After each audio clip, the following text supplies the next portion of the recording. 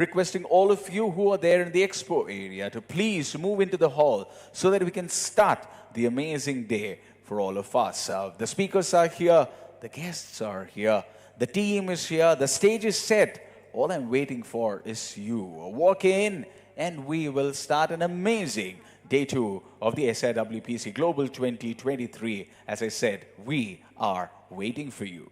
Thank you. Music.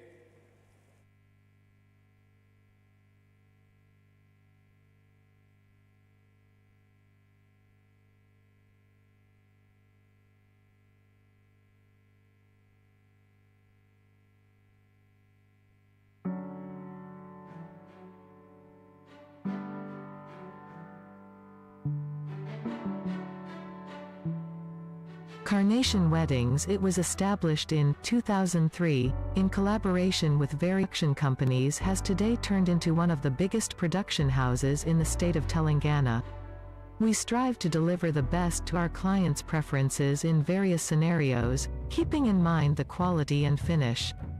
Apart from which we partner to the needs of wedding planners in the country. It's a one-stop solution for our clients wherein we deliver the needs of our client. Our finest collection of props, both contemporary and traditional, designer linens, artifacts and luxury furniture in-house, gives us an edge to unveil the beauty of unexpected designs, be it traditional, contemporary or transitional. A wedding is a celebration of love, unity, and the beginning of a new journey. To make it a lifetime memorable moment, we focus on creating a warm and inviting atmosphere that reflects the client's personalities. We make it very interactive and engage guests, and ensure there's ample time for genuine connections and cherished memories. Our experience of executing more than 3,500 events to our credit. We not only have the expertise and insight to deliver dreams, by which we created incredible relationships with our clients. Our passion and confidence converge to deliver upscale decors. With years of experience and commitment, this made us reach where we are today. And finally, the wedding becomes truly unforgettable when it's filled with joy, laughter, and genuine love that resonates with all those present, leaving a lasting impact on their hearts. The vision of Anil Bernard Davies and his son, Ashwin Andrew Davies, father-son duo, have big dreams to take the business to dizzying heights.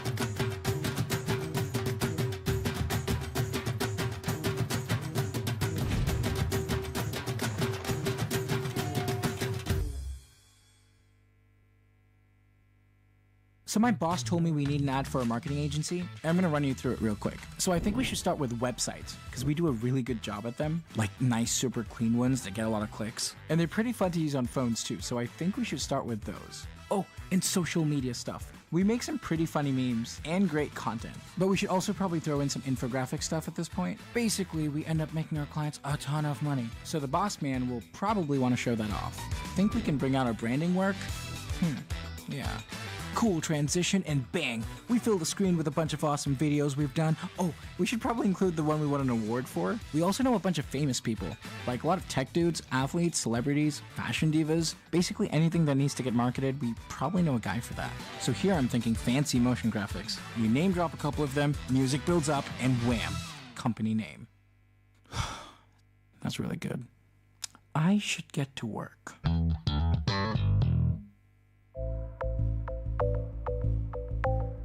Hyderabad, a city steeped in rich entrepreneurship and information technology.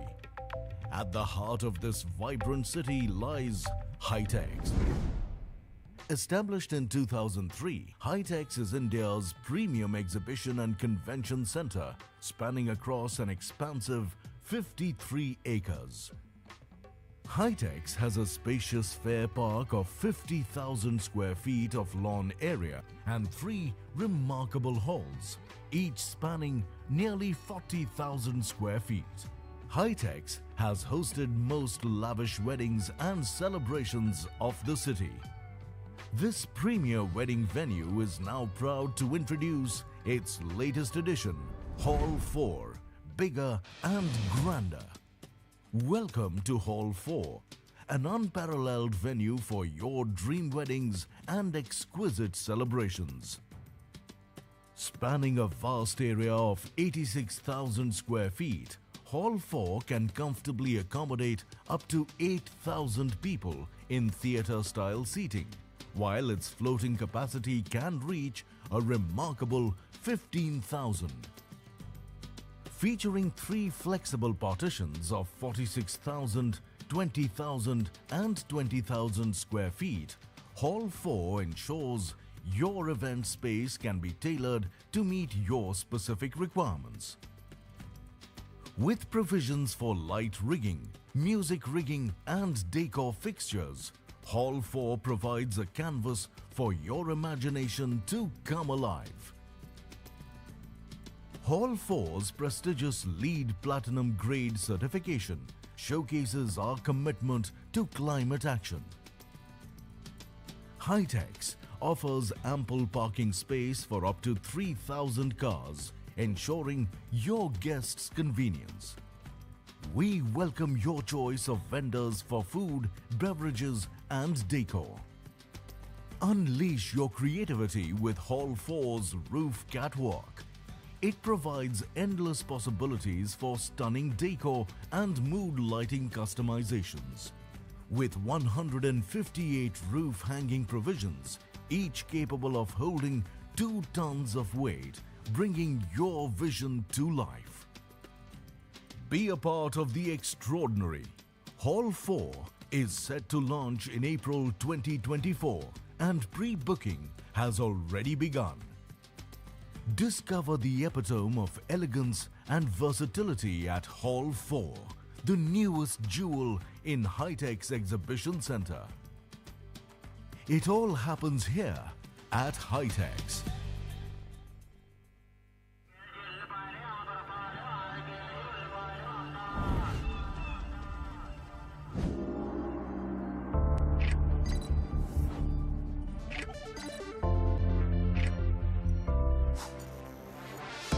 खोए हुए मन को एक रास्ता दिखाओ, विश्वास को फिर जगाओ। कब मिलेंगे हम? अपनी भागदौड़ को छोड़ो और इस जंगल की पुकार सुनो। छुपे हुए नजारों में खो जाओ, इंतजार मत करो। कब मिलेंगे हम?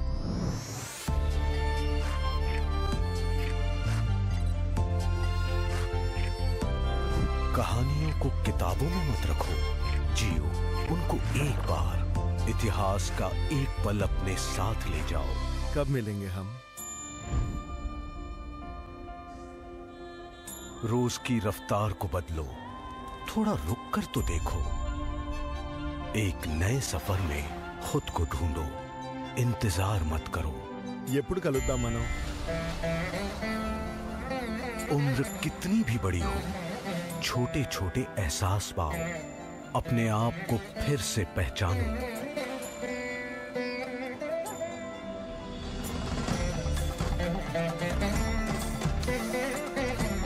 खाने को एक नया मोड़ दो, अनेक स्वादों में घुल जाओ, इस मिठास के मजे लो। कब मिलेंगे हम?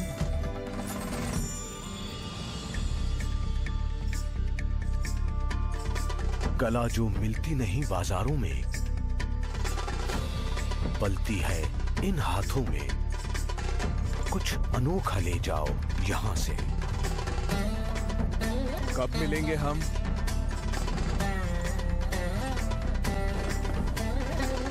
ఎప్పుడు కలుద్దాం మనం?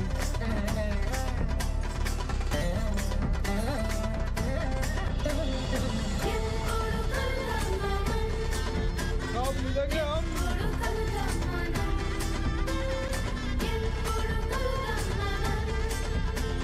कब मिलेंगे हम?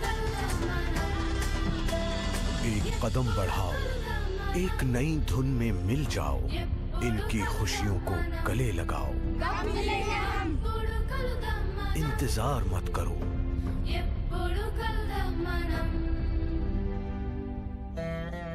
कब मिलेंगे हम? जहां से भी आओ, अपनी ख्वाहिश यहां पाओ। आंध्र प्रदेश, कब मिलेंगे हम? हाथ जो दे कल्पना को आकार, आज भी बनाते हैं बचपन यादगार। अनेक कहानियां छुपी हैं इनमें, सुनो जबानी कलाकारों से यहां। आंध्र प्रदेश की कला को आपका इंतजार है, कब मिलेंगे हम? आंध्र प्रदेश टूरिज्म। करो अनुभव एक नया स्वाद, जो करे दिल को खुश। कुछ नया चक्कर तो देखो, हर पसंद के लिए कुछ तैयार है यहां। अनेक स्वादों को आपका इंतजार है, कब मिलेंगे हम? आंध्र प्रदेश टूरिज्म। नजारे जो आपका दिल बहला दे, अनोखे अनुभव जियो यहां पे। भाग दौड़ को रोककर तो देखो,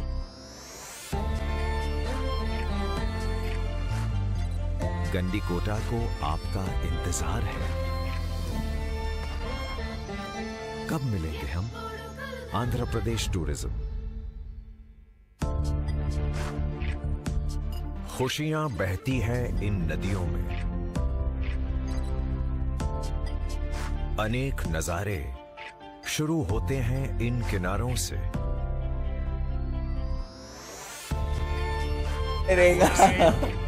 आपका इंतजार है, कब मिलेंगे हम? Andhra Pradesh tourism. You haven't met. शहर Good के morning, नजारों everybody. So nice to see all of you back for day 2 of the Golconda Resorts and Spa Presents TCEI's SIWPC Global 2023. Day 2 looks like half a day, but trust me, there is so much action-packed that all of you would want for more. So requesting all of you, all those shaking hands at the entrances, request you to move closer to this stage, because let's give our speakers an amazing, amazing experience, because you know, the minute you have an audience, the speakers feel great, right? Their stories don't change, but the fact that their energy levels go up, let's help them. Requesting all of you to move closer. Yesterday I made that request. Some of you ignored me like my wife. But I just want to try my luck again. If you're going to ignore me again, I'll walk up to you, call you by your name, and ask you to move to the rows ahead. Want me to do that? I'll do that for you. But requesting all of you, all of you looking dapper. Love what you're wearing. The creams and the golds and the whites. The inner you is shining. Our Mr. Khanna and your friends from that table. Request you to please join us in the front few rows. Thank you so much.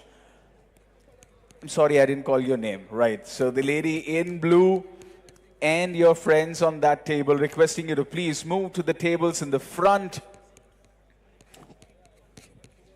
Good morning, ladies and gentlemen. Hello and welcome to day 2 of TCEI. Good morning.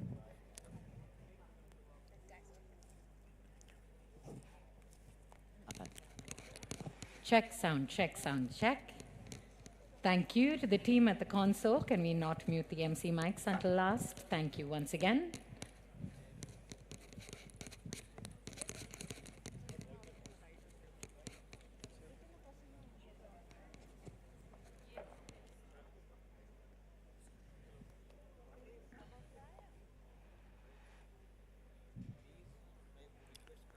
A lot of people assume that the spectacle happens on stage, but trust me, turn your gaze off the stage and you see a different spectacle altogether.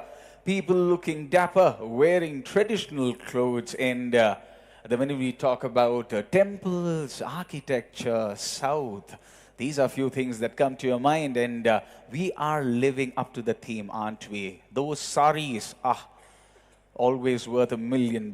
Love what we see here. An amazing, amazing audience. Our speakers were the first ones to walk in, and maybe we have created the right kind of curiosity amongst them as well. So all we need is a great audience to take notes, learn, and then go create history. So lovely to see all our support, our sponsors, all of them being present here early in the day. Tuesday morning blues. Whoever has heard that surely does not exist today. All of us are up pumped for day 2 of SIWPC Global 2023.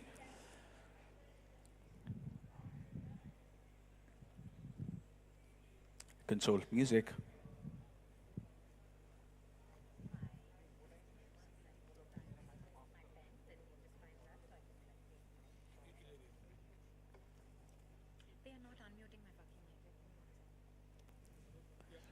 Console.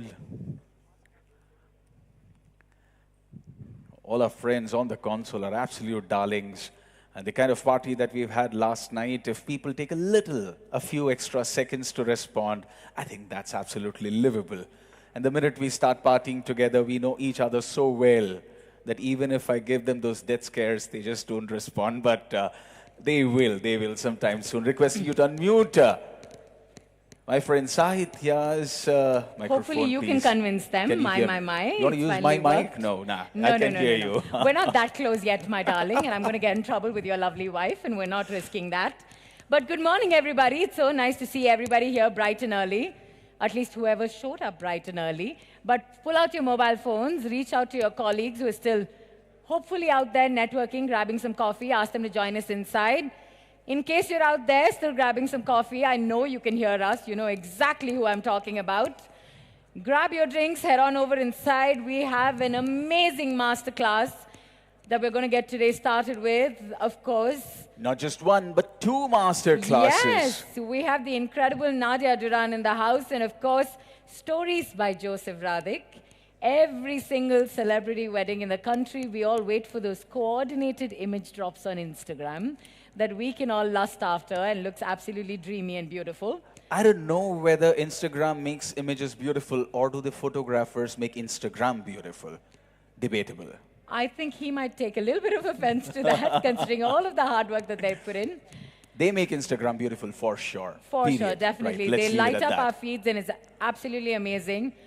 I've had a sneak peek at both of their presentations. I know it's interesting. There's incredible takeaways for everybody. So we're requesting everyone who's gathered outside to please join us inside in the ballroom. We'd like to start in the next few minutes. Thank you. Requesting all of you to please, just to reiterate what Saitya just said, please reach out to your friends who are there in the expo area exchanging cards with people. I promise all of them are going to be here another 5 minutes so they can do the networking in-house right here while listening to the amazing panel that's just about to start. So thank you so much. Give me 2 more minutes and then we will get going. Thank you. Console music.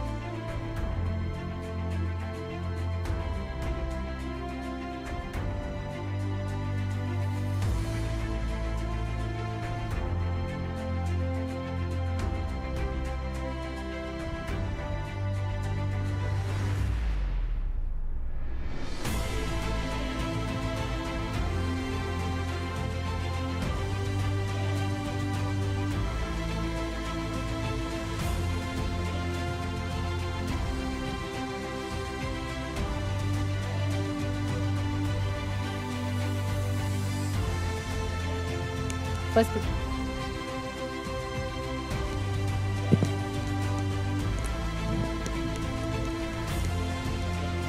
Hello and good morning. Can we get a good morning back, please, please, please, everybody? Oh, lovely. Some of them are alive and kicking, aren't they? Well, Vanakkam Vandanam Namaskar. Hello and welcome, ladies and gentlemen, to the Golconda Resorts and Spa presents TCEI's SIWPC Global 2023. It's co-sponsored by Carnation Weddings and powered by SSP Events. And can I just say, my name is Sahitya Jagannathan. It's an absolute pleasure to be your host today, along with the lovely Harish Bharadwaj. It's been a pleasure talking to each one of you over the past 24 hours or so. Thank you so much for being here. Yesterday, we have presented the hospitality and warmth of Hyderabad on a platter for everybody to experience. And my, last night was absolutely sensational I could see Sukhwinder Singh and pretty much so many faces out here on the dance floor rocking it, and it was stunning to see. And that food by Food Link. Oh, my. I'm not wasting a single word trying to describe that because that was just... I think foodgasm is the word for it, but I think that expression serves it. Absolutely does more justice to it than any other word can. And our guests, the way they managed to set the floor on fire, Teddy, the next time we might just send you an invitation just to come and shake a leg with us. Thank you so much. I think wedding planners in the country can say, Teddy will make your ceilings look stunning and then make your dance floor rock as well. And that can be the new marketing tactic that there is, because how stunning did he look? And ooh, those moves. Setting the ceilings and the dance floor on fire by Teddy, right? So that's, you need to pay royalty for that line now. Okay, even though we have spent just one day together, what really matters is the number of memories that we have created. And we had some incredible masterclasses yesterday. The panel, the masterclasses, and the best part of the panel is the beautiful way in which they chose to disagree at times, and that is how we want the discussions to be, right? And all of that has been put together by a team just to walk us through the memories that we have created the last 24 hours. So, presenting the show reel of day one of SIWPC Global 2023. Let's jog back and then leap forward. All yours.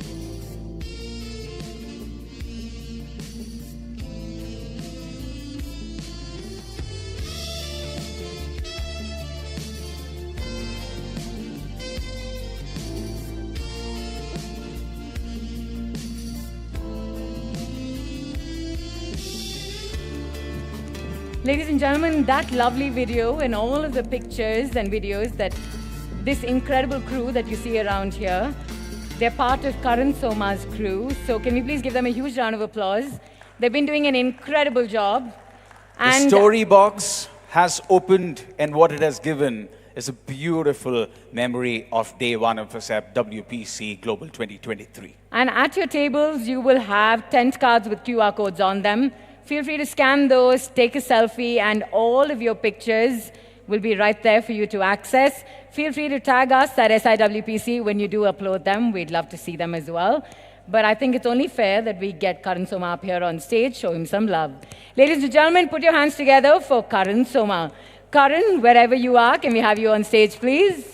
Let's put a face to the name and the brand. There is the guy, Karan Soma. Lovely having you here. Please put your hands together. His entire team has been running around, capturing beautiful images for us to make sure we never, ever forget what we've experienced yesterday and today. And Shravan, can we please have you on stage to felicitate Karan here, please? Thank you to you and your team. I must say, I know photographers' pet peeves are when we hand over our smartphones and say, can you take a picture for us? Your team's been doing all of that with a smile, and for that we're eternally grateful.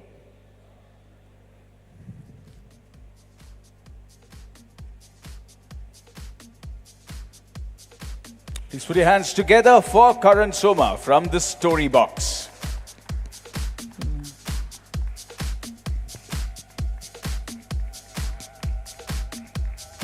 Thank you, Karan. Thank you to you and the entire team. You guys have been doing an incredible job. Thank you. Do you think we built him up enough? Do you think we'll get nice pictures today as well? I've shared both our numbers. He's going to be sharing the pictures right away. Good. That's nice to know. For once, we'll wrap up an event and have pictures the same day. Ooh, surprise. I know, right? Now it's time to thank another partner who has played an important role in helping us put all of this together. We'd like to take a moment to thank the team from Accor Group. Can we please give them a huge round of applause? And ladies and gentlemen, join me in welcoming on stage Rohit Chopra and Soni Singh. I believe they have a short presentation that they put together for us. So if we can have you join us right here at the podium, please.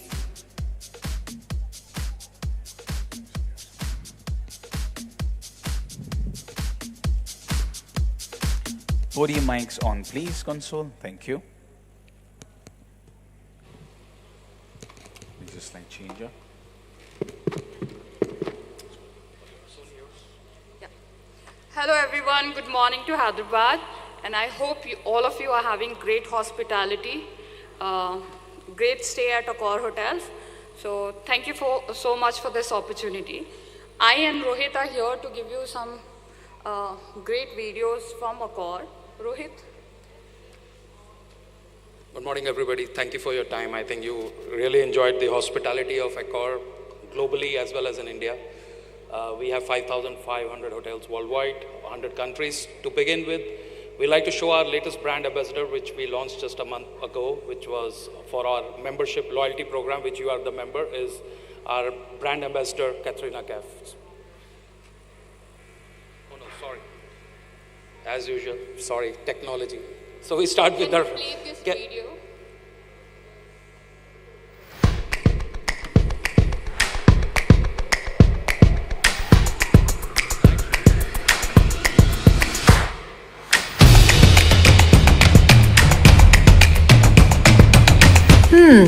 I think one of the best ways to prepare for any role is observation. Observing people, observing their body language, the way they talk, the way they move. So for one of my films, I was playing a businesswoman, and I wanted to make some observations about how they act, the way they dress, how they conduct themselves in meetings.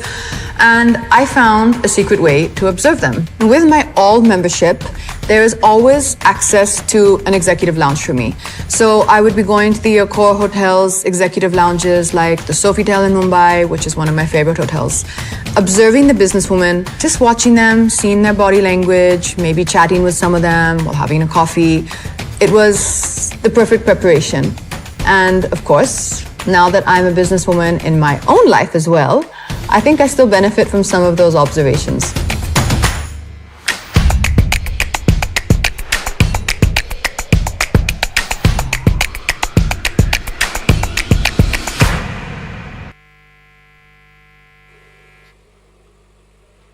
next one is your own beautiful home, which we call Raffles Udaipur. I think all of you have visited.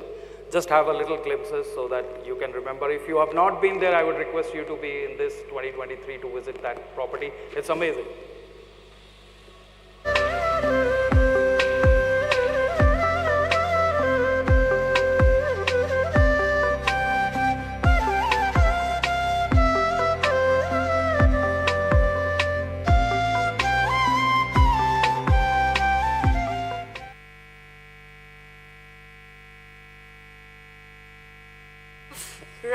Fairmont, Jaipur. Can we play the video, please?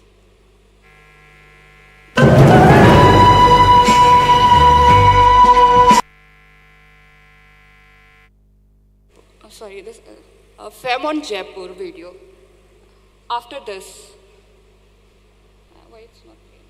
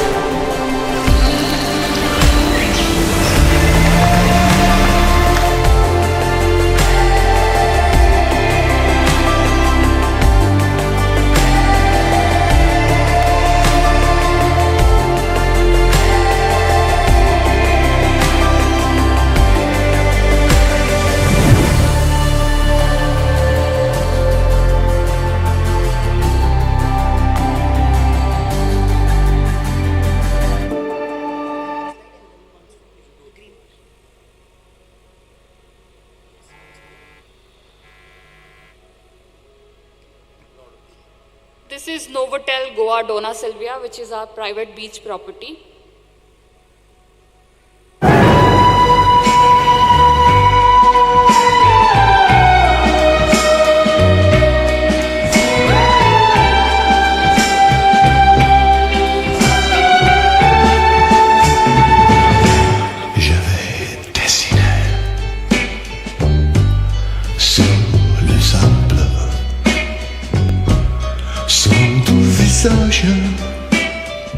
Qui me souriait. Elle a disparu et j'ai crié, Ali, pour qu'elle revienne. Et j'ai pleuré, oh j'avais trop de peine.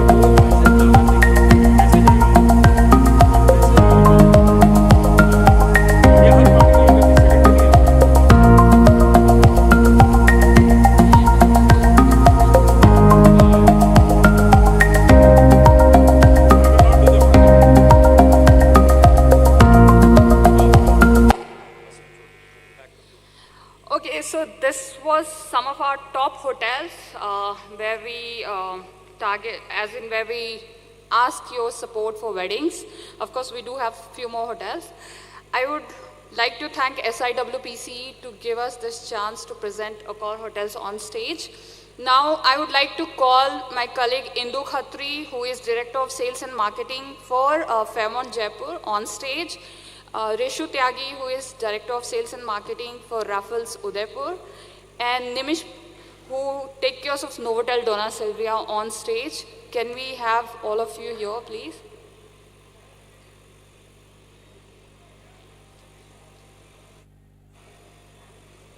Indu, since you are here, just to thank you from all of you. Good afternoon, everybody. Thank you for having us here. We had a great time yesterday, and I believe we'll have more fruitful day today. Thank you so much, and have a good day, all of you. Thank you.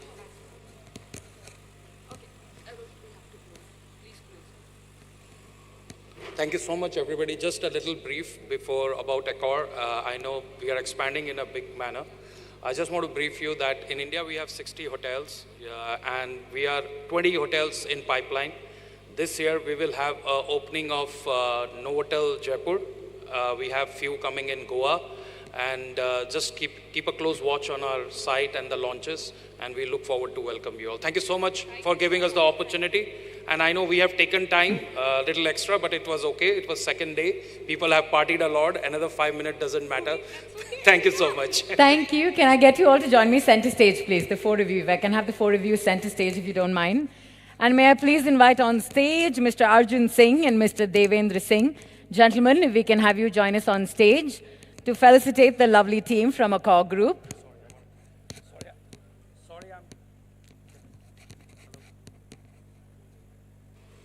Yeah, sorry I'm disturbing you guys again. I know your time is very precious.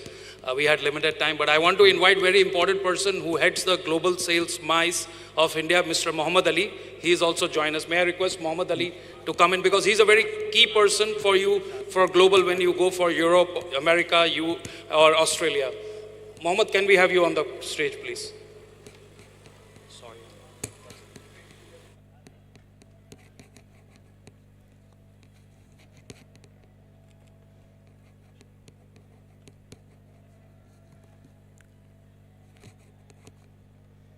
Ladies and gentlemen, we have the team from Accor Group, Mr. Arjun Singh and Mr. Devendra Shastri with us here on stage.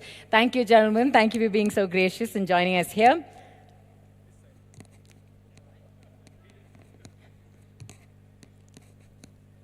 Thank you. Thank you once again. I know you're around for the duration of the conference. I'm sure everyone would love to interact with you, figure out having lovely events at the property. They look truly stunning. Thank you once again. Thank you, sir. Truly appreciate the sense of humor and the wit on stage. So thank you for that.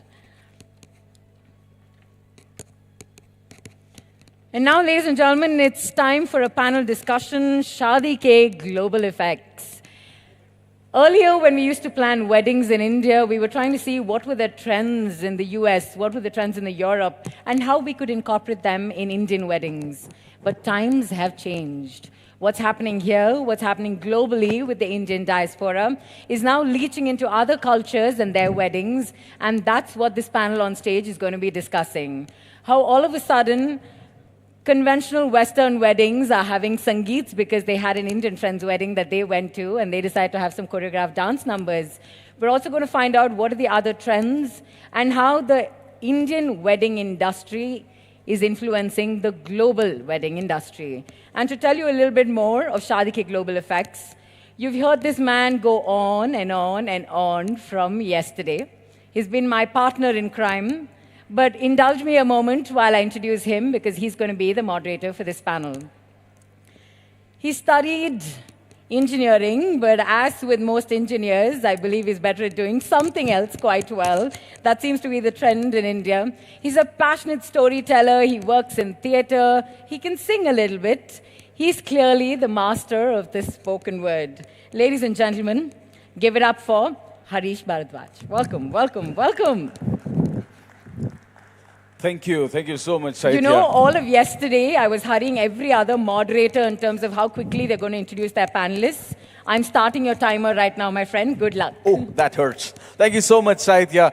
Right, again, I'm not going to say welcome one more time because I've done that way too many times since morning. If I say that the world is waking up to India, that would be a great disservice to this amazing culture that we already have. They already knew us, but now they're looking at us with a lot of expectations. And today, we're going to be talking about how do we take the shadi, the wedding, to the globe. What is it that we can take to the globe? And to discuss about that, I have a stellar panel with me today. Starting with the founder of True Events and Worldwide Weddings, and also the founder-president of EMF Global, which has its presence in 6 countries, the first Indian to receive the doctorate in events from a French university. He has curated more than 1,200 momentous experiences over the last 2 decades in destinations, you name it, he has in his kitty. With the solutions for luxury charter flights and open decor, please join me in welcoming Dr. Jaideep Mehta. Let's have his video, please.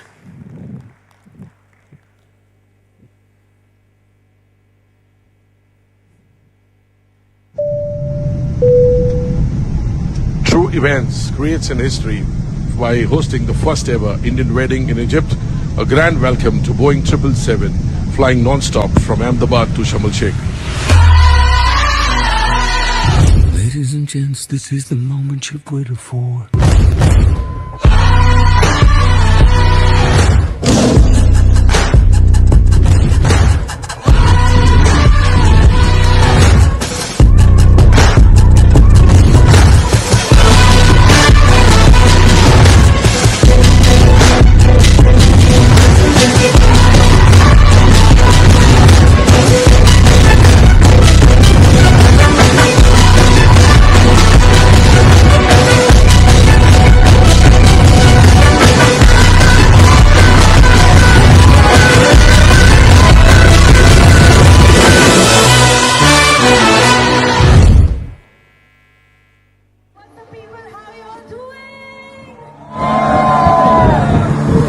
बहुत स्वागत है आपका big welcome to Arjun and Ruti's grand celebration.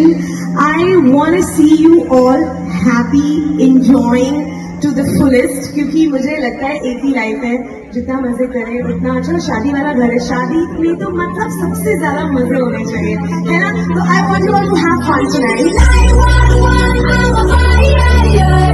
It's that place called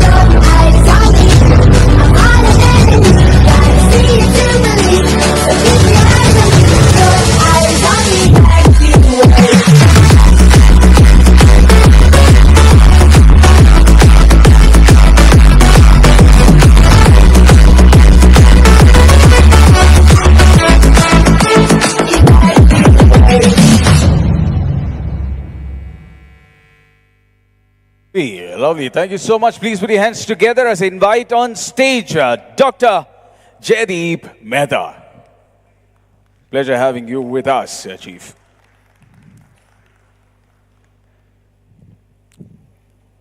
Yours. And let me also tell you, today I'll be sitting next to the person who sits next to the Prime Minister. Right. So the next person who's going to be joining us in the panel, a seasoned art director with over 135 movies to his name, and he's a brand by himself. If you remember the term, Bomali. You know the grand visuals that were there on screen. So Arundhati came from the brain of this super brain. Tevar Magan, the Tamil movie, the flood scenes has its own fan base. It still resonates with us. It looked that real. That still came from this person. Names: Shakuntalam, Okkadu, Master. The movie list is long. The award list is longer, but the respect endless. Please invite on stage Mr. Ashok Kurlat. Thank you, Chief.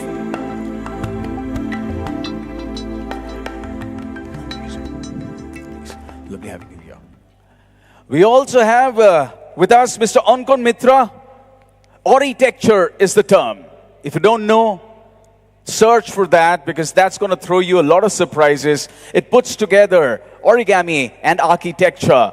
I know it's a lot to process. Just to make it easy, we're going to show a few of his work so that we know what we're talking about. Quickly, can we have our master Ankon Mitra's work on the stage? Thank you.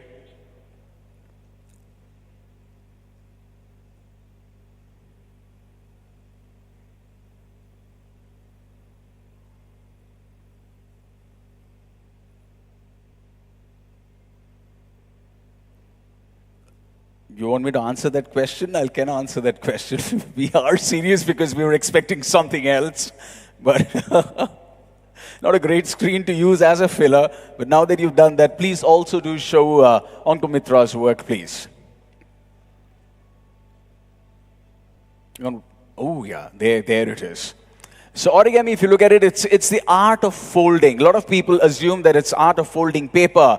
But with Ankon, he has worked with materials, you name it, he's worked with that. So it's about folding with a pattern, create something that many a times lasts a lifetime. So these are some of the works. Can we quickly move on? A few more images so that we get a better understanding of the work of Mr. Ankon Mitra.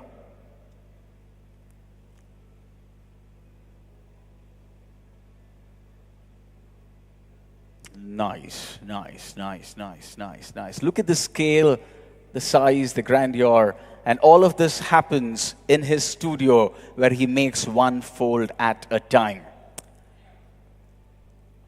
His work has been exhibited in India, Italy, France, UK, USA, Japan, the Netherlands, Brazil, China. A TEDx speaker, somebody who's put together origami and architecture, and he shares a vision of a universe forming and dissolving from acts of folding. He is exploring one fold at a time. Please, let's have on stage Mr. Ankon Mitra.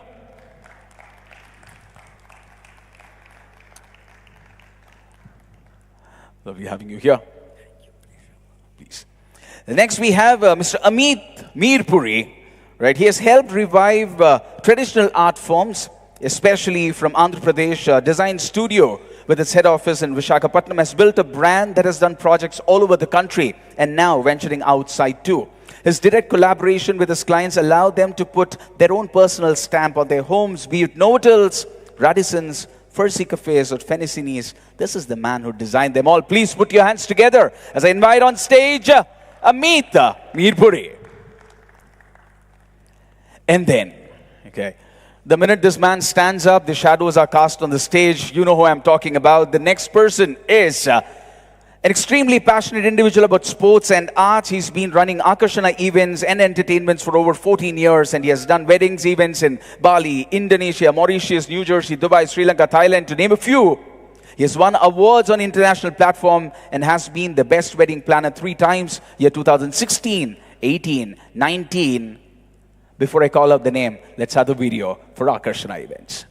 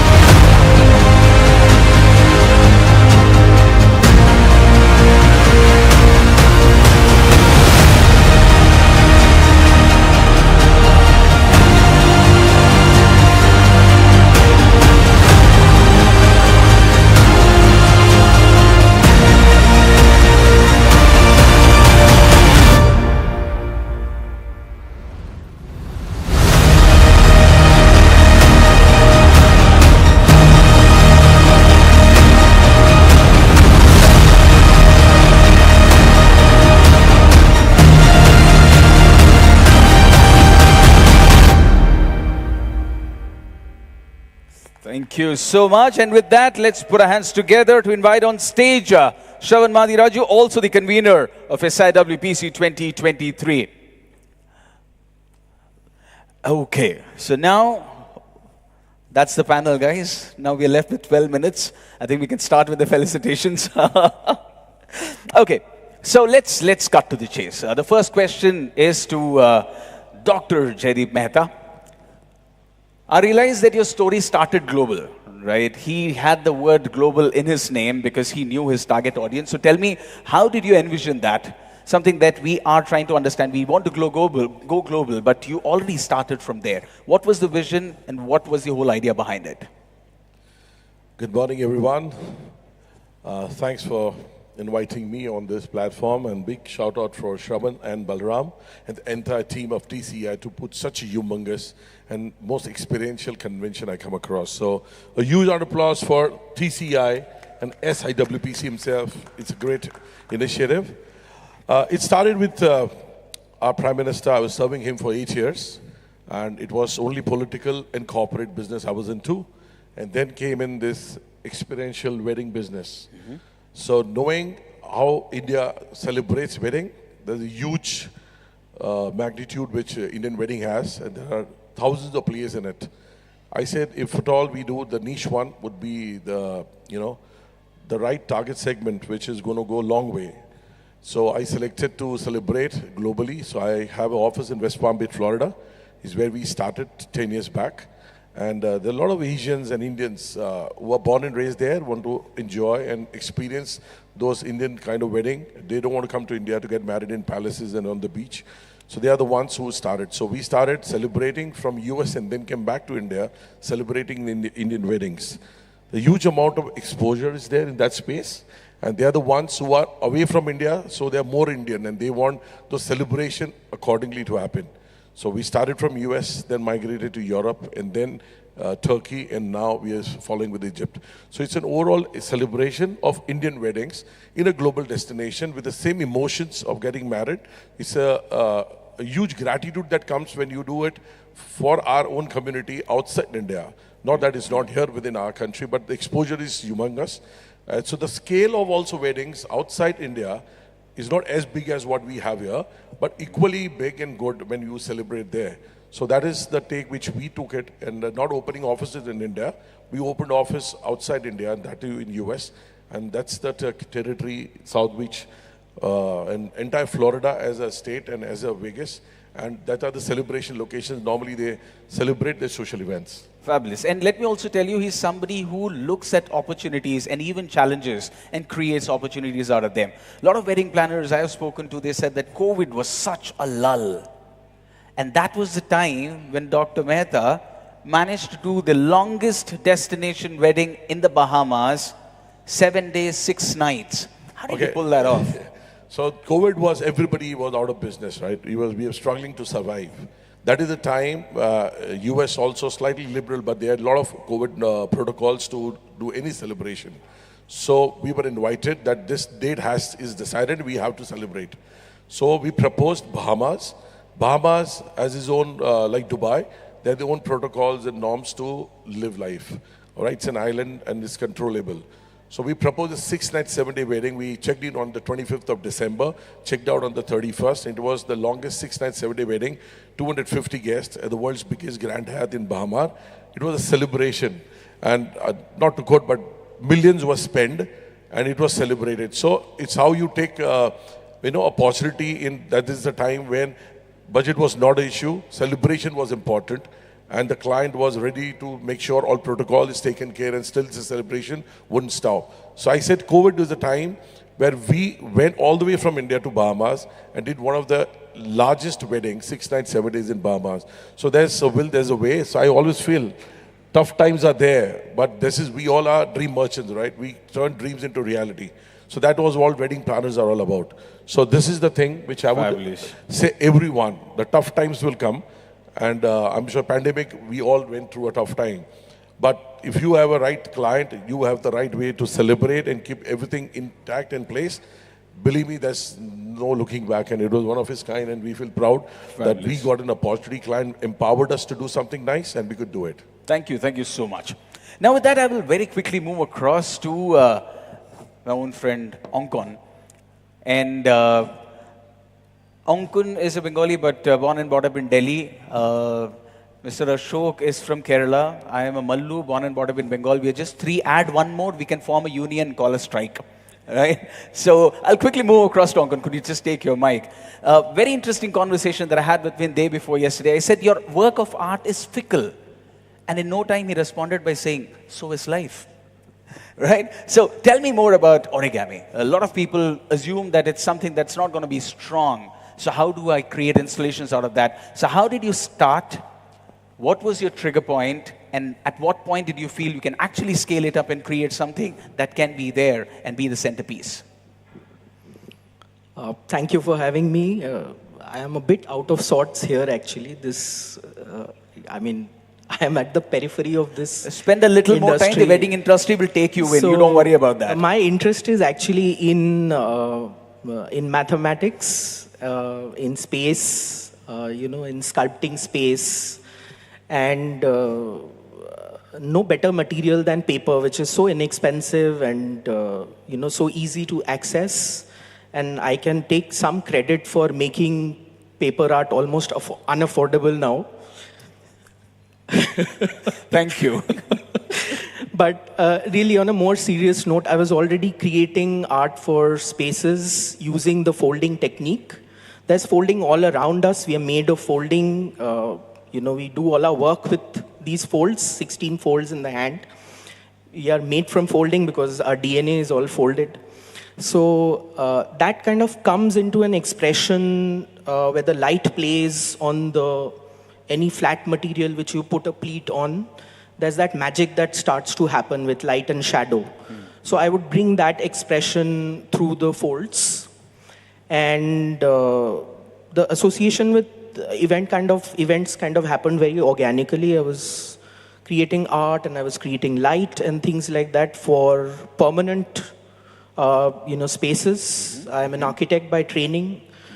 And from that, said that, okay, your material can be ephemeral because events are ephemeral. Correct. You are in that moment, you are enjoying the beauty of that moment. And how can my art kind of come in and the art looked at as ephemeral? I just want to bring in one point here, which is the ecological side of things, that there is a lot of wastage that happens just in the way that the event industry works.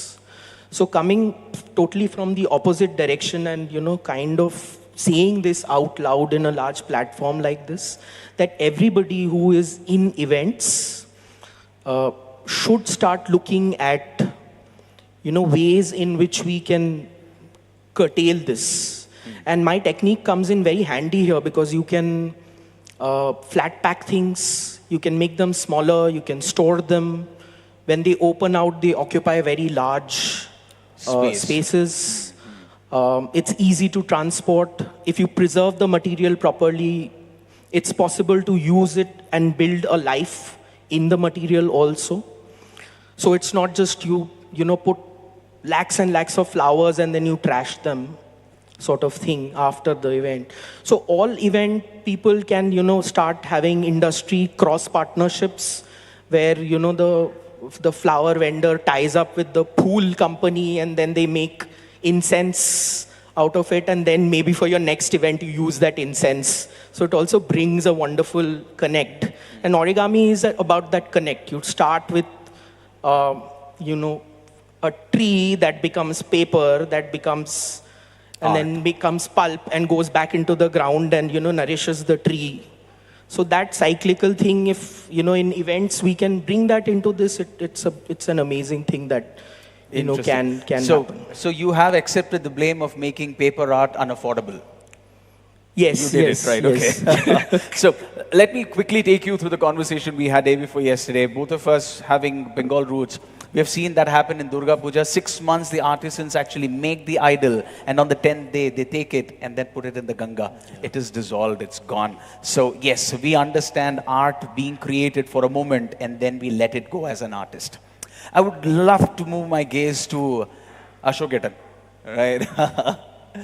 Ashoketa, you have worked as an art director for projects that's going to be here. People are going to be talking about it for years to come now. And now you are also designing for weddings. When you design, do you keep your customer in mind? Like, for example, in a movie, the customer is the person who buys the ticket. Do you try to capture their imagination through your work? And minute we're talking about weddings, your customer are the people who are celebrating their special day. How customer-centric is your perception? How customer-centric is your work? Good morning. Thank you for SIWPC to inviting me in the stage. Thank you very much. The film art direction and the wedding event is a very absolutely different stage actually. Film art direction is come with a bounded script. They having one well-planned script in behind. Very easy to imagination, do the imaging what things has to be needed. But that wedding settings and all, that's a very difficult. We have to make a script, a new script, what client having in mind, then make a new designs for that. That go through their visions. So very difficult. But okay, but the film settings, we need not to look like first impact, because we are seeing the film setting, we are seeing through a third eye, as a film camera through the lens. Yeah, that we can create anything after impact that is different totally. Well, come to the wedding set, first impression should get a wow. The look should be there. Then only we are success. Otherwise, we are just a different. Then even the lighting method, everything is different in the film settings. Here, concentrating in a center focus is there, the main stage. There film settings, we have to different type of the treatment. The treatment is very different. Yeah, treatment is very different. Okay, because in the film we look it through a lens, but in real life it has to look beautiful and spick and span from all sides that we look at. Yeah. Right? So that 360 degrees is something. Okay, so which one do you enjoy more? Let's be honest. Film setting, that is our main target. But because the definition is very clear. Yeah, that is clear. Now it's for us to change his opinion. But right? We have to change his opinion sometime soon. But somewhat I like films, that movie, the wedding setting also. So are you trying to say that in films we don't have an event manager, but in weddings we have an event manager who makes your life difficult, which is why you don't like it? No. I'm not putting words in your mouth. Right. Okay. So there, the definition is very clear. This is the outcome. This is what you want. The storyboarding is clear, and then you go ahead and design. So that makes life slightly easy for you, is what you're saying. Yeah. Fabulous. Okay. Now let me turn my gaze towards the interior designer. It's somebody who has worked with spaces really well, understands spaces really well, worked with traditional art forms. So when the first time somebody walked up to you and said, hey, you know what? You need to design a wedding for me. I know that was the expression, but you need to add a little more words to that expression now. So yeah, that was actually the first expression I had when somebody said design. So when it comes to, say, we design a lot of bars and restaurants also. So, we come with an innate understanding of how the stage should be placed, or how, your placement of tables, chairs, your gaze, where the element, as soon as you enter a party or something, like when you're in a bar, you walk in, your first gaze should be at the bar. Great. So that you know that this is the hub of all the action, and then how to create action points throughout the whole event. So doing a cocktail party came very easy to me. So we did a lot of that initially. So we did these really large cocktail parties by the beach in Vizag, and we did, so we do the designs, and then we have someone to help us execute that. So what came easily was, of course, making drawings, AutoCAD layouts. That's something we do on a daily basis in interior design. But when it came to a wedding, the nuances and talking to the bride, that took it took it out of me a little bit. But luckily, we had very able event managers to help us execute it. And they took the brunt of the most of the bride's demands. But yeah, when it comes to creating something really interesting, I think what I enjoyed about it was creating something more whimsical than you can actually, because it doesn't need to be practical. Correct. Right? It can just be over the top. It can be, you can go crazy. We did this whole enchanted forest theme for their wedding, and we did a carnival theme, kind of elevated with, you know, a Ferris wheel at the background, and those kind of things. We had done some stuff which you can do when you have open spaces and you've got like a open playground to play with. In interiors, it kind of becomes a little more practical, and you have to think about longevity. You have to think about so many things. But ultimately, all of us are here, everybody here is creating art. And I think that collaboration between us doing the interior design, coming into with an artist or with an art director, with an event manager, that collaboration, I think, always works better than one person doing something. So I think that's where the events that we did worked. Okay. So I hear you say that in a wedding, when you design, it's not going to be lasting forever, so you can go OTT. When you say that, do I sense you've started to enjoy the space now? I don't want to say this in public. Yes, go. Yes, okay. So, Ashok sir, you're going to be the next person to make this confession in front of everybody. I've started to enjoy designing for weddings. I see that you've started enjoying because you can... I did have a good time. I didn't enjoy the sunburn because 4 days of being in the sun had to, you know, sending me to clinics and stuff after that. But the rest of the time was good fun. Lovely. Thank you so much for sharing that. So, now. Let me have a word with Shravan. You and your brother, when you started working, okay, I'm pretty sure you were not looking at the global stage already. You're doing a lot of work. What was the inflection point, that point when you felt, you know what, I want to go global and I can go global? Walk us through that transition, because a lot of us would want to know that. I'm born and brought up in Hyderabad. So I've never imagined a 250 people or a 300 people wedding, because you know how Hyderabad scale is all about, and we are used to doing those huge sets thanks to art directors like Anand Sai and Ashok sir.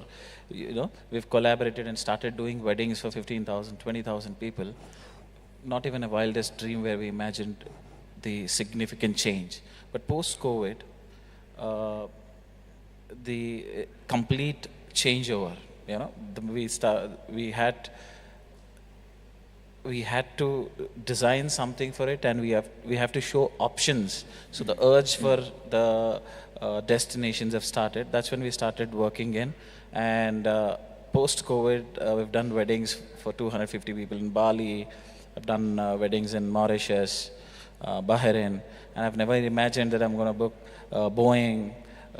We booked a Dreamliner taking 350 guests from Hyderabad all the way to Bahrain for a 4-day wedding celebration. So yeah, it's a great change, and I'm loving both the volume, which is used to since long, but this is definitely new, but we have masterized in it. Okay, interesting. Now I'm going to put you in a spot, because we know for a fact that the wedding industry is huge. If I remember the statistics right, it's bigger than the automobile industry in India.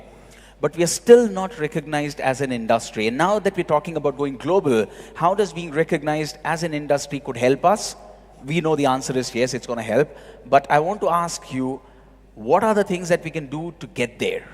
I mean, me as a person, individual, I like collaborating, like how my work, if you see most of my work, we've collaborated with art directors. I think I'm lucky enough to work with Ankan, Ashok sir, Anand sir. So, like that. Now, if you see today, our first edition of SIWPC was only for within Telangana. Then we have opened doors, we spread hands. So we have seen across India, you know, participation and across the globe. I mean, when you start collaborating, I think, like, you know, like Hyderabad, Telangana Tourism was, if seeing the minister has come for the curtain raiser, he was there here for the launch, he was there for yesterday's party. When we went for a meeting to invite him, he told me and Balram and our General Secretary and a lot of our people from TCEI, when we went to the government, he told exact these words: tell me, what do you want? What do you want? I will make a single window access for you guys. You tell me what do you want, what tourism can help you.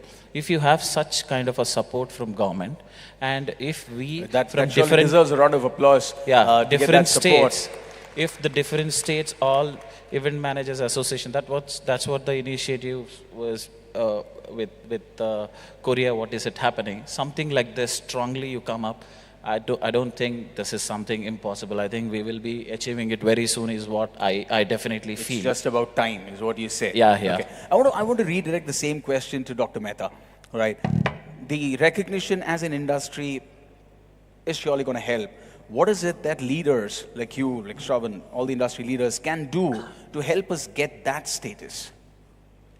See, first of all, we all have to accept there's a parallel economy which is going. Correct. We should encourage that numbers should come so that you get the respect only when you have the numbers. Correct. Huge amount of spending is happening on jewelry, clothing, food, decor. But huge amount of money is not going the way it should have been going. Internationally, when you do business, the money is quantified. Correct. Because everything is happening in Forex. So that's a transaction which is happening, which is quantified.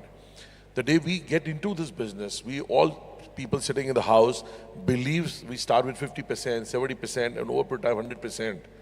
Money comes, I'm sure the numbers only will get you that recognition as an organized industry. Now, the first movement by our Honorable Prime Minister, 6 months back, he announced, I want interstate destination weddings to happen. This itself is a recognition that he's recognized the industry. We, a delegation from EMF had visited him because under his blessings, when he was the Chief Minister of Gujarat, is the birth of EMF Global. Okay. All right, so we said we all the regional associations unite because a nation is incomplete without regional uniting together. So that is the actual initiative. All regional associations unite, becomes a body, and believe me, Prime Ministers all gaga because through events, Gujarat has become the event capital for Vibrant Gujarat, Kite Festival, all our other festivals. It has got India on a global platform. A lot of MOUs have happened, business has happened. So as you say, if the industry already is recognized, it has to be more organized and more respectful to be done like real estate or agriculture. But believe me, we are going to have the hockey graph. Correct. What we have started in 10 years, believe me, next 10 years, we're going to go rocket speed. And it's not only going outside India becomes global, a lot of global partners coming to our own country. That is your approach. It should be the two-way communication, should be the global way of thinking. Just going out of a country and taking our revenues out, it is not global. Correct. Getting those people. So I will give a small example that we have a client in Africa. He wanted to celebrate the Indian way because when all these people, when they come to our country, they get obsessed and moved by the colors, architecture, designs. We have so much heritage. He said, we want to celebrate the Indian way, which is the best way to do it. And then we proposed them a Maharaja theme. Our Air India also talks about the Indian Maharaja. So because royalty belongs loudly with the Indians. So we created an entire party, which was his 40th birthday, where all those the Maharaja, Maharani. Maharaja and Maharani theme. So they took off the jackets and we draped them with all those royalty Indian, and the entire party looked like an Indian Maharaja Maharani party. So a lot of Indian culture, our costumes, our designs, our dances, our food. Believe me, in UK, you go to any Asian restaurant, Indian chicken curry and all of our curries are the most popular stuff. So we become the brand ambassadors. Everybody in this house take Indian culture to the world. There's so much to explore and so much to monetize our culture instead of adopt. Obviously, it's two-way community. We adopt their culture as well. But our culture has so much of content, so much of variety that abundance. Believe me, there's no end to it. And we've been doing very effectively last 10 years across the globe. And believe me, that we all together start marketing it. It is going to be one of the best things to offer to the world. And believe me, that should be the trend for the next coming 10 years. Fabulous, fabulous. That's a great point made. Now, if you look at the topic, it's talking about Shadi ke global effects. We are seeing the global effect of Shadi because we have an origami artist plus architecture coming into the folds of wedding, an art director who has hundreds of films to his name coming into the fold, an interior designer coming into the fold. The wedding industry is taking people in, and as it takes people in, it's going to get bigger. So, like for example, we were talking about how origami and architecture, when in a wedding, it reaches the masses, more people get to know about it. I think in a quick sentence, how do you see the wedding industry helping your art form? The abstract becomes more real because you can experience it. In a museum, when the work is there, there are a certain number of people and a certain kind of audience that goes. Also, I'd like to add, my technique already is kind of international because there's a network of folding enthusiasts. It's very niche. What I have been striving also to do is to Indianize it. So everywhere where I try to work, in Hyderabad, we've done work where we've worked with Tolu Bomalata, the shadow puppetry technique, coming onto the origami. In Kerala, we've worked with artisans to do kalamkari into the origami. We did a wedding with the wedding design company in Dubai, where we took Madhubani art from from Bihar, and we took it into the work, and it was really appreciated because the family had the Rajasthan family, but they had some roots in Bihar. They had businesses in Bihar, so they really appreciated that. Zardozi from Hyderabad and Lucknow coming into the fabric pleating. So these are things which, we are so rich in terms of crafts. All of that can, become really, really international now. So I think that is the way forward. Like Shravan was saying, collaborations are the thing. Because different people come with different sets of strengths. Correct. It's all about putting them together, weaving and it to together one. we come and we, build not only the wedding industry. I mean, the next 25 years is the Amrit Kal of India, as our Prime Minister loves to say. And now that you've attended SIWPC, you can't say that you're an outsider anymore, ever. Right? You are an insider as much as anybody. Now, due to paucity of time, one word, all of you take your mics, one word, an event that you design. What is the impression that you want to leave in one word? Event that you design, what is the impression that you want to create? Wow. Okay. Amit? A vibe. Vibe. Oh, we are vibing, aren't we? Fabulous. Nice. Chief? I say lifetime impression, yeah. Lifetime impression. Ashok sir? What is that one impression that you want to create on the work that you do for a wedding? Yes, wow. Wow, oh, fabulous. Okay. Wow. You have worked together, right? Okay, I know the end result already. It must have been wow. Ankon, one word before we open up for one or two questions, and then we'll wrap it up. Expansion of the mind. Hits the nail, right? One fold at a time, you unravel it, and then it expands, an expansion of the mind. Fabulous. Thank you so much, panelists. Lovely to hear from you. Quick questions. I can somehow feel the right side of my face is burning. Saiti has been staring at me because I've run 30 seconds of time. Right, quick questions, please. That's the only reason why you think? I hope so. Right, questions, show of hands. Yes, sir.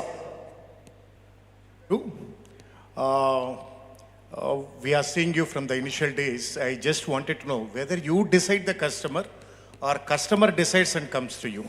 Ashok sir, right? The question is for? Whether customer decides and comes to you or the question you is for Ashok sir, I'm assuming? Rather to the everybody. Everybody, okay. Yeah. So you decide the customer or does the customer decide you? Who wants to answer that? Only two people can answer. So the fastest fingers first. Initial stages, we used to chase customers. So once you do a great job, they'll start finding you wherever you are. So, right? Do we agree to that, all of us? Absolutely. Because in the top crest, very few who are dependable. All right? Everybody gives a great presentation, but it's not overcome it, under deliver. So ultimately, they will only choose who's dependable. And this is life's most momentous days. They would not, if I get a heart attack, I will go to a doctor who's dependable and not somebody who is talented. So this is a dependable industry. Who is dependable? And believe me, I would say the industry we belong to, we are not here to prove. We all should improve. Oh, and if we keep doing nice. that, Nice, that's the nice. best thing, I think. Yeah. So we're not here to prove, we are here to improve. So the learning is endless. That's the point we're trying to make. And we hear that from Mr. Dependable himself. Oh, yes. So we have time for one more question. Do we have any more questions from the audience?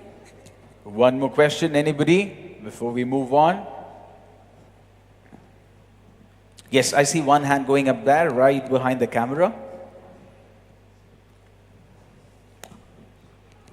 Hi, this is TG Anand from Bangalore, Team Universe, and also representing KEMA. My question is, we have been doing a lot of events in local Bangalore, South India, and sometimes even North India also. But how to take our business global? Destination weddings, destination MICE events. So we need the people who have done a lot of big weddings. And I'll direct that question to Shravan. Shravan and... Right, and then I'll come to Jedisa because Jedisa started his office there. So your first step was on across the globe. So how is definitely that one opportunity, so you grab it. So say suppose if you ask me how did I start doing it, I was very lucky enough. If you see those Golconda resort, I mean 7 years back, I've done Suresh Reddy ji's daughter wedding in Mauritius. That opportunity, when I got it, then later I've got to know how big is this wedding, destination's wedding going to be. Then I started doing a lot of research, going to each country, spending some time with great planners who are already successful, meeting them, collaborating with them. So that's collaborating is the only mantra. Like it is not a rocket science. Whoever is doing a great job in any particular country, you meet a DMC, meet with them and do it. Now you have Inventum Global. That's one of the best DMCs if you want to do a wedding in Turkey or in boardroom. You just meet them and you get enough good exposure. It's that you just have to reach them. Fabulous. Dr. Mehta. See, initially when we started, so go to the spaces which you think you can belong to. Going global is very easy or not difficult. It's basically you have to know your own strengths. That this is the space I think it's Middle East I belong to, or it's Europe I belong to, or it's US and any other markets I belong to. And then invest at least 1 year going to the best conventions of that country. Start collaborating with people, start meeting people first of all. They find you worth it, you find them worth it, and you collaborate. Meet the tourism boards that you are serious in this business and what marvel you created in your own country, now you want to expand. It's a 1,000-day cycle. Believe me, in 3 years, the spade work, the time investment which you do there, meeting the right people, right association, right conventions, then you are really confident to take that job. Easy to get business, difficult to execute it. And internationally, anything you go wrong, it's in dollars. It's not easy because here at least there's emotion, references. In case you go wrong, there are some people to support you. There you are loner in that space. Unless until you're not perfect. On time is late. Internationally, you have to be before time. In our place spaces is different. 1 hour here or there, it is understood. But there it's punishable. Everything counts money. So when you go in that space, the entire discipline is different. Way they think is different. Way they want from you. It's like customer delight is at next level. Here it is more emotional. If the bride's father or groom's father is happy, everything is gaga. It's not there. They want dinner, sit down at sharp 6:30, it is 6:30. It's not 6:35. So entire thought process, everything is different. Going out is easy. It's you have to decide your space, which part of the world you think you can do justice. Get in that space, spend 3 years, believe me, there's no looking back. And next 10 to 20 years belongs to India. And we were always global traders, Indians on spices, fabric, everything. We have zillions of years of experiences going global. It is now, this is the time to invest out and monetize our talent. Fabulous. That, you couldn't have asked for a better response to that. So I've heard this sentence, the phrase saying, trust the person whose tires are worn out. Right? Somebody who's done the groundwork is the one you can trust. So thank you so much. We don't have time for another question. So we're going to wrap up with this. Fabulous. Can I have the panel step forward for a group photograph, please? Thank you so very much. I love the fact that you took the time to actually put together a 3-year roadmap for a lot of our companies here to go global. Fabulous. Thank you so very much. Thank you so much. It was lovely to hear all of the trends that India has influenced everywhere. So thank you very much. And to felicitate this incredible panel on stage, may I please welcome the past president of TCEI, Mr. Pratap Jadeja, the very impressive Mr. Harish Babu from Impresario, also on the advisory board of SIWPC, and the past president of Forum Rajasthan, Mr. Arshad Hussain. Gentlemen, if we can have the three of you join us on stage to felicitate this illustrious panel. You know, it's not often you see titans of industry willing to sit together on stage. More importantly, put together a way forward for others to scale up to where they are. For that, mad props to all of you. Thank you once again. Lots of interesting takeaways from this panel. Welcome, sir. We can have the three of you join them center stage.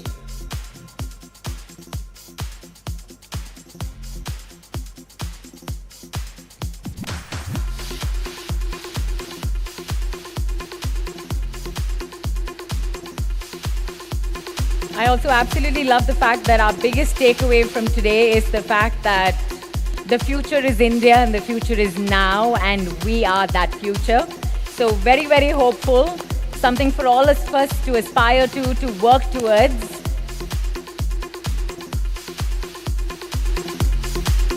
What a way to get this morning started. Truly an impressive panel. Thank you.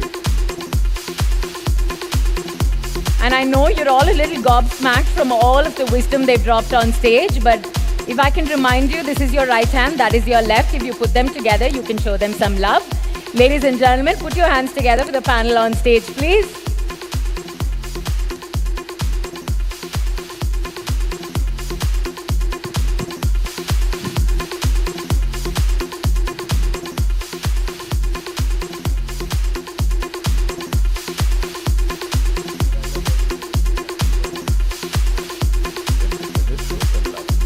I know there were a lot more questions in the audience for this panel, but please bear with us due to paucity of time. They are going to be around for the rest of the day, so that's where the networking lunches and the high teas come into play. We're hoping you can continue to brainstorm, pick these incredible brains, and figure out more magnificent ideas for everyone to collaborate together on and work on.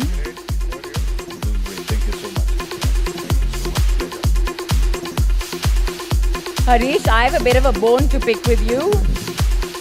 I'm not sharing this. That I don't need you to share. Thank you. If I can request all of you, just take 2 steps forward to the picture, please. Just 2 steps forward. Thank you.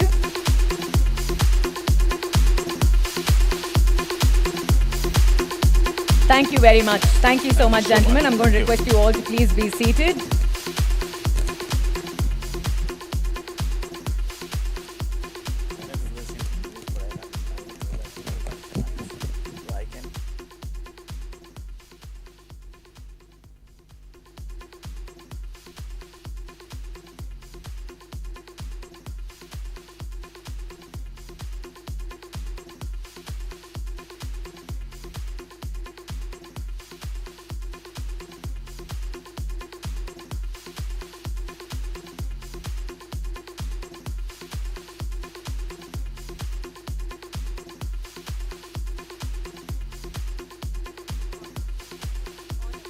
Ladies and gentlemen, the lovely Niharika right here from Hyderabad is back one more time, who's been gracious enough to introduce to you all of our lovely sponsors, without whose support an event of this scale, this magnitude, achieved to perfection would not have been possible. Niharika, over to you, my love.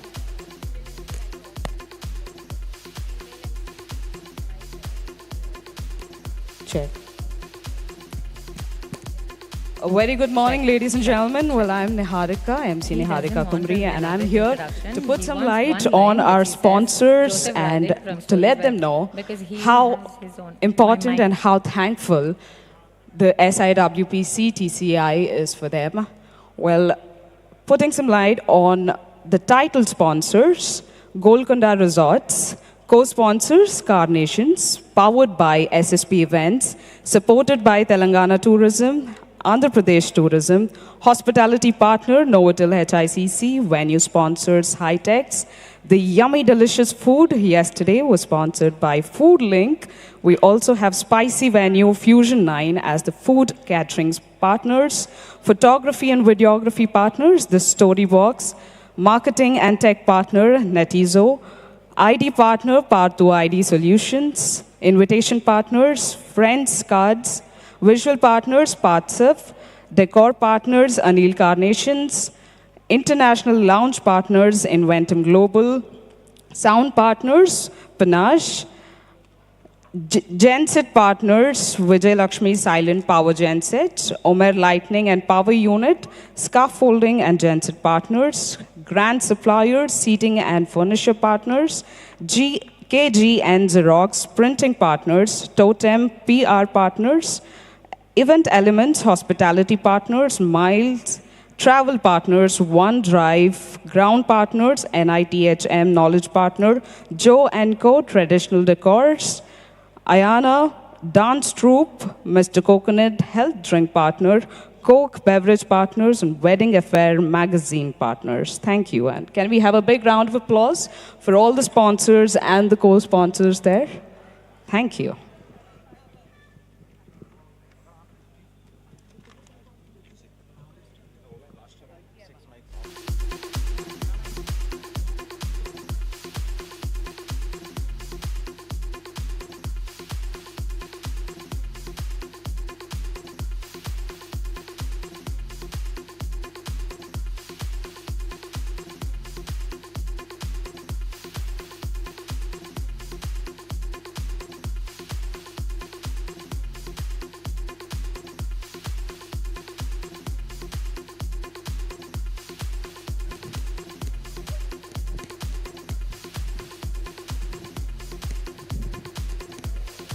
It's always lovely to take a moment to thank our sponsors, and I think it's only fair that we introduce another one of our lovely sponsors and invite them on stage. So there's an interesting fact. If there's a wedding that's happening in South India in the last little while, in the last 20, 25 years, 8 out of the 10, especially Bollywood artists who've been brought down here, have all been managed by this one company. 8 out of 10. Can you believe it? That's 80% of big ticket weddings. And that's an impressive number. I'm sure you're going to want their number. They're into artist management. So I'm going to point out who they are to you. And they're absolutely amazing at what they do. All of the artists rave about how well cared for that they are. So they worked with everyone from the likes of Salim Sulaiman and Neha Kakkar. I know you're a huge fan. And I love the fact that they have offices in 3 cities, in Ahmedabad, Hyderabad, Udaipur. But just like Dr. JD was saying on stage, they like to think global and work global as well. So I like the fact that all of our industry brethren are thinking ahead, thinking far and wide, and looking to take over the world. Ladies and gentlemen, I am talking about SSP Events, who've been in the business for almost 25 years. Please put your hands together and welcome on stage Bhuvanesh Shastri. This is one name we have loved to call out on stage because they have powered SIWPC Global 2023. Fabulous. Lovely having you here. Hi, nice to meet you. Over to you. I believe you have a short presentation for us. Hi, everyone. Thank you so much for having us here. By the end of the speech, I'll give you a secret on how do you make magic, how do you bring magic to your client's wedding. Music has been part of our life since years, and it's going to be here for centuries to come. It enhances experiences, it shapes our life, and it makes us feel something that nothing can make us feel. We are fortunate enough to do something that we love, and we have been doing it for the last 24 years. The company was started by Devendra Shastri, our father. We are the second generation taking it forward. I'm 26-year-old. The business is as old as me, if you look at it. Our job revolves around marrying to one of the most beautiful things that India is known for, Bollywood and big fat Indian weddings. We are an award-winning artist management firm working exclusively in wedding as a category. Or artist management for wedding, or the way I like to call it, wedding entertainment designer. What is it? Why am I calling it wedding entertainment designer? And do we really need them? Well, there are 9 events typically happening in a wedding, from your bhajans, haldi, mehendi, sangeet, after party, bachelors, entry, wedding reception, fairas. We have worked with over 500 artists over the period of time. Now, let's say for one event, I have 10 artists. I'm talking about almost 900 combinations for one wedding. The budget for which can go from 5 lakhs to a couple of crores or even go beyond that. Indians spent $139 billion last year in weddings, making it the fourth largest industry in the country after in energy, insurance, and banking. Out of those $139 billion that was spent, 13% went to event management and artist management as a category. And as Mr. Mehta has mentioned in the previous conference, this number is going to go up from here, and you're going to see a rocket jump with every organizing that's going to come up. So I personally believe that this $139 billion that you look at the number, it's just an organized segment. The number is 3 or 4 times, and I'm very sure that wedding industry is one of the biggest industries in India, empowering a lot of people over the period of time. And when almost 13% is being spent on artist management, we need someone who can organize it, design it, and optimize the cost in the best way capacity. We have been fortunate, so if you have to put a number, in the last 24 years, we have done almost 2,000 plus events. We have 500 plus artists. We have 300 plus clients.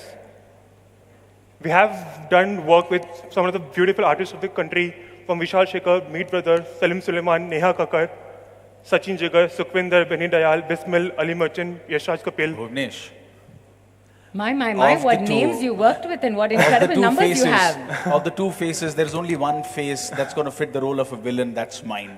Sure. I'm sorry to play the role of a villain at this point in time. Due to paucity of time, we will have to cut your presentation. But I promise, we will take this conversation at the lounge closest to the stage. Right? I'm so sorry. Okay. Thank you so much for understanding. Thank you for accommodating. Like Mr. Shastri Senior, you also understand the requirements that we are working with on stage. Thank you so much. Requesting... Thank you so much. Can I have you join us center stage? Sure. And Mr. Devendra Shastri, sir, can we have you join us on stage, please? And now to felicitate the two lovely gentlemen on stage, I'd like to invite Mr. Vibhu Agarwal, Mr. Sandeep Jain, and Ms. Sharmila Kasala.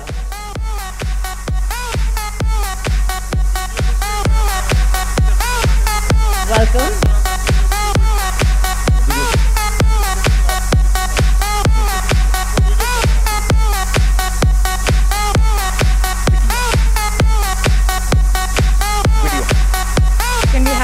Request you to please play the SSP events video. Hi, thank you so much. Requesting you to play the SSP events video, please. Thank you.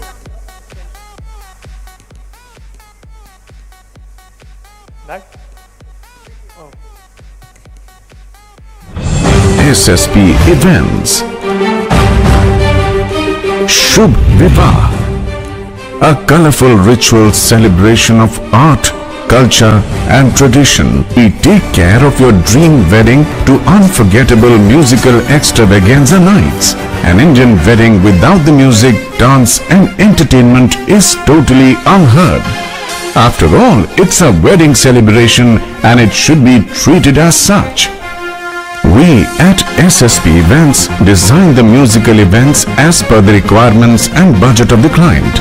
Whether it may be a DJ, folk artist, traditional musical band, international artist or any celebrity performer, we deliver the best to rock on the floor.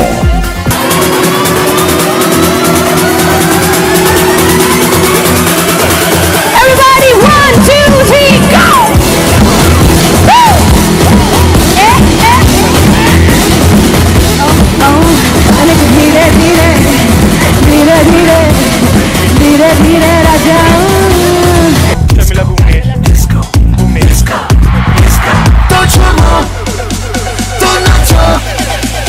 To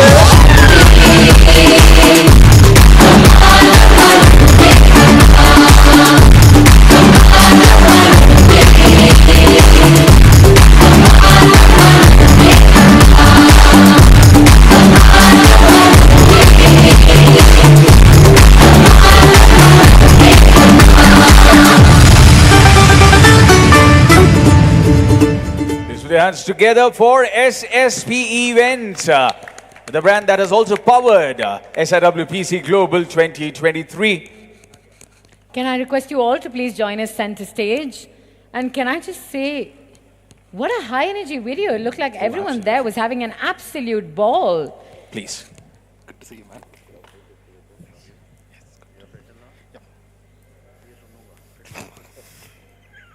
And on behalf of all of the incredible artists you've ever worked with, thank you. It's always nice when people take good care of artists. That is something we very much appreciate and have profound respect for what you do.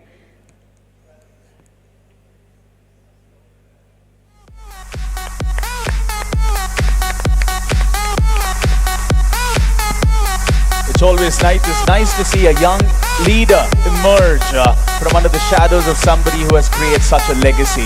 And it's lovely to see a dynamic father-son duo as well. Absolutely, absolutely. Nice to see Thank that. you so much, Mr. Shastri. Thank you so much. Thank you once again.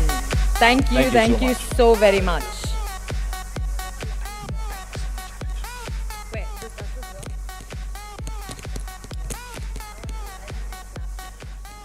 Thank you so very much.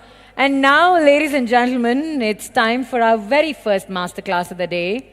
Who's going to be joining us? Okay, I'm going to take center stage. Come with me, because our next masterclass is by somebody who said, please don't waste time introducing me, but we still managed to steal 3 words. That's from his profile. He says, I photograph love. Please put your hands together for the name that everybody knows, Joseph Radhik. Ladies and gentlemen, make some noise and welcome the gentleman on stage. The whole video plays. The video plays and then you walk in, right?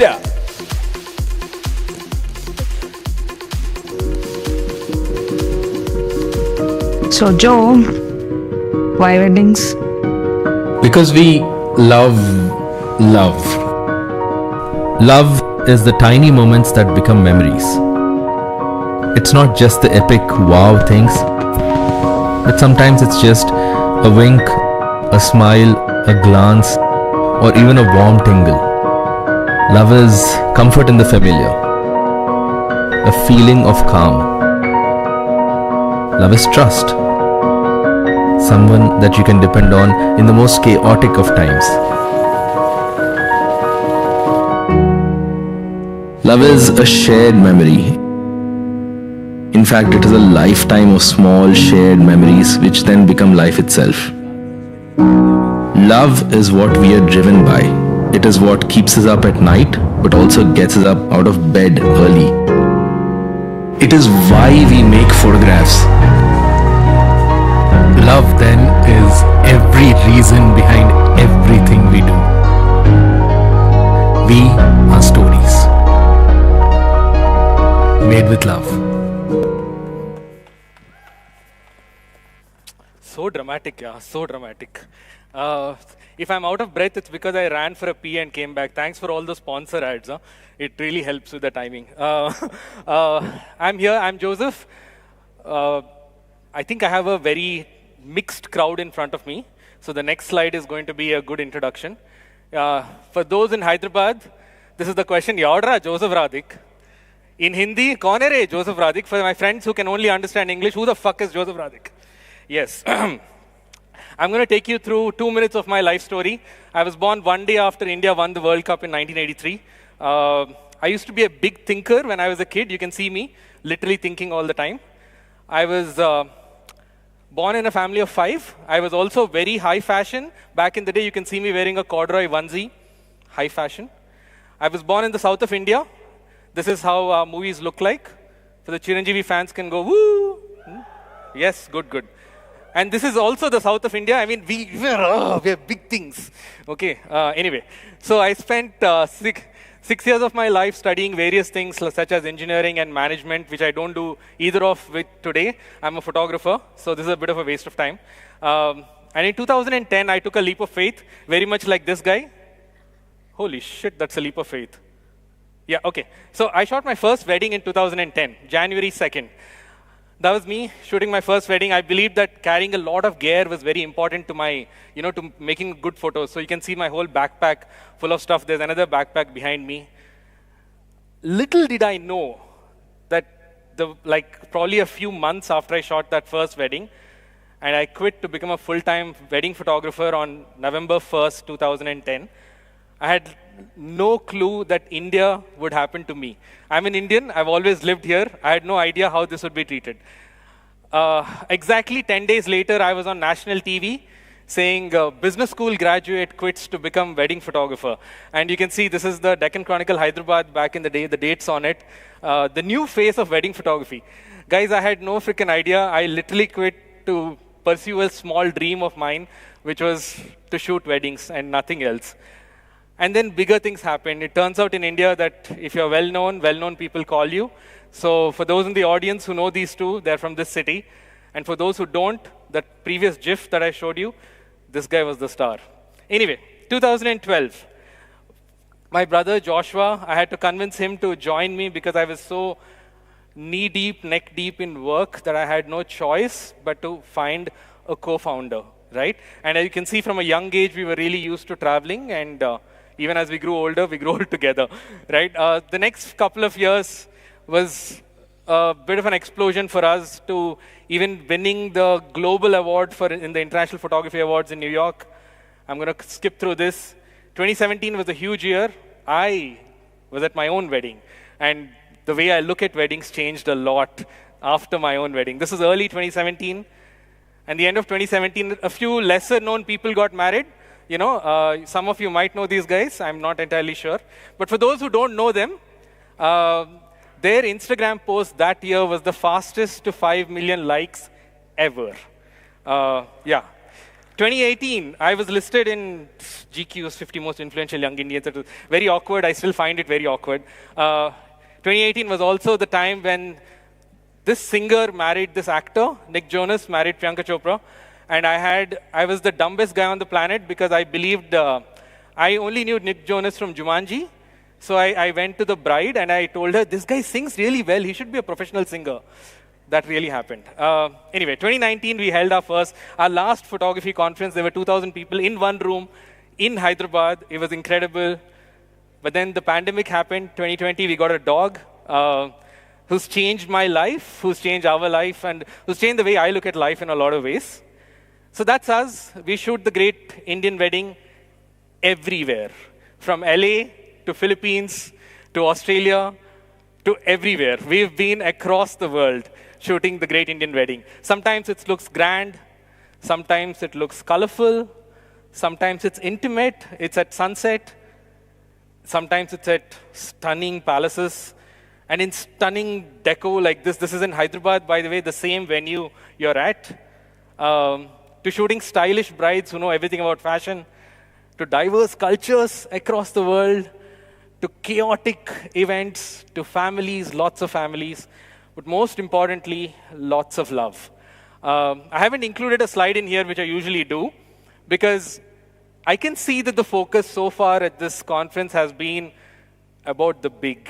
In fact, 2 people in the panel behind me said, wow, right? How they want it to be wow. So the largest wedding we photographed has 210,000 guests. That's 210,000 guests. That's not a typo, right? I'm not here to talk to you about the big things we've done. I'm here to talk to you about the little things, right? The little subtle things. So in a way, you could say this is us. We are recipients of many awards across the world, but this is actually us. This is us. This is who Stories is. I am proud to be the co-founder of a company that started in 2012 and 11 years on still has more than a quarter of the employees that we started with. That is probably my greatest achievement till this day. And you get there when you make something with love. So here's whatever I'm going to talk in the next few minutes is something for everyone in this audience. Whether you are starting off your wedding business today and you're here, to be inspired or to find meaning, or you're here a bit jaded and you think you know everything, hopefully you'll take something away from this, right? So I'm here to talk to you about how we have managed to build a company with love at the core, right? Love is at the core of what we do. because we photograph events which are hopefully filled with love, right? Which are not just about the epic stuff. So first step, there's a small purple number in the corner in case you can't see it, okay? So first step, this is 1 of 7. First, try and build your product with love. I think I find this kind of funny to say out loud, but a lot of us get into this either because we've heard of the wedding industry or because we genuinely love the craft. But what happens is we get bombarded with business problems in life. Slowly that love fades away and our product becomes something that everybody else is doing just because they're doing it in a certain way. Welcome to an industry, guys, all of you. Welcome to an industry that has actually no rules. There's nobody in this, and there's no, I found there's an event manager school that has been planned there or something. But frankly speaking, any one of you, any one of your kids, any of our friends can join this industry without any formal education, apparently, right? So the only thing that I ask from all of you is build your product with love. There's a car company I love. They're called Singer. They make modified Porsche 911s. They make 75 cars in a batch. Each car sells for $2 million, right? It's a fairly simple business model. They've been around for more than a couple of decades. And this is what they believe in, that everything is important. Every little thing that you do in your business. Now, as a photographer, I'm going to talk to you about what we do, but you can take away what that means for you. So for me, it means loving every detail of what I do. It means embracing the chaos at a wedding, right? This is me in a room with, can you count the cameras here? 1, 2, 3, 4, 5, 6, 7, 8, and 1 bride and 1 makeup artist. There are 8 cameras around 1 bride. It's okay. I don't complain about this. I embrace this. It is part of my job. This is what gives rise to me able to find calm in that chaos as well. There's a few moments later, the same thing. And the other little part about what we do at Stories is we don't have any rules as to what we do at weddings. We do not tell a bride that we will not do such a thing. These are all photographs made by me alone, right? So this is a small behind-the-scenes moment of some musicians, a regular family portrait, nothing special there, a multi-exposure shot to a chaotic waters. It doesn't matter. As a photographer, my first rule is that I'm of service to my clients. The art comes later. And we'll talk a little bit about the art, don't worry. So if you do this well enough, you build a product with love. I think the next big goal that we've had at Stories is to build a brand that customers love across generations. This is not about just this one bride. This is about their cousins. This is hopefully about their kids and whatnot. So our goal is right there in that corner, actually. Our goal has never been to build brand loyalty. It's to build brand ambassadors, which means even if Instagram shuts down today, I don't know if you guys know this, Twitter has rebranded to X. I don't know what Instagram will be tomorrow. I really don't. All of us base so many of our businesses on these frivolous, fickle social media platforms, right? I'm sure, how many of you learned how to make videos in the last 2 years because of Reels? I see some nods here. I don't see hands rising, but I see some nods. Guys, what are you going to learn next? You're going to learn how to make a movie? We are wedding service providers. You do that thing well. So the goal here is this. Across generations for me means that while we photograph events that are remembered their entire lives, we want the clients to remember us through their entire lives too, right? Which means that even after a divorce happens, God, I don't want to say that bad word, right? They'd still remember you. I don't know, man. Even after good news happens, right? A distant friend of theirs gets married and they call them for advice. The first thing they say is, hey, listen, I remember that photographer at my wedding, or I remember that wedding deco person. They don't need to remember your work. They need to remember you. That's why the V is underscored there. So here's a way to think about your social media or the way you approach business itself. When you call a friend, do you talk to them about work all day? Or do you say, what's up? Tell me what else is happening. So why would you expect your clients, a client is a bride, right? She's gotten married, she's done with the wedding. What is that bride getting to do with you 10 years after her wedding? Why is she interested in other people's weddings? I'm just putting this thought in your head. I'm not giving you answers. I'm going to give you the way I have figured this out. But you need to think about this. What interests your old customers beyond your work is what I would ask. For me, it's a simple three-line thing, right? I give my clients permission to celebrate in my personal and professional wins. It doesn't matter if it's commercial or critical. So I think almost all the brides I've photographed know that I have a dog named Cooper today. I think that is a win for me. That is success, right? Because that means that I'm still alive in their memories and that hopefully they will talk about me later. So which brings me to social media. Treat your social media with love and honesty. Why is that? Because people are attracted to people. They're not attracted to photographs. They're not attracted to, snazzy videos and transitions and whatnot. So a little bit about social media here, okay? I strongly believe that you, the person, are greater than your work or your social media, so be remembered for you. And as I said, stay relevant to your old clients. Try this. Guys, the next 10,000 followers on Instagram is not going to help you as much as being relevant to the last 50 that you shot or worked with. That's it. So how do I stay relevant? I think there's some 45 posts behind you in the last 3 months. Less than 10 are of weddings that I have shot. It's my life that I want to talk about on social media. I have an entire wedding page that has obviously its own set of fans and so on. But those fans are new business for me. They're not sustainable business for me. What I want is sustainable. What I want is predictable. What I want is a bride that I photographed 10 years ago to contact me today saying, Joe, there's a wedding in our family. That's win for me, time and again, right? So some food for thought for those of you who have been on the social media bandwagon. Does a behind-the-scenes video of your work speak to your brides? Or does it speak to other vendors in the industry? Think about this, right?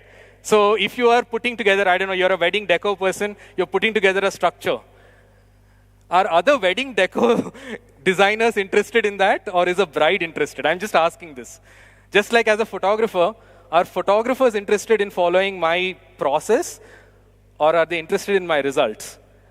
So which means, this is my belief. I'm happy to argue about this, but I have found that results, your final images, your final deco, and etc., attract new clients or old clients. Your process is what attracts your community, your vendor community, your fraternity, and your life attracts both. Because trust me on this, all of us lead a very, very blessed life here.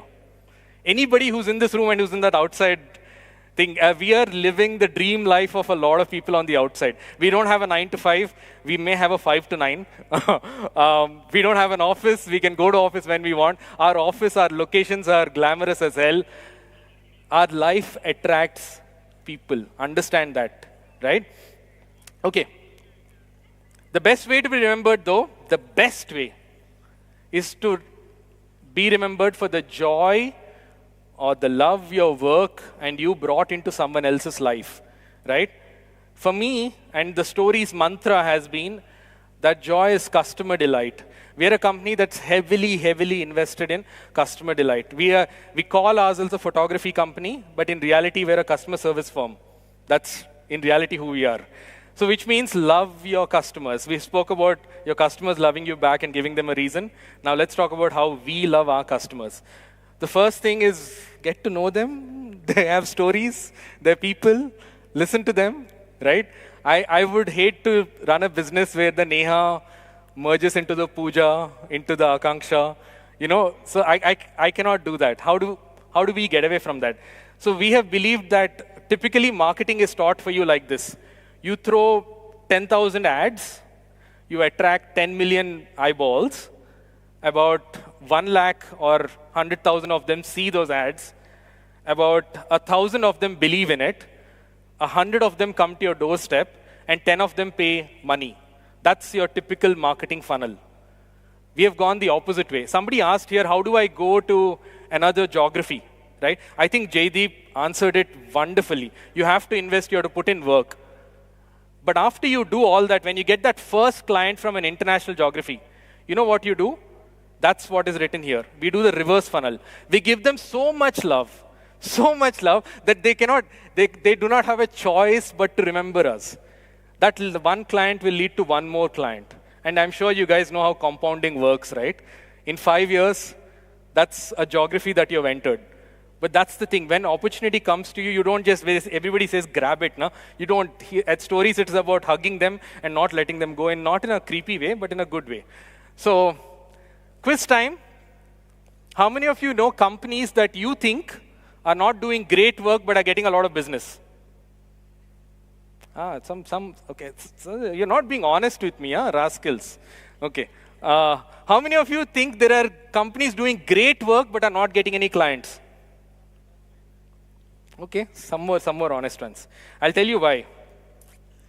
Because they all fall on this wonderful graph, which is fuck around and find out. Sorry.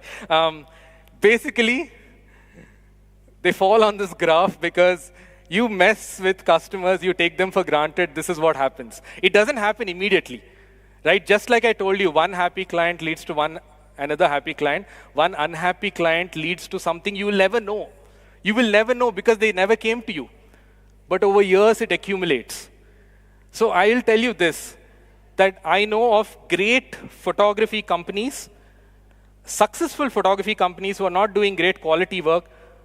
I know of great photography companies who are producing great photos who are not getting a lot of work. But I don't know of a single good photography company that is doing great customer service that is out of work. I know of companies that are off social media. They don't have an Instagram presence. They have 3,000 followers, but they photograph 80 weddings a year. They couldn't care less about what happens on Instagram. They don't even know what a reel is. They've never gone to the video tab in their phone. It's just loving that customer back. So for us, wedding photography is actually, we treat it as a very personal service. It's this very strange mix of art that happens once in a while, but it's a lot of nostalgia. What is nostalgia can I quantify it? Yes, I can. Photography typically is looked at as like this, right? It's amazing photos. It's great light, great edit, great technique, and like, wow, so many things are happening. But wedding photography is most of the time actually this. Relevant people in the photo, people who mean something to you, meaning, and finally a little story if possible for you to relive that wedding day. It's nothing great. It's your dog who can't come to the wedding mandap, right? It's a photo with your dog. It's your sisters and your friends at your smallest event. None of these photos are winning awards, guys. Let's not joke ourselves. But they're winning clients for me day in and day out. And it's even tinier moments like this. A very proud Korean father of his son the father barely speaks English. The son's moved away. He's lived in New York his whole life. He's marrying an Indian bride. But you can see everything on his face, that pride, that happiness, that my son's found his life. He's starting a new step. It's the tiny stuff for me always. So our goal has been always to make meaningful photos for our clients rather than crowd-pleasing ones for our followers. I think the crowd-pleasing ones will come. You believe in magic, it'll turn up in front of you. And the real goal is to make 12 friends a year. On the top, you see a small story. That's Anupa from our team who walked into Sri Lanka to shoot a wedding last month. And the bride was just so happy to see her, right? That's the goal. The goal is to make 12 friends a year. I'm 40 years old. I turned 40 2 weeks ago. I can tell you proudly, none of my friends are making new friends, okay? I'm the only one making these new friends in a year. So, if you do all of this, you kind of have to come back to this question, though. And we often do this. Whenever somebody comes to me and says, what kind of a company should I build? I say, ask yourself, what do you truly love? Like this guy. He is loving himself. Okay. That joke fell flat on you guys, yeah. Not too many people understand.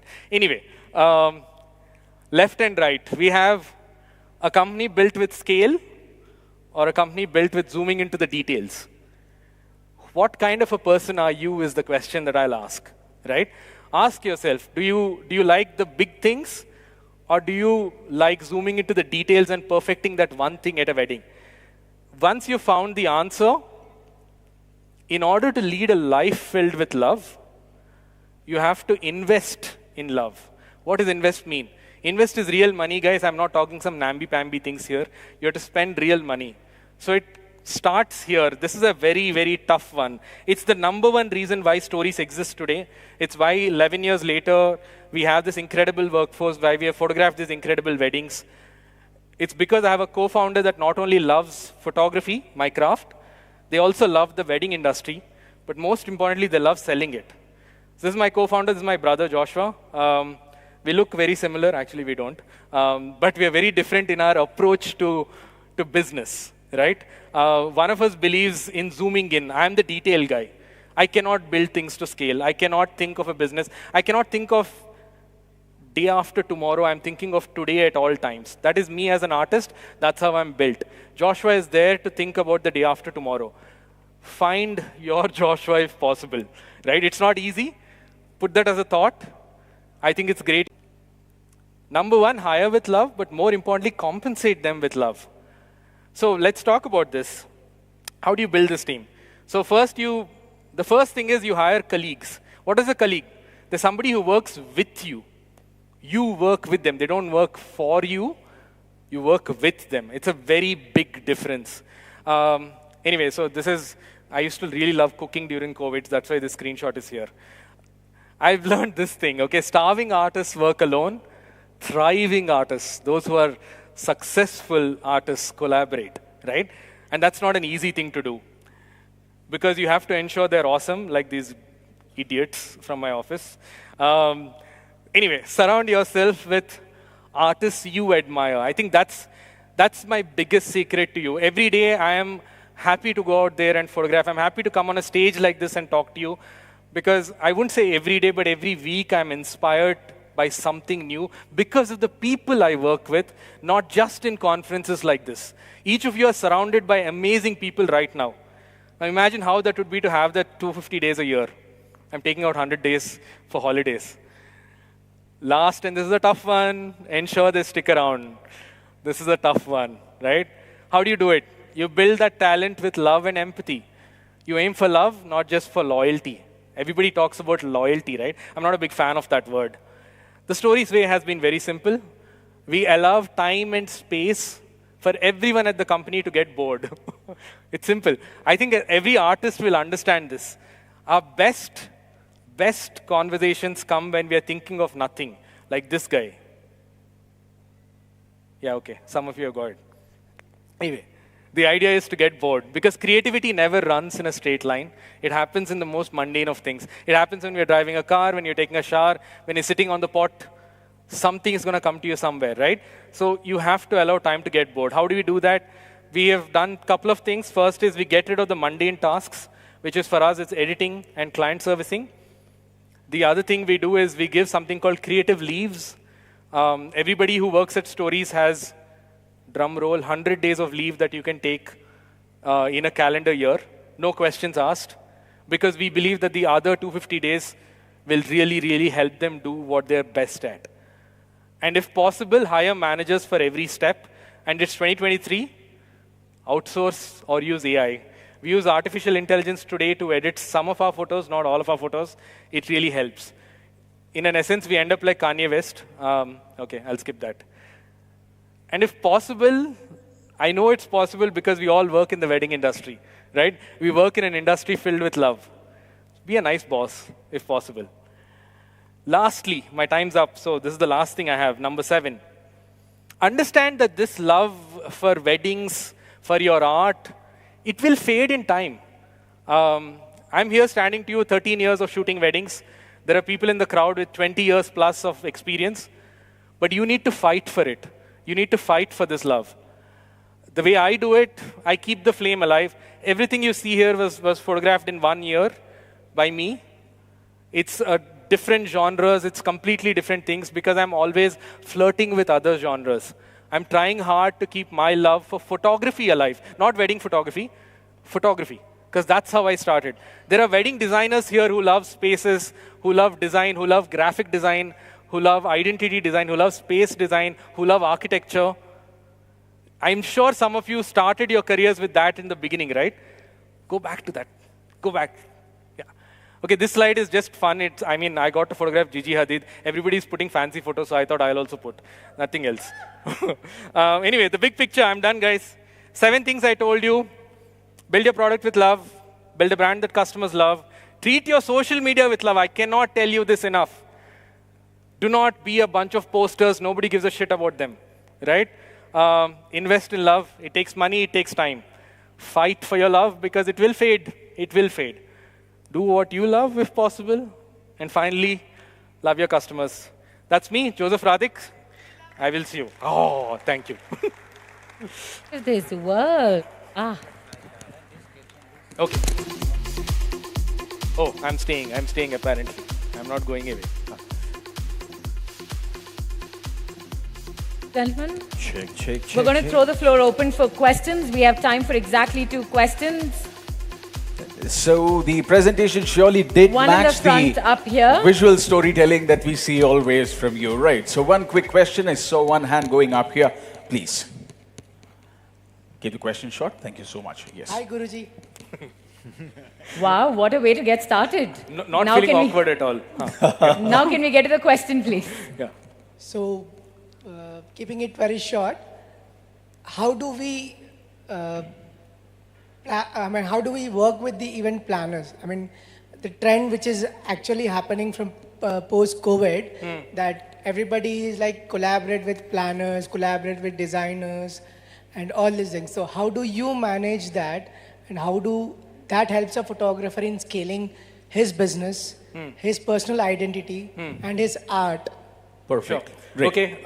Thank you. 2011 was February 2011 was when I worked with was back then who I thought was the biggest wedding planner I would ever meet. He still is.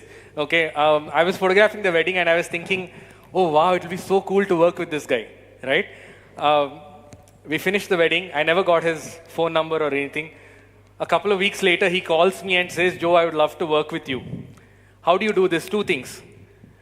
Be a nice guy at the event, firstly. Be a professional.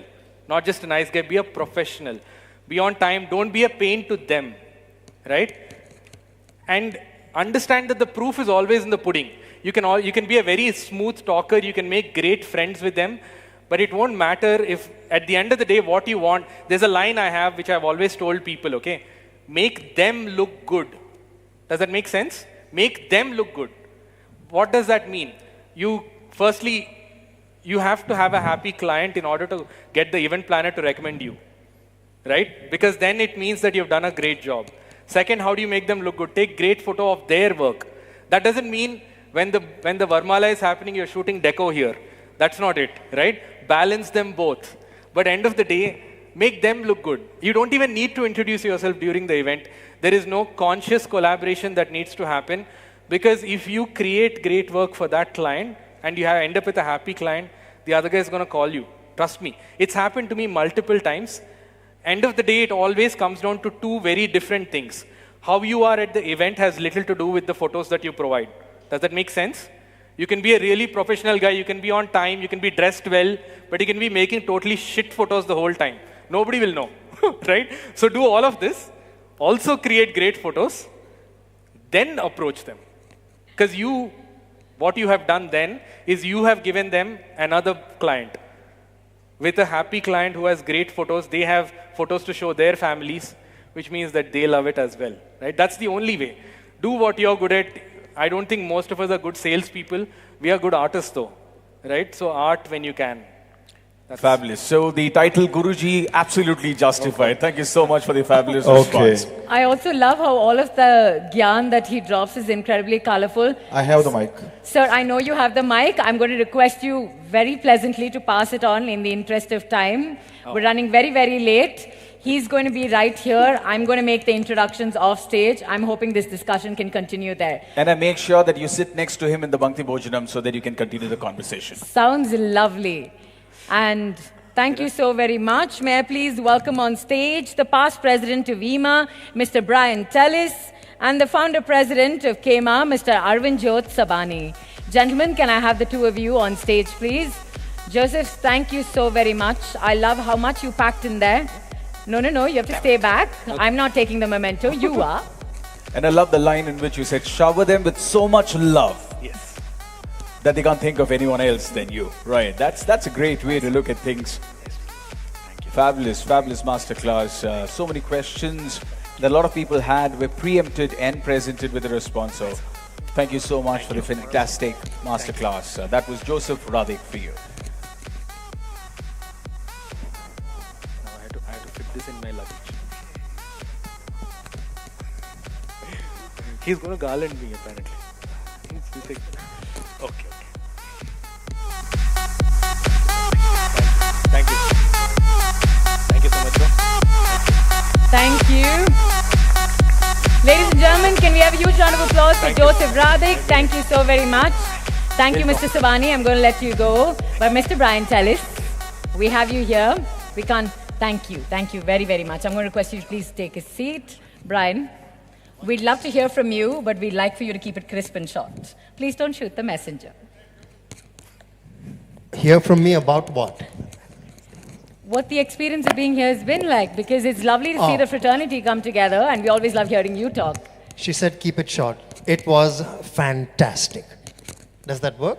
That works, that works. Now, on a serious note, like I said, I'll keep it short. It's the first time I'm attending this conference, and it's been amazing. Meeting the right people, having the right conversations, and I dare say, I was talking to Joseph, his presentation really kind of drove home. So I think we need to come together more often as a community and like he said, show each other love. And in the process of showing each other love, actually grow who we are, not just individually, but collectively as well. Well, thank you. Thank you so much. An absolute pleasure having you here. I know everyone's been enjoying discussions with you around here. Lots of takeaways there as well. Thank you, Mr. Tellis. And now we're going to take a little while to thank some of our sponsors before we move on to our next masterclass, which has got another titan of the industry who's joining us here today. But can I request you to please invite our representatives from TCEI who are going to be doing the felicitation. A request, Mr. A. Balram Babu, President TCEI, to please come up on stage. Mr. Ravi Bura, Secretary TCEI, Mr. Shravan Madiraju, Convener, SIWPC, request all three to please come up on stage because now is the time when we recognize the sponsors for extending unconditional support to SIWPC Global 2023. And speaking of unconditional support, stunning work, incredible florals, we're talking about Carnation's weddings. Ladies and gentlemen, put your hands together for Anil Bernard. Mr. Anil Bernard from Carnation Weddings. It's lovely to have you here. Mr. Bernard, can we have you join us on stage, please?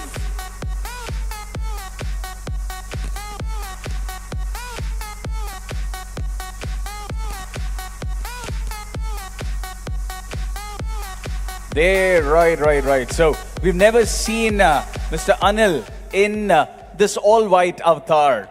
Lovely to see you. Thank you so much for sticking to the theme. Pleasure having you here.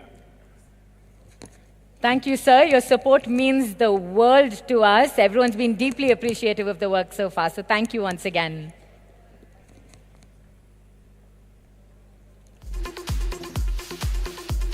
You know, it's lovely when we as a fraternity come together, collaborate, work on something like this, showcase the best that there is to offer. So many around to lean upon. That is a story in itself. Definitely. And that's how we grow. Like I said yesterday, it's in the bottom where people compete. At the top, people just collaborate.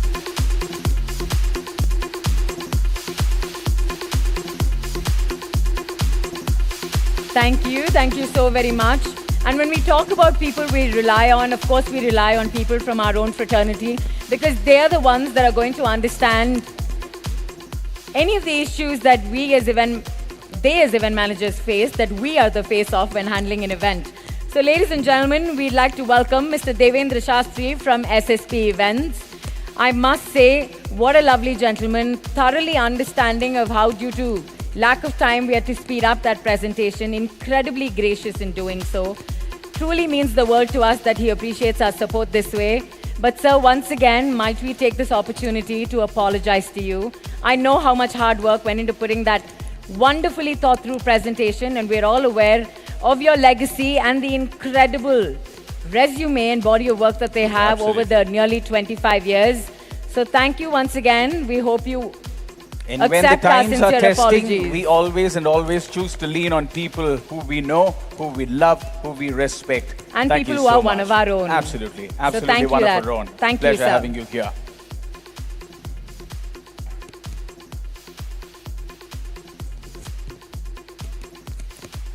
Mr. Bhuvanesh Shastri, can we have you on stage as well, sir? I love the line where he said he's 26 years old and the company has a legacy of close to 26. So he is as old as SSP even. So, And he's also quite a consummate writer himself. yeah, He yes. writes incredible content, I must say. As an MC, that is a quality I truly appreciate. I think we're going to give you a call the next time we're stuck somewhere. Oh, absolutely.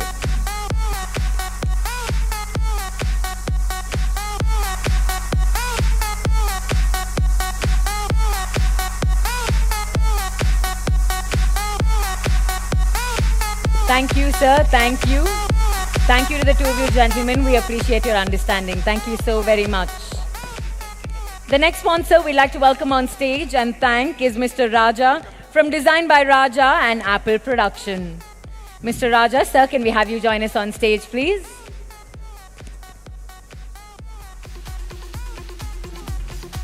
Mr. Raja from Design by Raja, Apple Production, request you to please join us on stage because we want to grab this opportunity to say a thank you. Can we unmute the podium mics, please? Hi. Yeah, this one's working. Yeah. I would request everybody to please clap for the support, the kind of support what all these partners have given us, just coming and supporting our industry initiative. Thank you so much.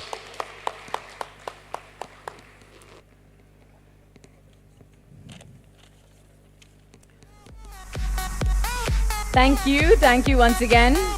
Next, I would like to invite on stage a sponsor from OneDrive, Mr. Rakesh Maheshwari, to please join us on stage. Mr. Rakesh Maheshwari from OneDrive, requesting you to please join us on stage. Thank you. Thank you so much.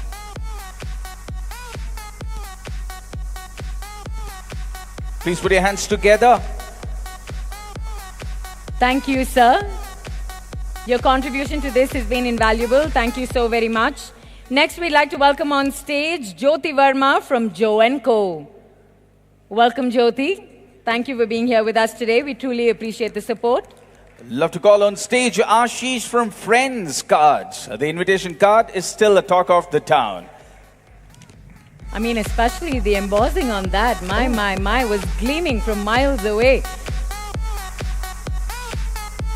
I'd like to call Pariniti from Silver Lining. Pariniti from Silver Lining, if you could join us on stage, please. I would like to grab the opportunity to call on stage Nitin from Dot Production. Mr. Nitin from Dot Production, please join us on stage. And we'd love to follow that up with Mr. Santosh from Violet Worldwide. Mr. Santosh from Violet Worldwide, if you could please join us on stage. Be it a wedding or an affair, it always has to be wedding affair. Please invite on stage Devesh. Oh my, we're moving into risky territory there.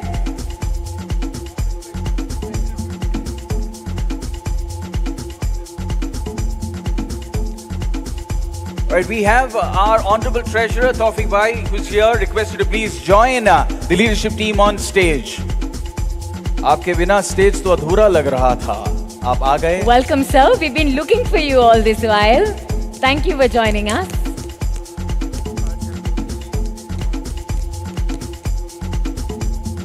We'd now like to invite Mr. Gurmukh Singh from Namdari Audio. Followed by Mr. Ashwin from Prakash Lights. Mr. Sheikh Gauss from Event Elements. Mr. Shanavas from SSK Enterprise. And Mr. Milind from Sky Goal. Mr. Milind from Sky Goal. Again, ladies and gentlemen, I'm going to encourage you to keep the applause going.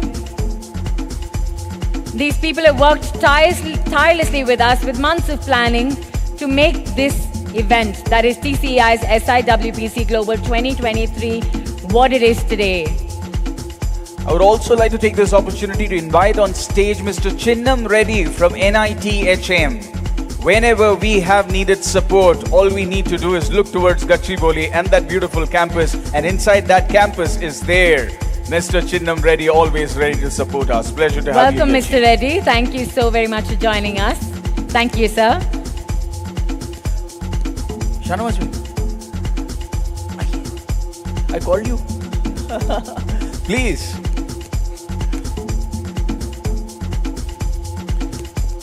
How beautifully and how readily so many people stepped up to support SIWPC Global 2023 is a story by itself. Definitely. It's been incredible how people have taken the initiative to volunteer their services, volunteer their support. And that's the kind of camaraderie that's going to take this industry to a whole new level. Gurumukh bhai.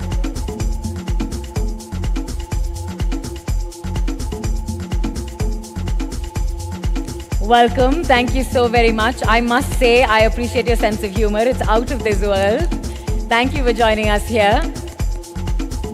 If you know science, you know a scientist, but if you know every sign that you see around, it is from our scientist son.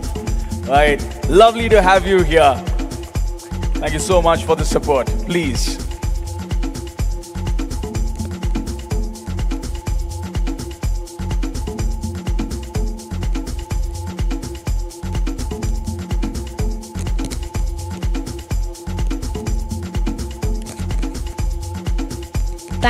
Thank you so very much. Thank you once again.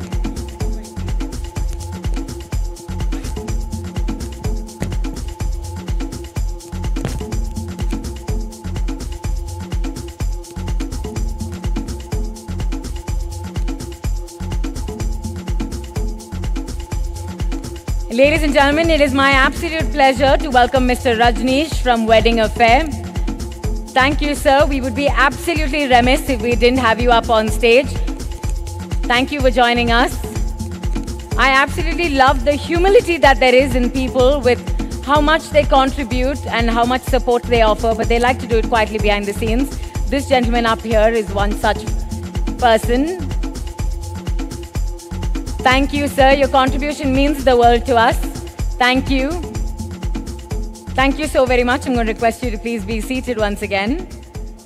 Again, to all of our sponsors, thank you. Your support has been truly invaluable, and it means the world to us. So thank you. And now, ladies and gentlemen, it's time for another much-awaited masterclass. Much has been said about this lady who's quite the influencer herself in the wedding space.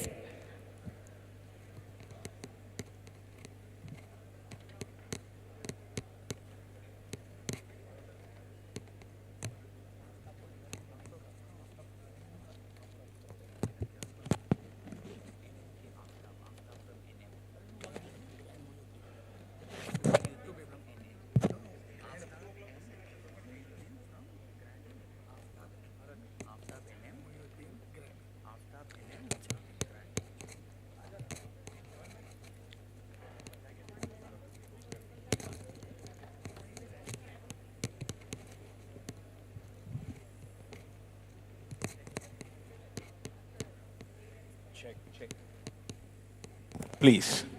Okay. Again, a show of strength. The number of people who have stepped forward to support is unbelievable, right? Please don't assume we forgot a name, but the list is so long. It was on the other side of the page, which is why I would like to call on stage Aftab Bhai from NM to please join us on stage. We have a small little way of saying thank you for the support. Request you to please come. And our very own Moin Bhai from Grand. Okay. Please put your hands together. We surely did not miss the name. It was on the other side of the page. We just flipped it around and realized we need to get them on stage. Without them, this would be so incomplete. Thank you so much, Aftab Bhai. Thank you so much, Moin Bhai, for the support and the love that you've shown all through SIWPC Global 2023.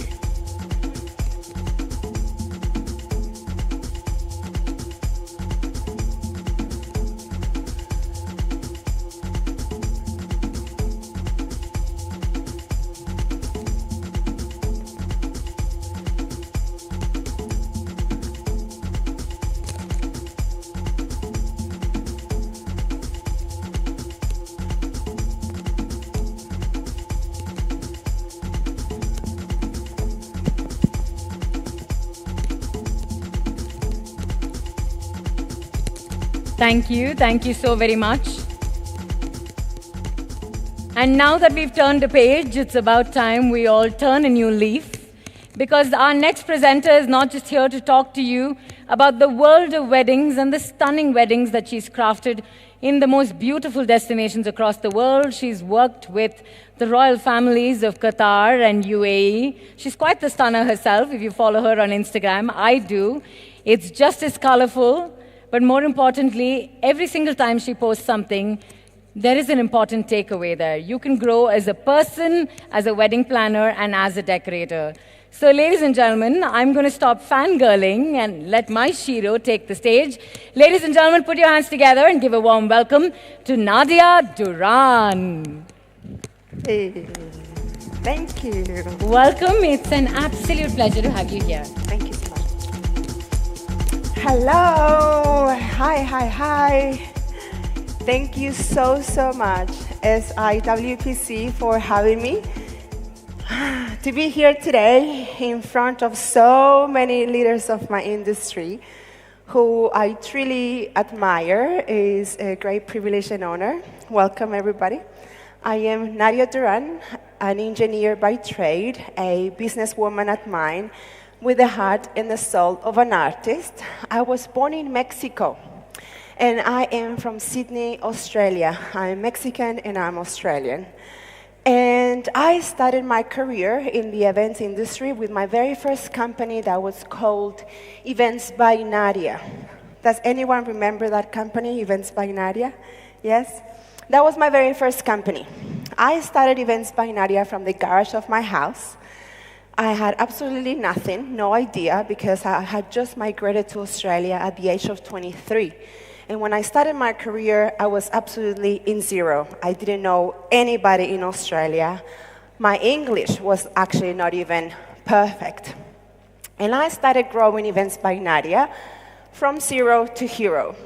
Within a few years, I had more than 30 employees, and I had multiple warehouses, and I grew Events by Nadia to a multi-million-dollar business. Over the years, thank you, I worked with incredible leaders of the industry. I worked with Mohammed Gayad from Le Mariage. He took me to work with royal families in Qatar and Abu Dhabi. I've done more than 40 weddings and events in more than 40 different countries. I have received multiple awards by the Australian Bridal Industry Academy. And in 2019, I was awarded the Designer of the Decade. Thank you. I also have to tell you that I suffer from severe depression. I suffer from anxiety. I suffer from an obsessive compulsive disorder called trichotillomania. Trichotillomania is an obsessive compulsive disorder known as the hair pulling disorder. I don't know if anyone has ever seen people that are always touching their hair, and when you less realize they have a bunch of hairs in their legs. Well, that's me. I have this disorder, and it's triggered by severe anxiety and severe depression. And although I go for long periods of time when I don't touch my hair, I have to say that at the age of 42, I'm still not able to control it. For a long time, I kept my hair short. I don't know if you remember me with my hair short. Do you remember me? Yes, I had my hair short for a long, long time, and I lied to myself. I lied to myself, I lied to my family, I lied to my friends. I told them that it was the new fashion, that was the new trend, one side short and another side long. But the reality is that I had made so much damage in my hair that my follicles were so damaged that I couldn't grow my hair. Since then, I've done a lot of therapy to control my anxiety, and right now I'm having a good time of remission. And I want to ask you, what is the one lie that you tell to yourself every day?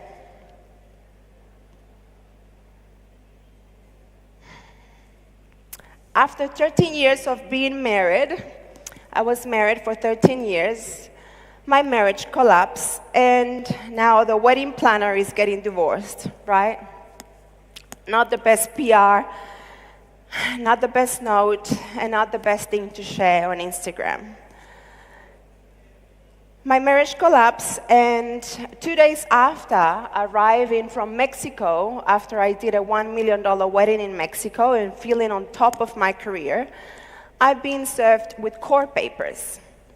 My ex-husband was taking me to court, arguing that my son was being at risk under my care due to my anxiety and depression, arguing that he deserved 50% of my business because I had started my business during marriage. I spent 3 years in court battling my ex-husband, trying to prove to a judge that I was not mentally ill, that I was capable to look after my son. And after 3 years of court, we have to sell everything from Events by Nadia, split everything. My ex-husband kept my company, and I found myself starting from zero again. Fortunately, I was able to prove to a judge that the periods of anxiety and depression were caused by my postnatal depression, but I'm able to look after my son, and I have now his custody.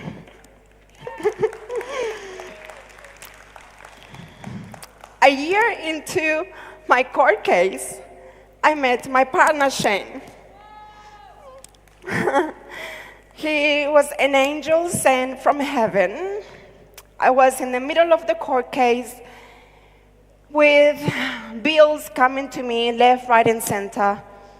No money, starting from zero again. In the middle of COVID, Australia has one of the worst lockdowns in history. We couldn't even leave our house for more than a 5 kilometers radius. But Shane was there for me. He was my rock. He knew I didn't have any money, but he was there to support me. He was able to see the beautiful things inside me. He listened, and more than anything, he made me believe in love again. On the 13th of April, 2022, Shane collapsed unexpectedly. He lost oxygen, and after 4 days of being in ICU, his family and I had to make the decision to disconnect him from his life support. He died in my arms, and I put my hand on his heart till his last heartbeat. At that time, I realized that everything I had faced before was not important. When I lost Shane, I realized the importance of life. I realized that we don't hug enough, that we don't spend enough time with the people that we love. I realized that I had spent so much time worried about my clients, worried about the numbers, worried about new technologies, worried about everything else that didn't really matter. Losing Shane really made me realize the importance of life. And why I'm telling you my story, I'm telling you my story because I know I'm not the only one that has gone through difficult things in life.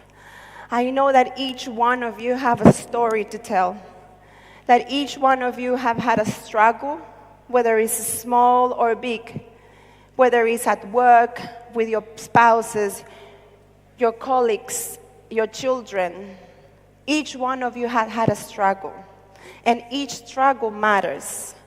I'm telling you my story because although I wanted to come here to this conference and talk to you about destination weddings and how to collaborate and how to make more money and work less, there's something deeper that I think I have the right now to tell you.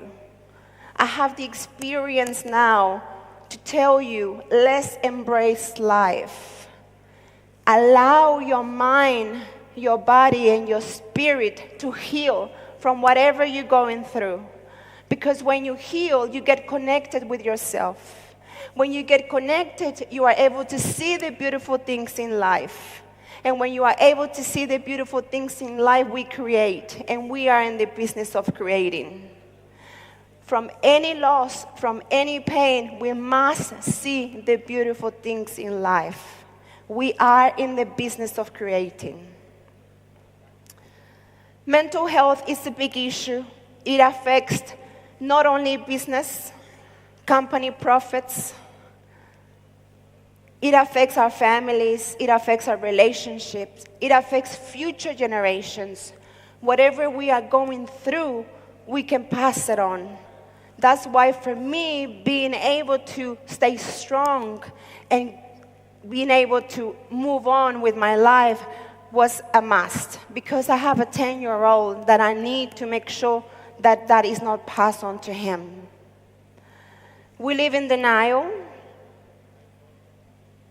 We live on social media.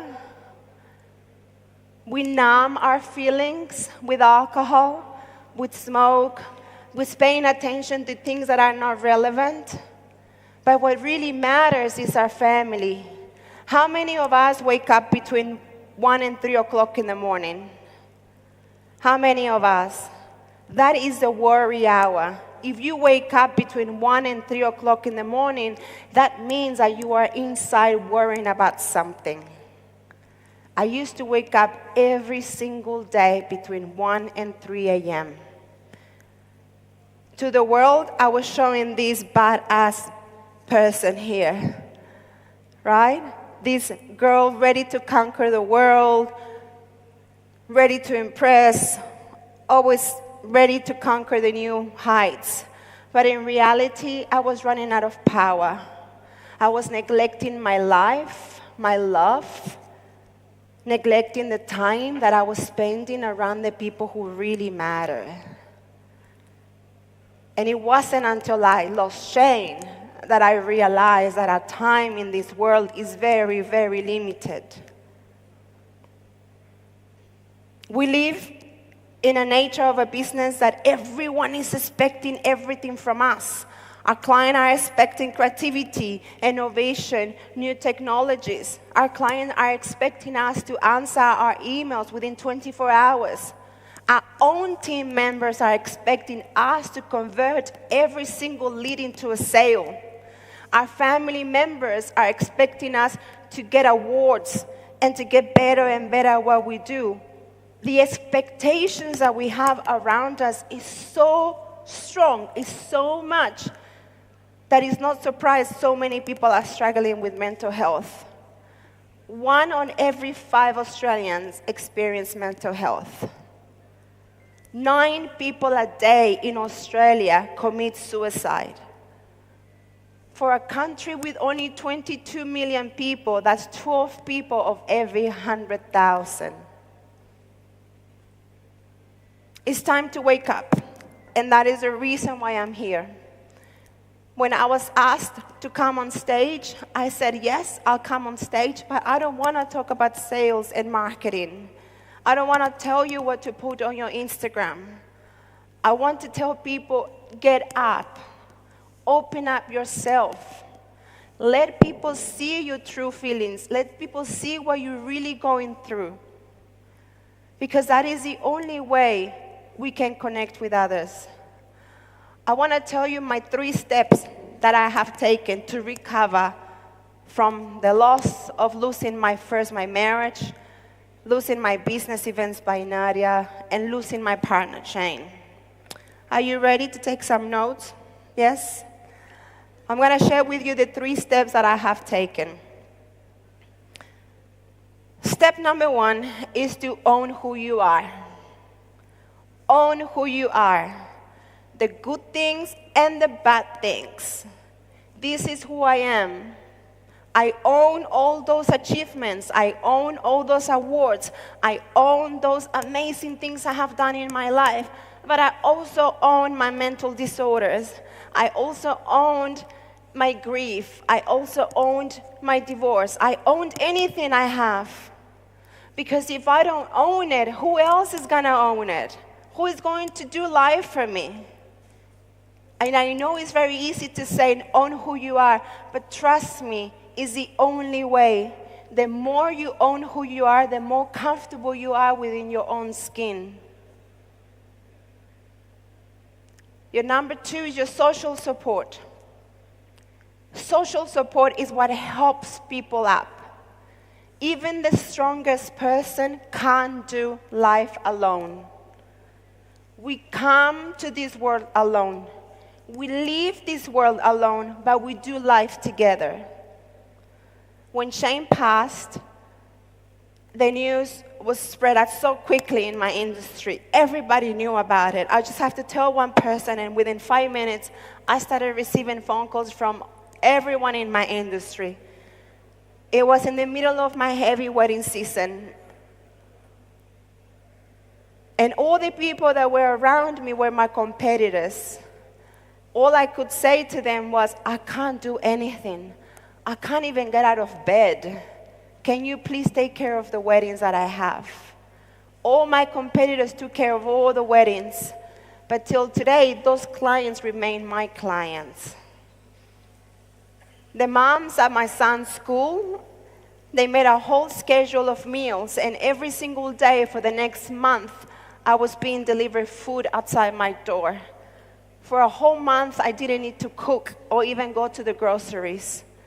The level of love, empathy, and connection that I received from everyone around me helped me to stay connected and to be present with my son and to be able to see the beautiful things in life again.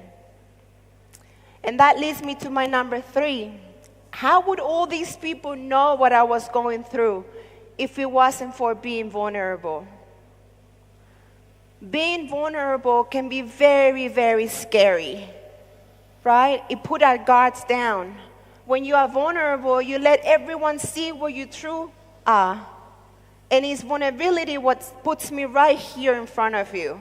This is it. This is Nadia Duran. You have heard everything from me. You haven't heard it from someone else. It's me being vulnerable that puts me in front of you. And although it's super scary, it is also so nice because I don't have any weight off my shoulders. When you are vulnerable, you are able to create because there's a lot of love that comes out of you. And I want to ask you, what version of yourself do you allow people to see? I really, really hope that what I want to share with you today inspire you. We only have one life. Whatever is it that you're going through, don't fight it. Embrace it. No matter how shit is going through right now, embrace it. Own it. Own who you are and share it with other people because you never know who else is going through the same. When I open up about my hair problem, so many women came to me and they said, I had suffered the same. When I open up about depression, a lot of women came to me and they said, I suffered the same after giving birth. When I open up about grief, a lot of people have lost a loved one. Open up, share your feelings. Don't close up. Remember, we are in the business of creating. And when we connect with ourselves, we are able to see beautiful things in life. Thank you for listening.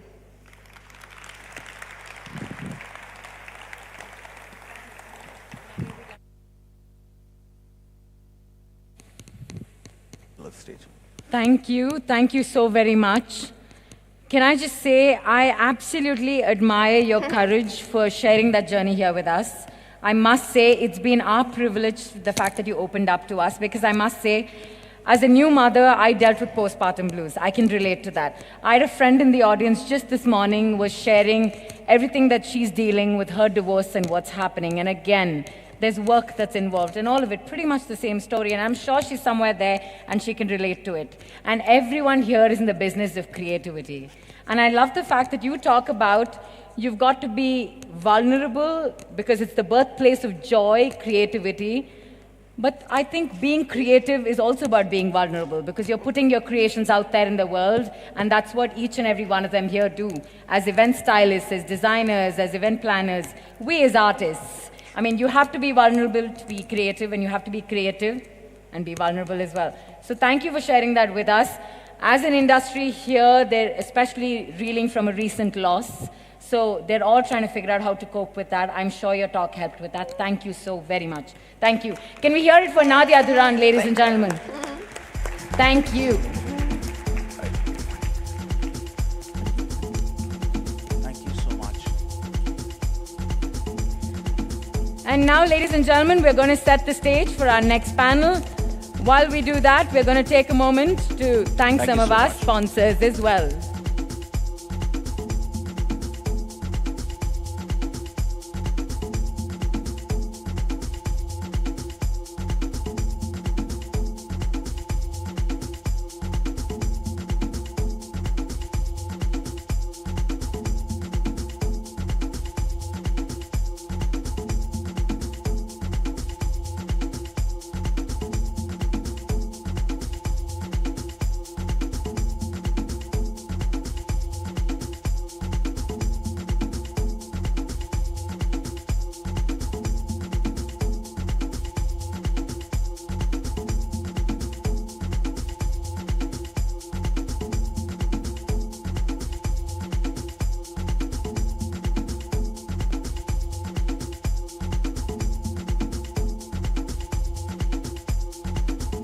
Check. Well, ladies and gentlemen, I'm Niharika Kumari, an MC. I'm here yet again to thank all our sponsors for SIWPC 2023 and thanking our SSP events powered by Scientist Artwork Partner, Wings Tech Structures Expo Fabrication Partner, FNU Production House, Staging Partner, Music Studio, Entertainment Partner, The Seating Project, Furniture Partner, Sugar Brew, Ice Creams, Ravishing Floors, Platform and Carpet Partner, SSK Enterprise and Event Production, Draping Partner, Accor Raffle, Fairmont, Premium Lounge Partners, Prakash Lights, Lighting and Lighting Partner, NM Company, Waterproof Shed, Gear Shack Backline Services, Backline Partner, Sky Gold, Coffee Partner Stall, Planet Pro, LED Partner. I'd also like to thank Dot Production, LED Partner, Balaji Supply, Furniture Partner, Violet Worldwide, AC Rooms for Chef, Selfie Box Madan, the Selfie Partner, Radhika Charitable Trust, Patron, Green Apple Production, Vandana, Trussing Partner, Namdhari Audio Visuals Partner, Namdhari Tent House and Decor, Green Room Partner, Pro Events India, Production Support Partner, Audio 7, Staging Partner, The Silver Lining, Mementos Partner, Krishnaveni Printers, Flex Printing Partner, Leo Entertainment, SFX Partner, Event Affairs, Luxury Furniture Partner, Wedding Vows, Flamingos, Treo, Antique World, Chandelier Partner, SD Power, Genset Partner, Tahar Sound and Lightning, Lightning Partner, Avinash Rao, Light Designer, SV Lightning, Ambience Light Partner, Ahmedi Tent Partner. Well, can we have a big, huge round of applause for all our sponsors and co-sponsors? Well, SIWPC Global 2023 is extremely thankful for each one of you. Thank you so much.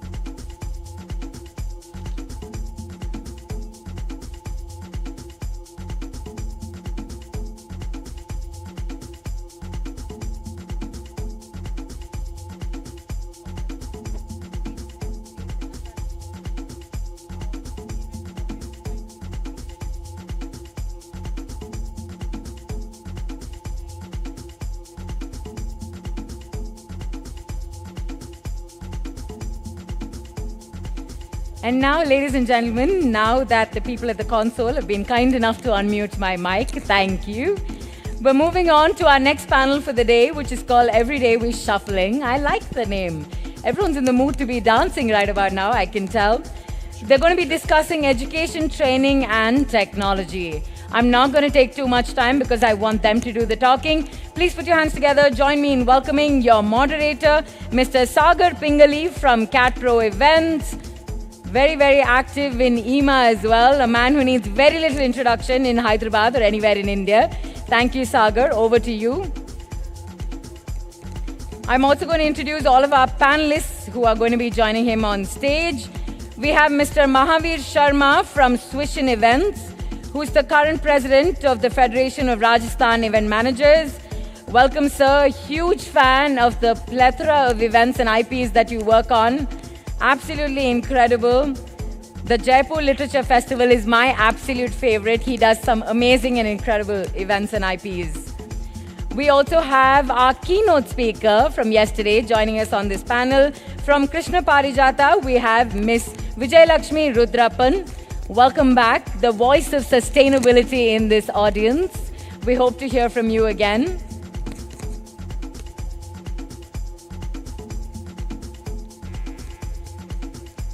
And for those of you who don't know, I began my career in pageants. The next lady I get to introduce began her career in one of the most popular pageants in town, which was Miss Hyderabad. She was handling that IP oh so consummately for very many years. And from there, she moved on to Pink Pagdi, which has been absolutely fabulous in the wedding space. She's also the Joint Secretary of TCEI, the co-convener of SIWPC. Ladies and gentlemen, we have a short video for you before I welcome the lady on stage.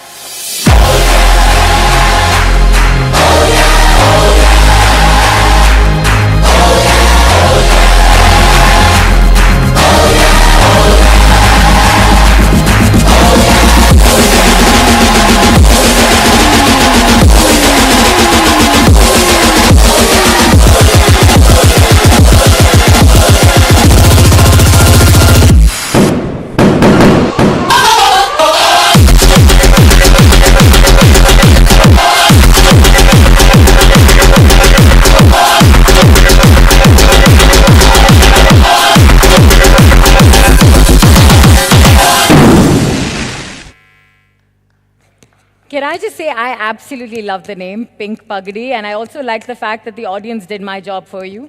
Like they introduced the lovely Farah Kudari. Thank you for joining us. And ladies and gentlemen, put your hands together.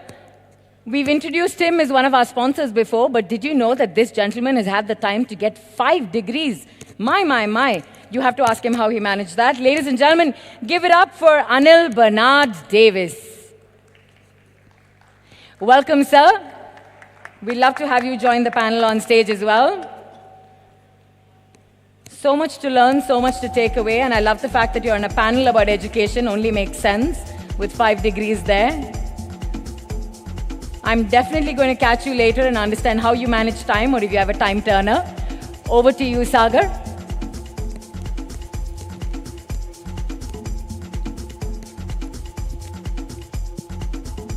So going straight down to the topic at hand, what I'd like to begin with and learn from you guys is in today's date of multitasking and detailing and stuff, when you have events happening, how do you ladies actually handle the multiple things that you have to do at one time, at the same time, and do it well and effectively enough? I'll start with you, Vijay, maybe.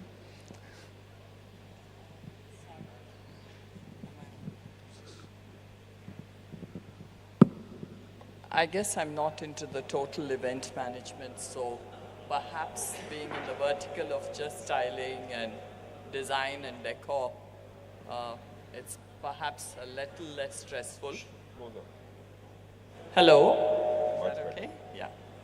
No, being in only one portion of the whole industry perhaps makes it less stressful for me because I'm only, have to style, design, and execute the order. I'm not into the total event management. But that in itself, when it's time-bound, can get stressful, especially when you get venues, just a few hours or maybe 12 hours or 24 hours ahead of time and, to meet up to expectations. But I mostly realize that I need to keep myself aware of the fact that we are doing a temporary job. I need to keep safety in mind, and sometimes the sort of detailing that harasses, that you get bothered by, doesn't make such an impact in the overall things. You might find a little thing a little off here or off there, but in the total picture it doesn't. So if you're going to lose your cool about those small things, then things don't progress. So I just keep deadlines in mind, and I look at the overall picture and start working towards that. And that's how I manage the event as it is. But between work life and working and your personal life, I think I started a little later on in my life, so I didn't have the sort of issues that younger entrants have with regarding to young children and family. But having family support helps, as always. If you have your in-laws or parents or siblings who will take on for you, there's nothing like that, even good friends, and that's how I've managed. So great, let me take it to the next lady on the panel here. Farah, considering the fact that you and Srini both are in the event space and both have to do multiple things at the same time, different possibly locations, how do you handle the stress and how do you handle the detailing? I think initially when we started off, it was really, really difficult because being new into the industry, you do not know the tricks of the trade, saying that what could happen and what could not happen kind of a thing. But over the years, we have realized that you could really prepare for your multitasking because especially if you look at weddings, they come in a certain season. It's a very muhurat based, or it is like or depends on your auspicious days. So now what we have started doing is, obviously it is pre-planning, okay? With so much of information available online, earlier you used to have to find a pandit to figure out what used to be the auspicious dates of that year. But now, January 1st, you say, Muhurats of the year, Marwadi Muhurats, Telugu Muhuratams, everything is, online. And you start preparing. So what we do is when it is off-season, we prepare a skeleton of what we want to do in the upcoming season. You mostly know it's the same venues and it is more or less the same destinations that you're more or less working with. So you know the outer structure of what you're going to be doing. So that has kind of put a format for us in place in office. So in the off season, we're doing that, and all that you have to do during the season time for multitasking or handling multiple events is that you just have to fill in colors into what is going to come up or take place in that season. So I think that is how we've been working that out. So looks like you're more or less sorted. So let me get to Mahavir here. Mahavir wears multiple hats, multiple businesses. You are socially and professionally very active in other groups and in different business sectors. How do you take on the event stress part of it and the other business sectors, like you're also an angel investor, you're into other spaces. How do you handle that? Yeah, so, stress to me gives me a high. I just love it. Because I think the energy that comes with delivering things on time and being good and a perfectionist, all of that has to fall in place. And no matter what business I'm doing, whatever I'm doing, I can do multitask. And it really puts me, so when I'm in an event space stress, my startup stress, it de-stresses me from that stress. Every stress is different. A child crying and handling is a different stress. Fighting with your husband, your spouse, is a different stress. So one stress relieves other stress for me. That's one when I do multiple stuff. Number two, I have a 3-step formula when in stress, in events, in weddings, in multiple stuff that I'm doing. Always have a backup plan.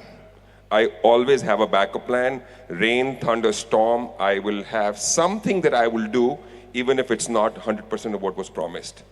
Number two, irrespective of that backup plan, be prepared for the worst case scenario. Because shit will fall through and it will happen, and which is okay, own it. Don't run away from it. Stand by it, that you did your best. Plan A, which is planned, backup plan didn't work, and the client was not happy or be prepared for that. And lastly, once all that is done, have your me time.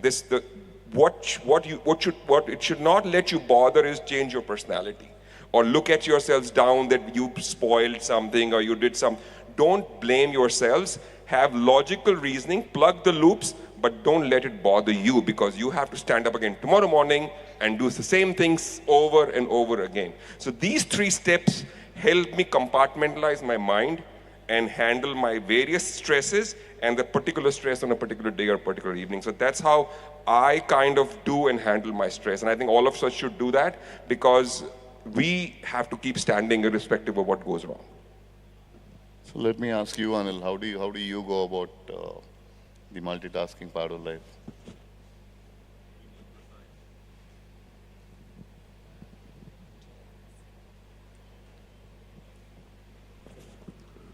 I'll be more precise on this particular question.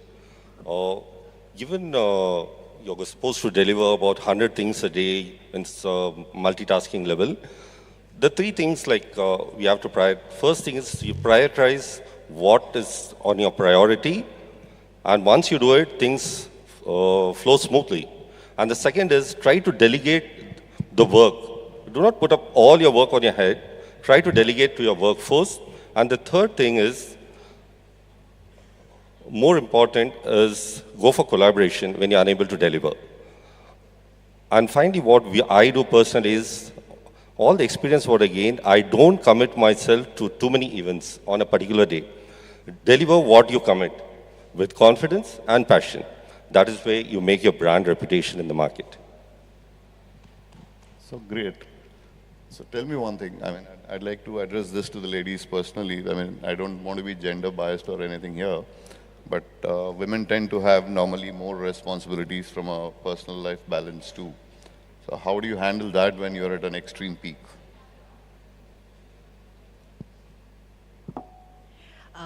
I would start off by saying that I'm very blessed to have a partner who absolutely understands what the industry demands, because we work exactly in the same industry, so he knows how demanding it is.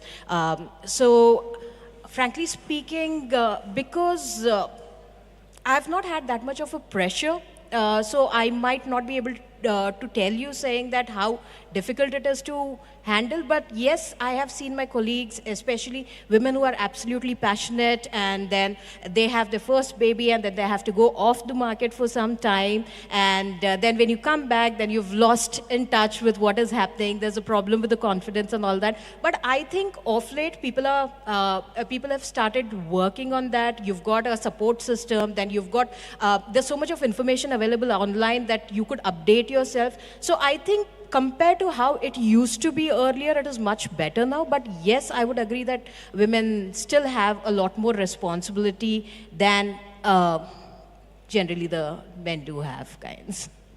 What's your take, Vijay, on this? Though my spouse isn't from the same industry, I have almost the same experience as that. I'm not under any pressure that, I'm not at home or not doing something that I should be doing. So perhaps blessed in that way. But that's perhaps from the beginning has been the equation between my husband and myself, that I am pretty independent and that's how I will be. It was never questioned, and I'm happy to be that way. But I do empathize with other ladies who do have issues, and if there's somebody working at Parijata with me who has such issues, we try to support her by, in case there is a need or there's somebody in her family that's not well, we understand and let them, replace her with somebody else, or I take on the responsibility. Because we don't do such large operations as some of the others here, so it's still manageable, and I can replace with other people. So Mahavir, coming to you, how do you balance this out from a multiple pressure perspective? See, one thing is that you have to manage your time very well. And I agree with him. You should commit what you can do, and always deliver more than what you have committed. So with that mantra, and if you're punctual, if you're doing things at time, and if I have a meeting at 3, and I always have an end time to a meeting. I never have a meeting which is endless. No matter what the business is, who the person is, I put a time to end that meeting always, because I have a next meeting to, and I've left meetings in between saying we'll have to continue this later. See, basically, if you manage your time well, and you manage your own personality and your calmness and coolness inside well, I think managing multiple businesses or multiple timelines or multiple stresses and shuffling between one role to the other is not difficult. And that includes family time, and that includes me time. I mean, I never compromise on me time. I never compromise on my family time. And those are very, very, if you don't do that, then obviously you have a problem of juggling and postponing stuff. And when you postpone stuff, you are creating problems for the later day. So shuffling requires punctuality and a close time to everything.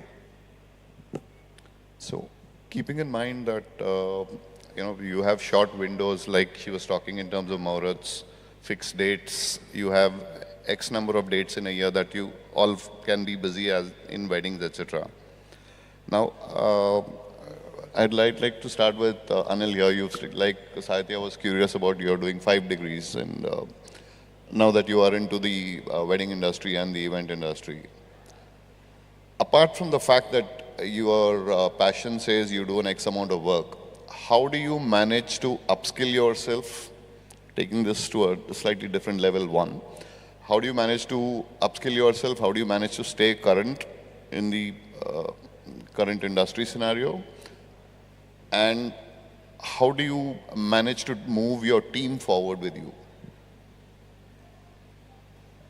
Basically, what I would like to share is, do not take up events that come at the last moment.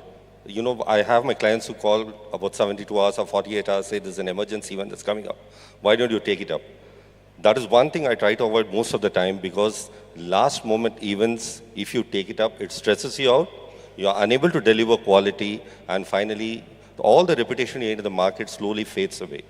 And what happens at that point of time, you need a good workforce to back you up, which normally no production house it has on its own.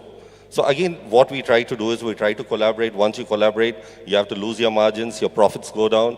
So keeping all these things in mind, it's better, what I would suggest is, better not step into that events where the clients come and approach you at the last moment. And I've seen people posting on Insta, 33 days we have done 3 events, 4 days we have done 4 successful events. Yes, congratulations to them who have done this, but in the long run, it just doesn't help you out. It automatically, it has an impact, not only on your company's brand, but also it tries to cascade your workforce morale, which is very, very important in this industry. Fair enough, but where I'm coming from is in this constantly evolving industry, let's say, I'll take this to Farah. How do you manage to upskill yourself? So generally the first half of the year and the last half of the year is when you have most of the weddings happening. Otherwise, the mid of the year is more or less which is like an off-season time. So I think the 2 ways that we have realized is the best way to upgrade ourselves is, one is having a good conversation with your industry colleagues, because they are the ones who give you a true picture of what exactly is happening in the industry. And I feel that you should just not connect with people who are, if you're a wedding planner, you don't need to connect with people who are wedding planners, but people handling different verticals, different segments in the industry, talking to them, having deeper conversations, having those networking meetings, going to conferences and things like that, that works. Secondly, we also invest this time on upskilling and upgrading our workforce. So we have a lot of sessions. There are a few sessions that you do and then you go back to your book and then you are trying to prepare for it. And I think these 2 things really, really upgrade you in terms of what is happening. So that's been our way of upgrading ourselves. But I think the best upgradation that you have or you work is like upgrading is through having conversation with your industry peers and colleagues. So let me take this to a different tack with you, Vijay. considering that all four of you seem fairly okay in terms of handling your pressures, how do you ensure quality in terms of, I mean, one is getting things done at a quality. How do you ensure safety and how do you ensure you are working with the right kind of people to ensure that everything goes off well, apart from the completion in itself? I'm talking about the process. Having been in the industry for the last 20 years and having grown from a small company to now, we've have a long-term relationship with some of our vendors. So most of my vendors know what I expect and what are the safety standards. Like if I'm working with a lighting person, then I'm very sure about cabling, about no joints, no open joints. Even at the cost of not being able to light up a particular side of the backdrop or thing, I totally put my foot down and say that's not to be done. Similarly with structural things, that is the more difficult thing where we are making a new structure. We have regular carpenters working, but it's not the same as having like a structural engineer come and tell us that this is the load, and that sort of knowledge is not available easily in the time frame that we require. So a lot of times what I do is make the structures well in advance. We do a trial run in our own go-downs, check out whether the structure is stable, and then try to implement it. I can't say that we've always been on spot 100%. There was an event where it was a very large stage. We had 3 mandaps, and it was a new design. We had tested it out. But when we eventually put it out, and 2 hours before the function was to start, one of the karigars who were putting up the flowers, he positioned himself in between the space of 2 pillars and got the whole thing off. So the whole mandap started wobbling. Well, it was at ITC. So I called in the ITCs, they have engineers in the hotel. So he came in and helped us look at it technically and then supported us. So that's how you manage, which is what I think brings us to the fact that we need to get more organized and more professional and more aware of safety standards in the industry.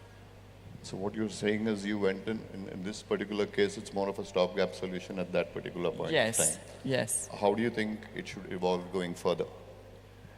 I think we need to definitely have people, when you're doing large productions, people who are qualified. Like when I was listening to Teddy, says he was able to do things because he's an engineer. So when he designs something, he understands how the structure should hold. So either maybe that's a vertical that needs to come up in our industry, that there are consultants, we call them, who are aware that this is how the industry works. So we call them, they come do an assessment or give us something saying this is the design. Does this work structurally? How do I design it to work structurally? This is sort of the weight that it needs to take. That might help, because employing somebody full-time to do that for you may not work financially. So for our exhibitions, when we do 2-story stalls for Jaipur Jewelry Show, we have structural engineers coming because there will be people going on the first floor. And this is all wooden and plyboard structure, and you need to have strength. So we actually call structural engineers to do the structural check, though the liability and everything is insured, but still we call a structural engineer. So the roles are already there in many large-scale productions. I think here the challenge is to find them to do it for us for weddings at a cost, because then weddings it becomes but ma'am, we've had a similar situation in the past. In fact, the video that you've seen. Okay, so we were supposed to build a stage on a pool which did not really have a base. It was just a fiberglass. Okay, so we flew down engineers from Bombay for it, and they're the one who consulted us, and then they actually drew a full, put a full mother truss with a grid, and then the platform was laid on it and was made sure that it is. And we've worked with a lot of them even in the past, and we do have it, but I would like to add safety and quality comes with the cost. And obviously, if you're hiring these people, you start getting expensive. And I'm sure half the people would here agree that we've been tagged as one of the most expensive wedding planning companies in Hyderabad. Okay, but this is what you get once you pay for it. So I think there is where the mismatch is saying that if you're going to pay peanuts, then we'll have, it's not going to be at that quality level. And I think there is where the major compromise in your safety and your quality comes in, because especially in social events, it becomes a challenge to make your client understand that this is important, because they think we've given it to you, you're the master of everything, whereas we're just the jack of the trade and the specialization is not there. We can only tell you it can be done or not, but we definitely need to hire those specialists to get in there. So anyway, now that we're going slightly short on time, I'd like to finish with the last question to all of you. How has evolving technology helped you perform better at work, or whether it's weddings or any other of the event spaces? Has it helped, and what is the kind of technology that you've been using? I'm not a very technically savvy person, and I do not know much about technology, but of the knowledge that I have about technology, what I can say is we are a multi-billion-dollar industry.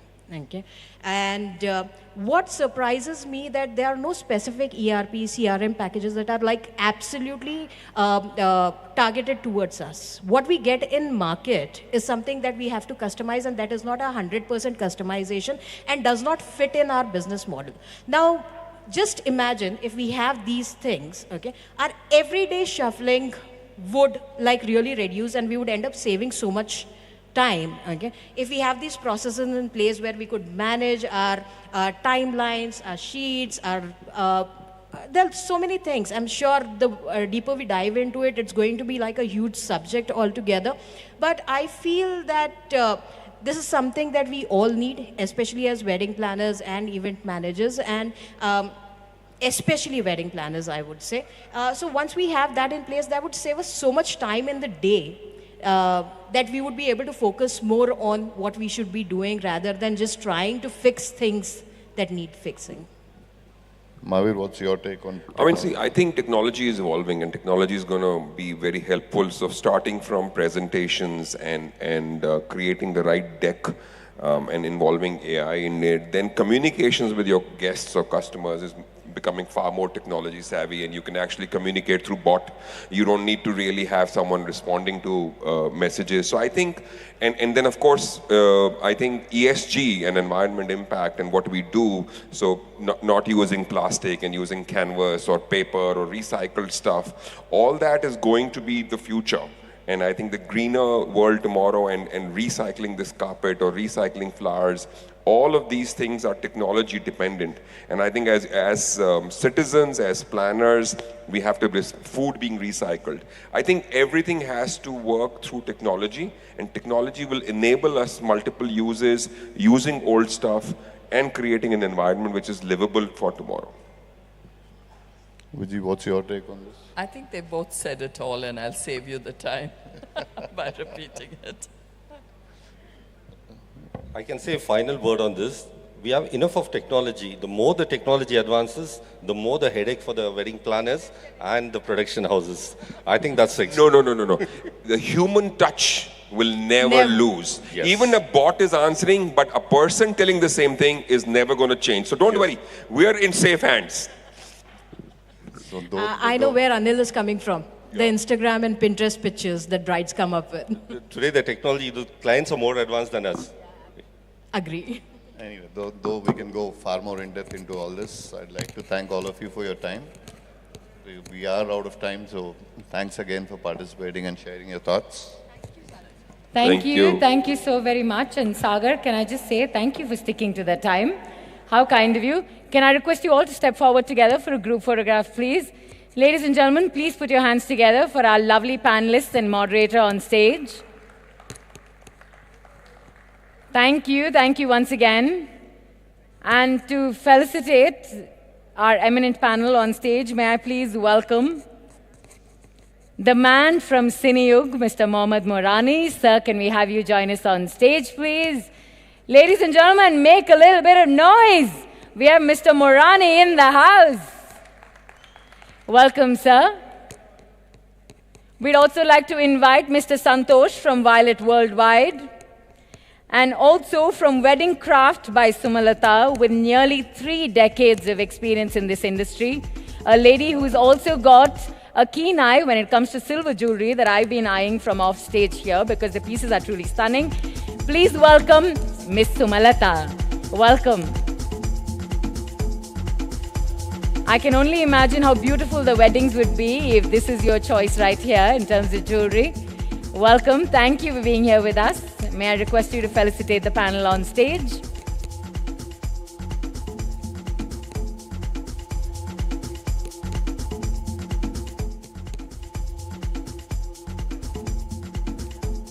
Ladies and gentlemen, I know some lunch will help you revive all of those low batteries. And I promise you, the sooner you clap, the sooner we'll have the next panel, and then we can head to lunch. So hopefully that encourages you to show the panel on stage some love. Thank you. Thank you so very much.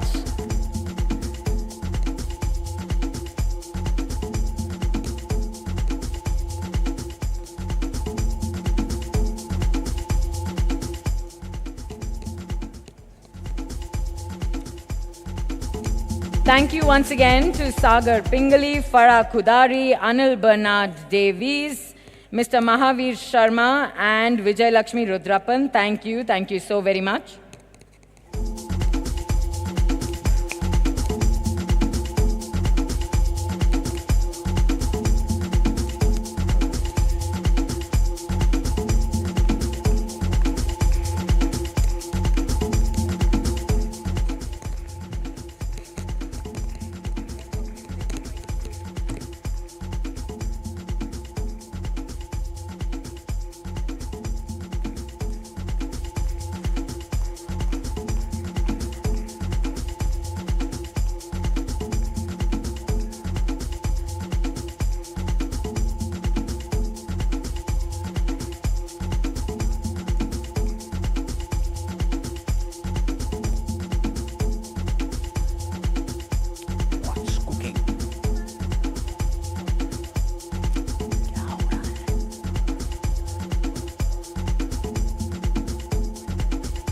Calling this. Ladies and gentlemen, we have a few more sponsors we'd like to invite on stage and felicitate. And to do the honors, may I please welcome on stage President.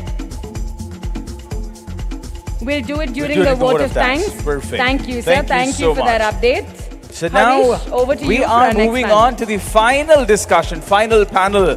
The only panel that stands between you and lunch, and luckily this is the panel that's going to be talking about the art of storytelling. We just couldn't have asked for anyone else.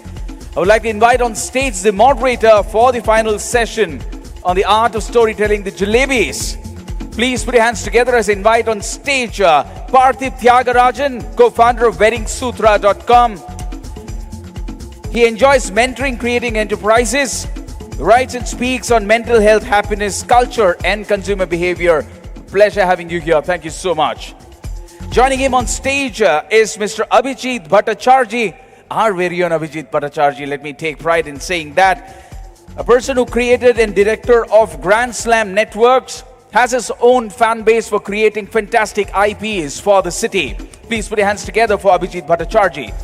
Ms. Sharanya Gogineni, the minute you look at her, you know what is poise and what is grace, and that translates in the events that she curates. Please put your hands together for Sharanya Gogineni. Next, we have Mr. Pawan Mirchandani, the founder of Horizon WIE, event planning company with over 18 years of experience. Could you please invite him on stage?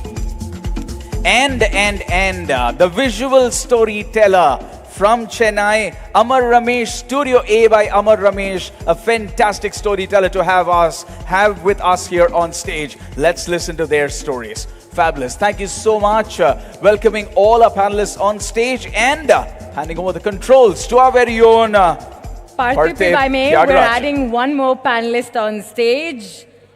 We have our very own convener of the awards. Ram. Yes, Right. Ram is the word. Ladies and gentlemen, put your hands together for Mr. Ramesh K. Muppana from Impulse India Events. Can I also request you to add a chair on stage? Good things in life kind of make you wait. They take a little time, and that's okay. Right. So, He's been hard at work putting the evening award show together, so that's completely understandable.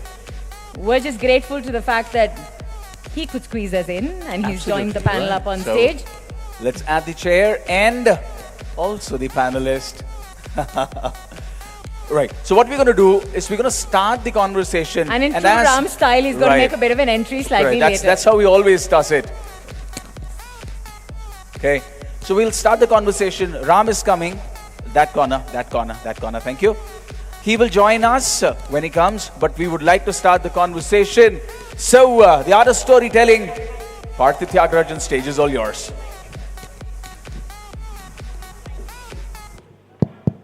Check, check.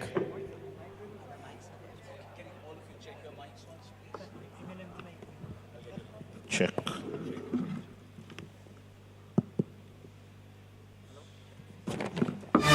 Check.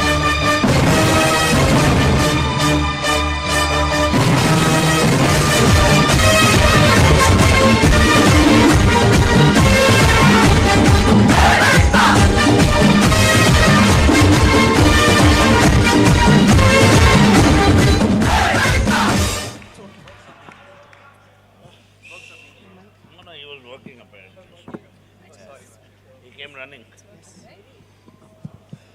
Check. Check. Right, so it is working. Thank you. It's good to see the energy Hello? before lunch.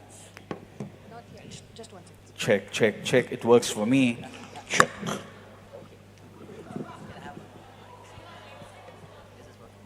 Oh, maybe it's the Prabha, the Sherlock Holmes in the house. It's my headset that's working, not the handheld mic. Yes. Now it's Okay. working, right? So, Thank you. Thank you. I know it's quite a challenge to moderate a panel discussion before lunch and after lunch, but I promise to make it as quick and fast. And for you just to get to know the panelists here, I'm just going to do a quick rapid fire, so you know those little details about them which you will remember. I will start with Saranya. Saranya, 3 questions for you. Your first job. It was in Chennai for about 1,000 people. I was overwhelmed, Okay. but we pulled it off fabulously. One destination where you have not designed a wedding, but you want to. Hampi. Hampi, great. And one theme which you are looking forward to designing sooner or later. I think I would like to employ a village, maybe have a wedding in a temple close to a village, and use all the local arts and crafts there and do it completely eco-friendly. How nice. Imagine designing a village in, designing a wedding in a village and involving everybody there. Nothing can be more inclusive than that. Thank you so much, Saranya. Thank you. Over to you, Amar Ramesh. One destination where you're looking forward to doing a pre-wedding shoot. So I'm big on Tamil Nadu. I run something called Discover Tamil Nadu where I want to unearth the germs of Tamil Nadu. So there's a place called Tenkasi in Tamil Nadu which is beautiful. Many weddings are shot there. Many movies are shot there. So I would like to do a shoot there. And what was your first job, Amar? That did not related to the wedding industry. It's interesting. I was taking care of a browsing center when I was in college. So I would go to college in the morning and then in the night I will take care of the browsing center. How nice. Yeah. So that was your first job. And how old were you then? 18 or 19. What is the most beautiful gift you've ever received in your life? That's a tough question. I think my daughter is my most precious and beautiful gift. And to see her grow up, to see how the whole human existence just grows from a small thing, no? It's great. Nice. Pavan, for someone like Pavan who travels all over the world, I'd like to know where was the last destination wedding which you executed? Turkey. Turkey. My hometown. Okay. I know you've traveled all over the world and you have planned weddings all over, but one destination where you're looking forward to planning and executing a wedding, where you've not done work yet. Sharm el Sheikh. Inventive rocks. Huh? That's family. Great. They pay Pawan, me for this. Pawan, I know you've been a chef before you ventured into event and wedding planning. But I know after all the days of being out and eating, eating dishes which are dished out by the best chefs in the world, what do you look forward to eating when you go back home? Masale wali chapati and dahi. Nice, huh? So you know the way to Pawan's heart, huh? Masale wale chapati and dahi. I'd like to know, which is your favorite book? Well, that is Freedom at Midnight by Larry Collins and Dominic Lapierre. I really got inspired. Got it. That book. Great. Which was your first job, Abhijit? Well, it was the National Academy of Agriculture Research Management under Indian Council for Agriculture Research. So I come from a secure domain to unsecure domain. Nice. So the people thought I'm a maverick when I quit my government job and started my event management journey. How interesting. We were talking about how in the 90s, when... My wedding anniversary. Thank you. Finally, the questions to Ram. Ram, what was your first job after you completed your engineering or while you were pursuing your engineering? My family is into politics and then they're landlords. They thought like education is very important, coming from a hamlet. That's when I had to get into this stream of engineering without interest. Then I took more time than what I'm supposed to take. I took about 7 years to complete my engineering. I'm so proud of it. Okay. Yeah. And then I worked for BMW. Okay. That's a Hero BMW, the first collaboration That's which right. happened in '98. I started selling a bike which is worth 29 lakhs. Wow. Yeah. And I think, I'm sure after selling BMWs, selling dream weddings is easier, right? Or dream events. I sell I sell the weddings in corporate style. Yeah. It's like Bangalore's most wanted types. Yeah. Second question for you. How many hours do you sleep when it's a big event you're orchestrating? I may act like sleeping, but I don't sleep. Okay. Yeah. You do? No, I don't sleep. I mean, something or the other running on my mind. The mind is very active. Yeah, So you catch up on your sleep after 3 days? Kind Or of, more? yeah. Nice. Kind of. One place you have not traveled to but look forward to traveling to soon. It can be in India or abroad. There's nothing as such. I'm a waterfront lover. So whichever the place, if I feel it's scenic, nice vibe, I would just go there and enjoy. There's nothing in my mind that I have to go here, there. Great. I don't plan anything in life. Great. Thank you. And I think that helps you even manage the plan Bs at events, right? Too much of planning? I know Pawan. I exactly know which question I even have for Pawan there. But before that, I would like to ask, I'd like to start by asking, I know we don't have much time, but one of the questions is, I think you would be the best person since you're into decor design. According to you, what are the top 3 attributes a client looks for in a wedding planner? So this is a question on wedding planner to a non-wedding planner. I think deliverables, be honest to what you can deliver and the timelines. That's the first one. Second one is a planner sometimes, and I'm not talking about Shravan here, who I work with a lot, but some people come here and they say, oh, we'll do the design, we'll do everything. And between the client and the planner to the decor person, there's no connect. So the client gets disappointed because their brief is not come to me directly, it's through the planner. So that's the second one. Third one is being present on the day of the event and taking charge of your mistakes, which a lot of people don't do. Being very honest, saying this has happened and I am responsible. Yeah. It takes courage to say it, and whoever it is, if you take responsibility, I think your life is easy. Yeah. Because everything in life cannot be planned and everything Absolutely. cannot go as per plan. Yes. Pawan, my next question for you is, any quirk or superstition you follow before you step in to pitch? No, not really. A little prayer maybe? Prayer is Jai Mata Di and things fall in place. I think overall, probably post-COVID, for everybody of us sitting in this room belonging to this fraternity and industry, I think there has been enough on the plate. So right now, yeah, God is very kind to all of us. True. Not really superstitious. And at least this season, I've had planners even the planners who've complained the most, my God, business, they are like, listen, last quarter was more than I can handle. So you get the pitch, great. You don't get it, you don't win it, it's okay, something better is in store. Even better. Okay, great. Ram, can you share the most absurd or outrageous demand presented by a client? And how did you navigate past it? There's nothing as such. Basically, I have not encountered anything of that sort. But then sometimes, since we, being, as I told you, like I'm a corporate event planner, we get into the detailing too much. The client was not worried, but I was worried. I can see a variation in the color, which we printed huge. And I was scared that if he gets to know, I'm done. So without even telling him, I took a risk of redoing the whole thing. It has just happened probably an hour before the event. We pasted it, and then we're doing something behind and move this. It was huge.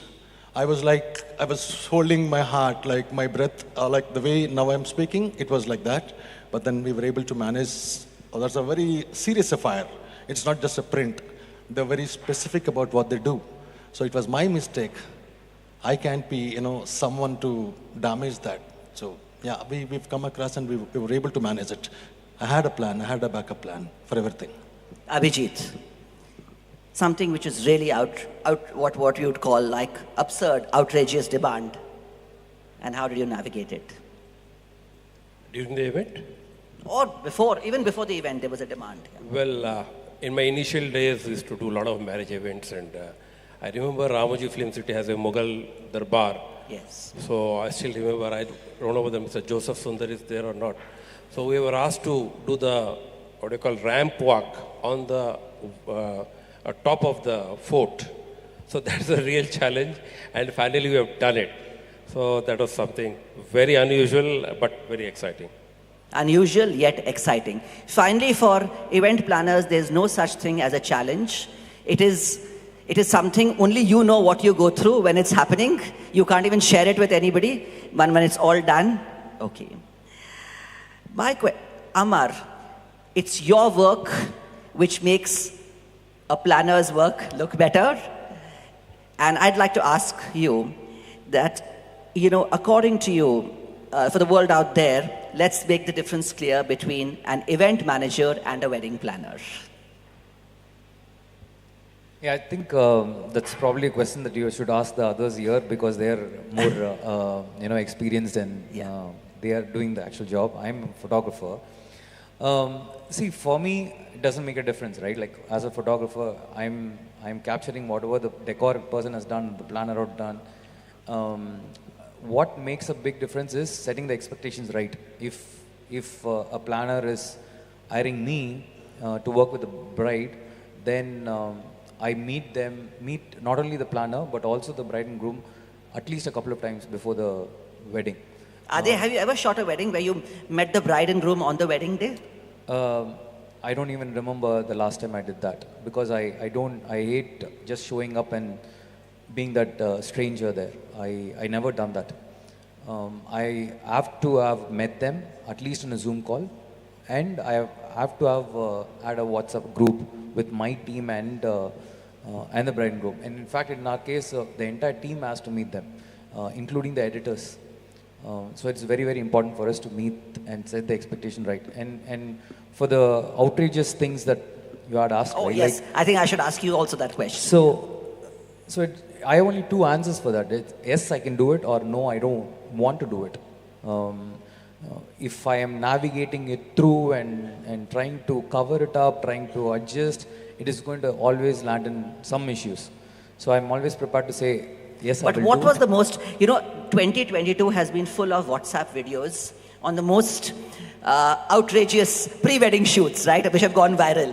And and it's quite interesting that these shoots happened in Kerala, Tamil Nadu. It's so interesting to see how folks here have become so adventurous with their pre-wedding shoots. So funny, adventurous, outrageous, anything, any requests from a client? Oh, so there was a shoot where we had to just chuck out all our cameras and then just shoot in the phones. The client was super happy with the phone video. They just said, okay, this is good. We just shot everything in phone. And why did you not use your cameras? In fact, one of them thought they look really good in the phone angles. So we said, okay, we'll not shoot. Whatever works. Yeah. As the cliche goes, some of the most successful wedding planners or even entrepreneurs, they know how to start, and this question is for Pawan, they know really how to say yes to everything, no matter what the client says, and then effectively manage the no's on the way. Yes, but what do you think, Pawan? It's really a part of the job, right? It is a part of the job. It is a part of pitch. But been in the industry for so many years now. Probably we're very clear with our clients, depending on what is to be committed. Especially, all the brides who come in with these Instagram decor pictures and this is what I want, this is what I want. Parthiv, here I want to ask you something. Why is price tag not written over there with those pictures? ये इतने लाखों का है, ये इतने करोड़ का है. This you will probably be able to ask the brides to. I will always say yes to whatever you say, Pawan. You know that. So yes, I will work on your idea. Please, because I think our lives will become so much more simpler when there's a price tag attached to the photo. फिर वो मांगना छोड़ देंगे. But yes, so we do try and make things possible. There is never a no, unless the demand is absolutely absurd, which obviously as a company we have certain ethics. A lot of companies even entertain that, but it's each one to own, which is a personal way of doing their own business. Yeah, that's pretty much it. You know, the one thing which every planner talks about the first meeting, and it's a little tricky question to ask in an audience because every planner, designer has their own little secrets, and it's like almost in a panel discussion like this, I'm asking you to reveal your secrets. Is that, again, this question is to Pawan before I go on to the other panelists. For the client who says, kuch naya, I know at the end of the day, you could have said that, it would have happened somewhere. How do you handle that kuch naya? Now it actually depends during a pitch when the client says kuch naya. Agar maa baap milte hai and the children, generally in Marwadis, kids come in a little later, that's first the parents. So we're like, sir, we will discuss. First, let us meet the couple. At least for that moment. Arey kuch naya ka fere hote hai. Entry hota hai. Entry hota hai, music hai. Kuch naya batao. Decor, look, yes. It's a challenge for all of us, honestly speaking. Gift ke liye kuch naya batao. Kuch naya batao. So, ऐसा gift होना चाहता है invitation के साथ जो किसी ने देखा ही नहीं है. और फिर आप बजट बताओ तो बोलते हैं देखना भी नहीं है. वहाँ पे जाके क्रॉफर्ड मार्केट में देख लीजिए. Exactly, yeah. See, that's the team that understands. So कुछ नया मिले, I think नए के हिसाब से, yes, we do curate depending on where it is, what it is. Like your previous question, what was my most challenging thing? We were doing this, just coming back to that topic, is we were in Cancun at Mexico in Riviera Maya. Yeah. And it was a 3-day wedding, 80 rooms, 160 people, all food, it's like an all-inclusive, like Turkey. And my client comes up and says, Pawan, fere ke din mere ko Indian khana chahiye. Normally in hotels you at least find Nepalis who can understand Hindi. Or Cancun mein to ek Nepali bhi nahi tha. And then I started cooking, chefs, because he knew my client said, I know you know how to cook. I said, get me permission from the hotel because it was not an easy-going hotel. He paid the chef, he did everything, and he said, okay, start cooking. I genuinely cooked 4 dishes with rice, no roti, for around 160, 175 people. Wow. For me, that's been the most challenging one. How a planner has most, has at the right time worn the chef's hat? So that is something word for me. Coming back to your question of kuch naya, uske liye Jennifer hai. I mean, she's the wife who curates decor and stuff in the company, so I am what I am because of her. I have never told this in any forum, but yeah, there's a lot of research, there's a lot of thinking that goes behind it. We also, depending on the venue, things that is possible. We do little homework and go if it's a new destination. कि ये चीज़ यहाँ चल सकती है, ये चीज़ यहाँ हो सकता है, and then we pitch it. So Pawan has shared some interesting, what I call secrets. Yeah, One I is... have to pitch in here. Yeah, I just want to elaborate on what you said. See, let's classify. I mean, out of almost 3 decades of experience in this line, we have to classify the client. The first client is a primary client who is aware of his need. He's very, very clear, pakka, this is the design, this is the decor I want. That is a potential customer. Second is you have this secondary customer where he is aware of his need, but he doesn't know the product. So I know that I have to do this. So this is where we have to do a lot of homework. And third is the tertiary customer client, where neither is aware of his need, neither is aware of the product. So the real challenges go for the tertiary client, where we have to do a lot of homework. I'm just talking of, see, 14% of a middle class budget of what about securities they have, they keep it for their children, maybe sons or daughters' marriage. Now that 14%, that is a huge mass. This is the mass market. When we are going and pitching through the middle class, your perspective has to be different. You have to understand, first of all, what I suggest, take the point from him, is first to understand, first meeting should not be a pitch. This is my very humble suggestion, observation to the industry. First pitching should be, second attempt should be the pitching. First meeting should be understand his cultural ethos, his social dynamics, he's coming from which background.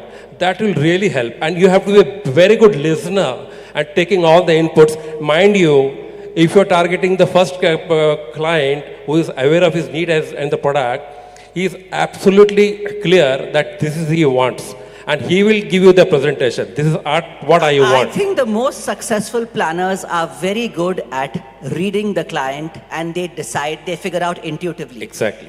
The most planners who are there, at least with the ones who are doing grand destination weddings, they're very clear, 10 CR plus, 8 to 10 CR. Weddings may be most discussed topic, but this is the least documented also.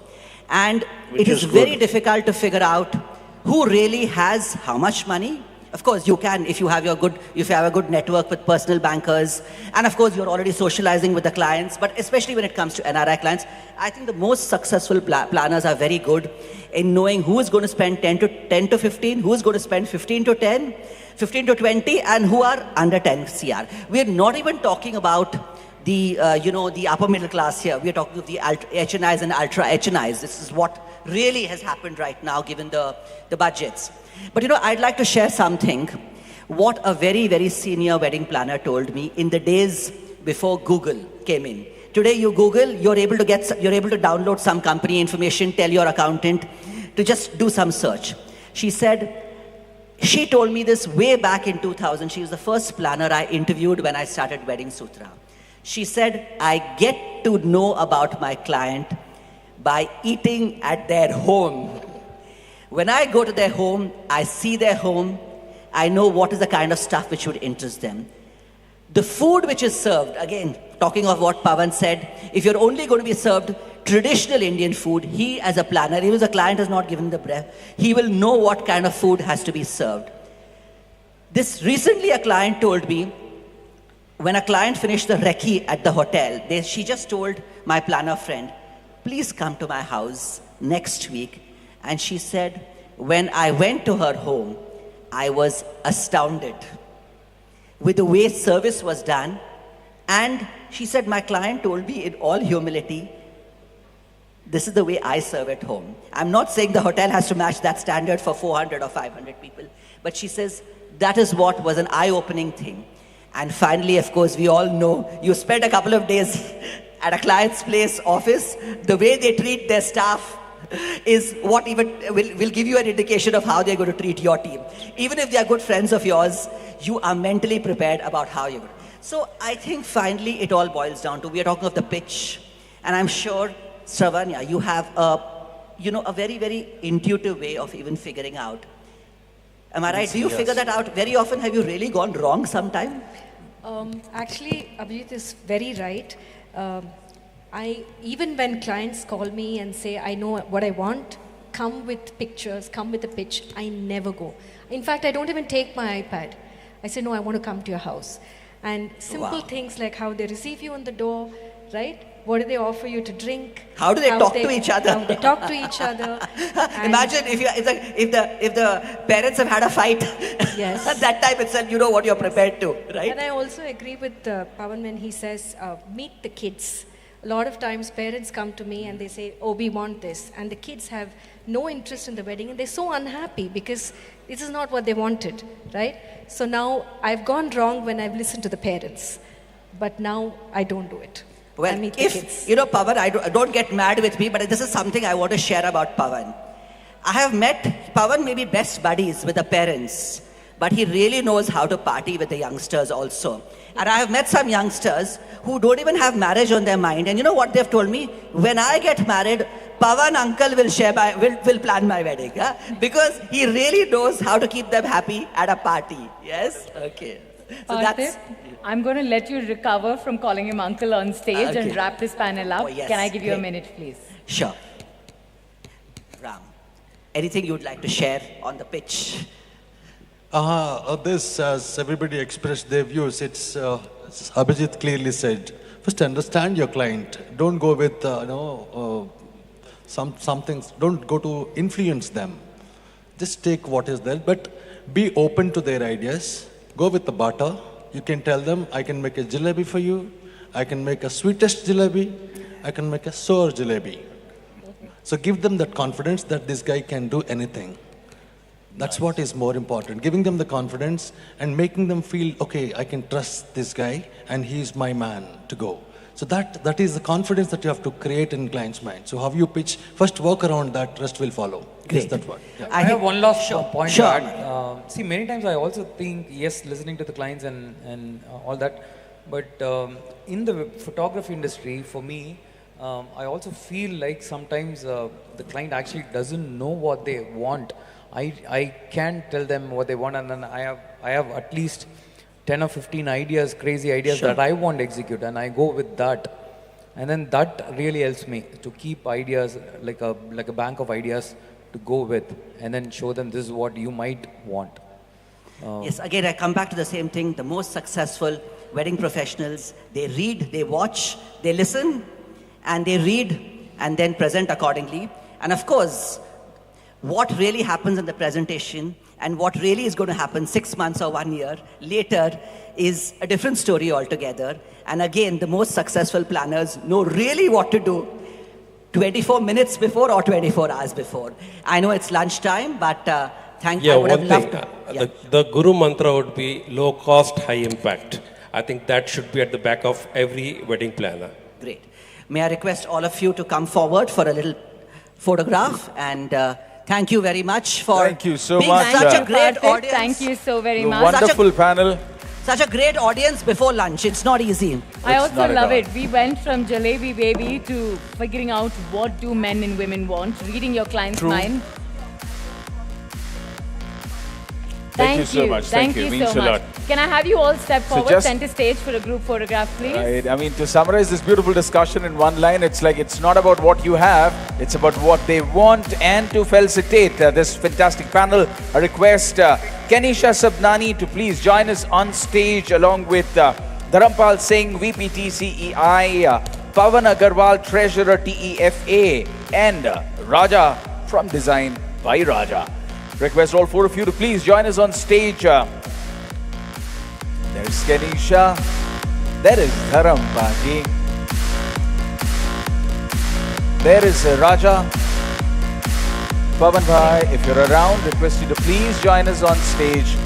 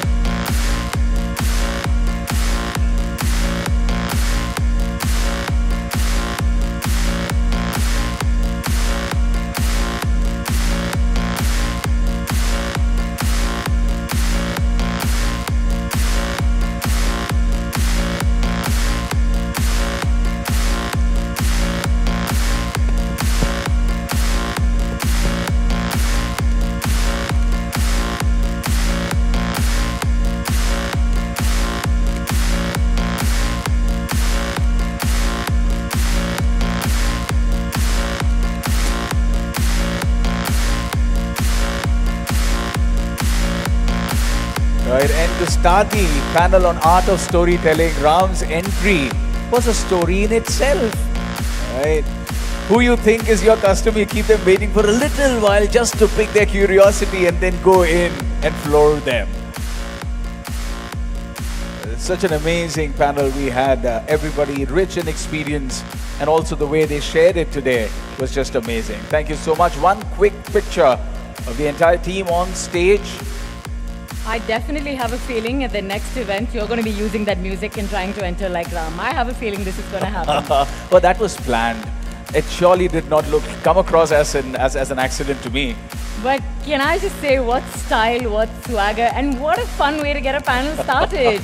I mean, right before lunch at 3 p.m., I think you need an entry like that to get everyone's interest going. Ready and away. Thank you for that, much, sir. Ram. What an entry. That was a masterclass in storytelling. Yes. That's Ram for you. Quite Thank the you, silver thank you, fox Chief. who made Thank an you so amazing much. entry. Thank Thank you, you. It was lovely Thank you, listening to all of Sharanya. you. Thank you. How kind of you. And I love the truth bombs you drop on stage. It's amazing.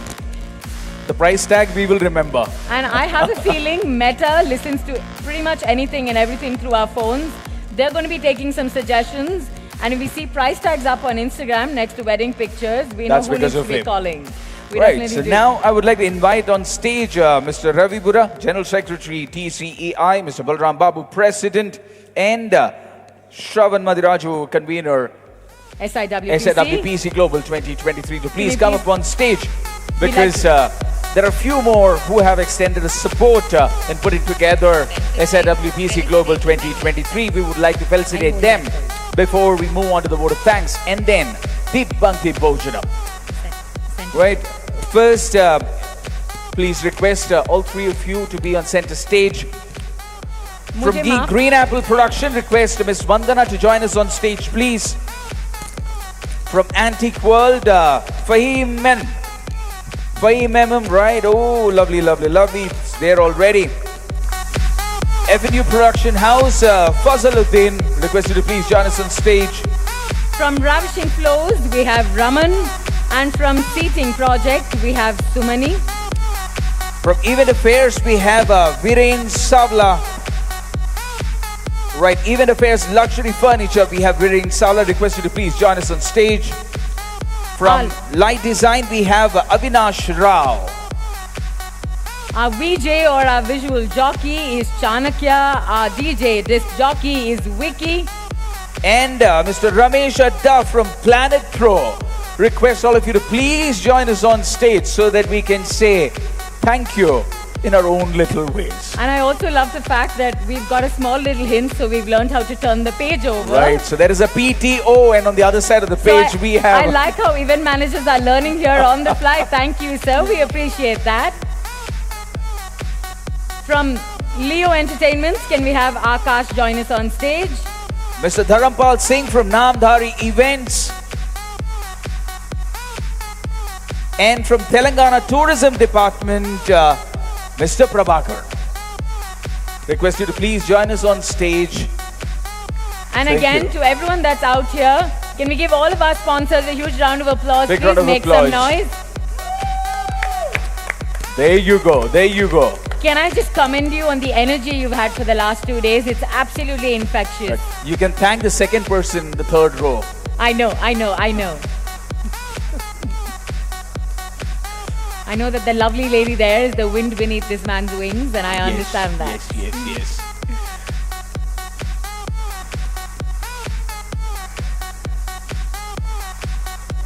Thank you once again.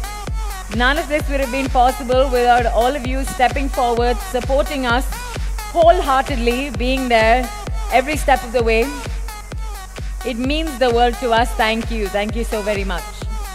For our sponsors who have supported us, it's little more than a handshake. You will see a warm hug coming your way, because that's how we feel for the support you extended for SIWPC Global 2023.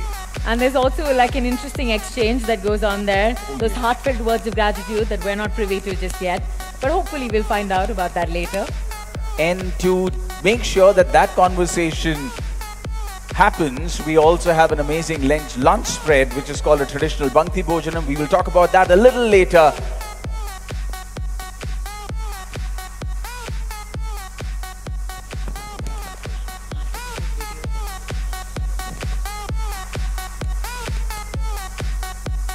Thank you so much. Thank you so much. Now it's time for the vote of thanks. Ravi Buragaru, the stage is all yours.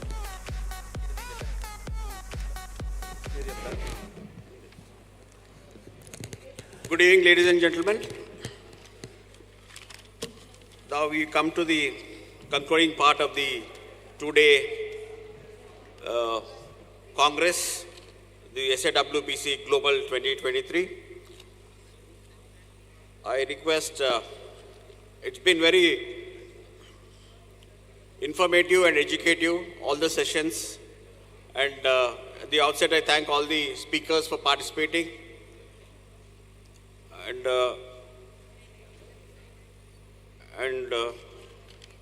Shravan, I request Shravan to do the honors.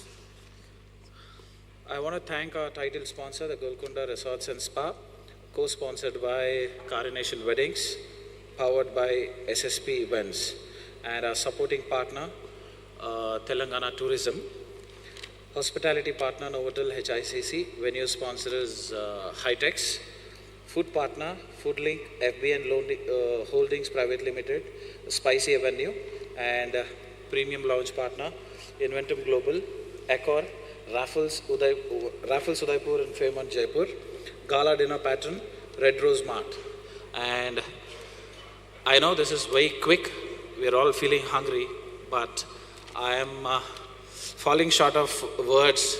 The kind of support the partners have given, this wouldn't have been possible. You know, you have come here, you witnessed a great setup, and you went for the dinner, and the dinner is being changed into today's lunch, and today another venue for the awards.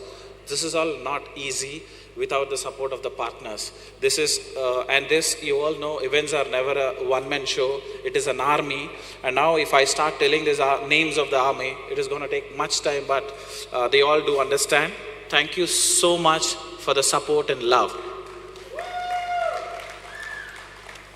Here is a list of partners who helped us do this event at 3 different venues. Most of them are our members. To start with, Spicy Venue, Fusion 9, taking care of the food. Netizo, the creatives which you have been seeing for the last couple of months, done by Netizo, a Chennai-based company, which has given a lot of fillip to our campaign. The marketing and tech partners, please give a round of applause, please. Part 2 ID Solutions for the ID cards which you are wearing with the lanyards. Friends cards for your invitation and the hampers, room hampers. And Patso for the visual partnership. Anil Carnation is a decor partner here. The entire decor was done by him. And our international launch partner, Inventum Global. Then we have Panache, sound partner. Vijay Lakshmi, silent power genset partners.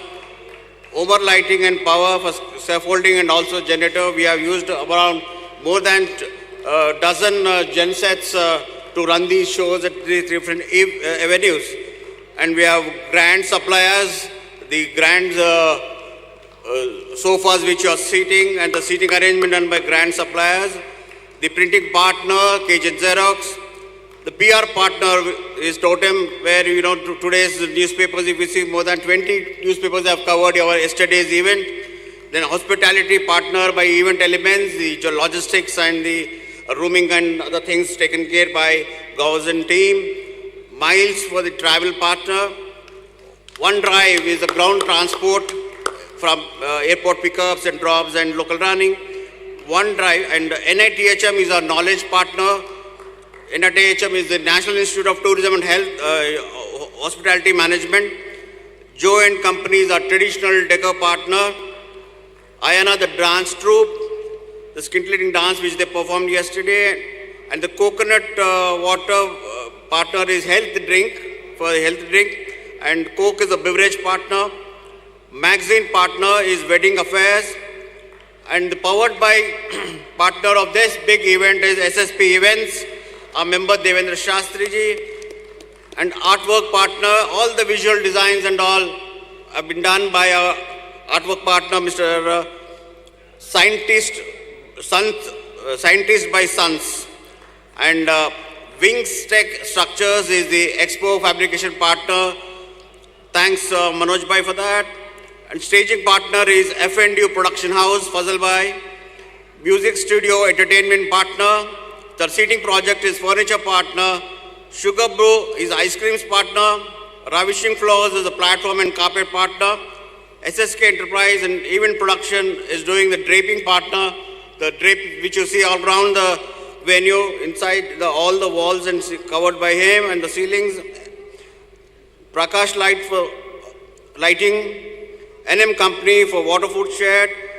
Gear Shack backline services for the backline partners. Kyle Gold is a coffee partner. Planet Pro is the LED partner. And the list goes on. So Balaji Supplying Company for the furniture. Violet Worldwide for AC rooms for the chef and the kitchen areas. Selfie Box by Madan. Radhika Charitable Trust as a partner for this event. Green Apple Productions is trussing partner. Namdari Audio, the audiovisual partner, the lighting and the audio system in this hall. Namdari Tent House for the green room partner. Pro Events India is the production support partner. Audio 7 is the staging partner who has done this beautiful stage for us. The Silver Lining Mementos partner. Krishnaveni Printers is a flex printing partner. Leo Entertainment is the SFX partner. And Event Affairs is a luxury furniture partner for this event. And Flamingo Trio. And Antique World is Chandelier partner. SD Power for again gensets. Tahir Sound Lighting for lighting partner. Avinash Rao is a lighting designer who has done this, helped in the show running, and SV Lighting is a ambience light partner. We have a specialist in that, SV Lighting, and Ahmadiyya is another tent partner. And there are many more people who have been supporting us, Raja, Lovelina, Srivalli, Sharon Kandala, the list goes on and on. And my sincere gratitude to all the speakers and advisory board who flew in from Edgardo, Teddy, Nadia Duren, and there are, to name few, if you see Pawan Mirchandana, Pawan, only on a single call, all the way he flew from Dubai, landed today morning to attend this session. Such a love, bro. Thank you so much. And just because there was a delay with 1 hour of delay, we've shifted a lot of speakers from yesterday panel to today, and they've all adjusted their schedules and all. This is just pure love towards the friendship and the industry. Thank you so much, and we will not forget what contribution you have done for SIWPC Global.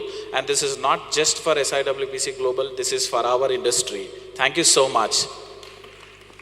And we'll meet again same time next year, and we'll announce the dates very soon. Thank you so much. Thank you so much.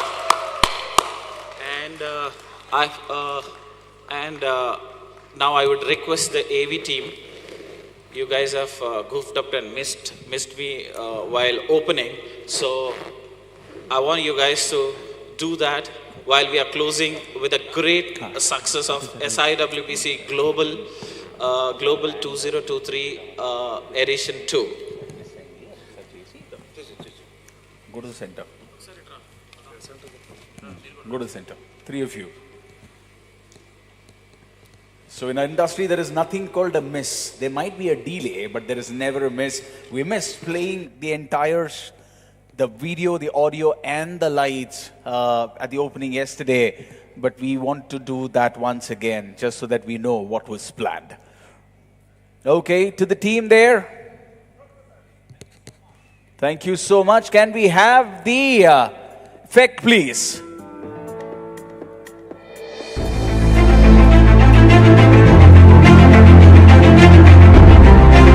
Coffee break, please.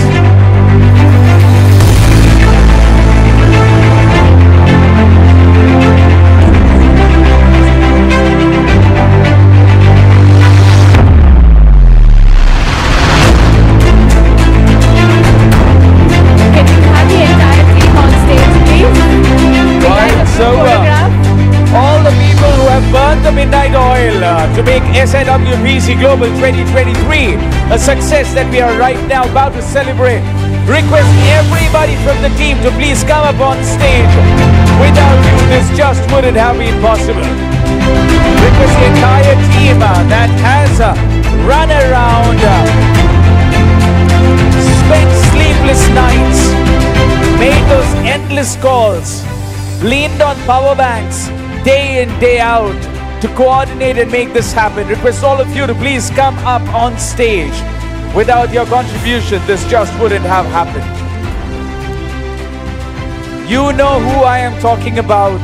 You don't have. Thank you so much. You just don't have to wait for me to call out your names. You know you've been a part of this and you deserve to be here. Thank you so much. Kenisha, Rishabh. Thank you, buddy. Lovely to have you here. Our very own Dada Saurabh Sureka. Rishabh, the man who managed everything from the background. The podium microphone, please. Can you please turn the podium? Oh, there is a buddy who's been running around with all of us. I would like to introduce my team co-convener Saurabh Sureka and Farah Kudari. I think Farah, are you here, Farah? Half of you come over. Yeah, I think the rest of the team is working on the other two setups. But we had a team of army around 82 people, 82 event managers were working for this magnum opus. Do you want to say some words? Thank you. नहीं खड़े रहेंगे.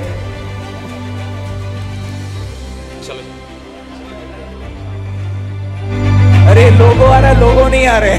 And while we're wrapping up, ladies and gentlemen, we want to inform you that lunch is being served at High-Tech's, courtesy of Spicy Venue. So please do, I know it's late in the hour, but do enjoy the lunch. It's promised you. This Banti Bhojanam is going to be incredibly yummy considering the lateness of the hour and the deliciousness of the food.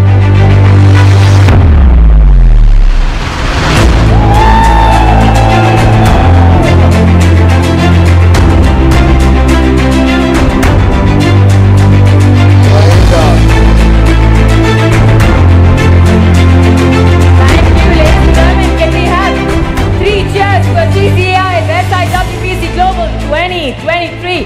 Hip hip! Hooray! Hip hip! Hooray! Hip hip! Hooray!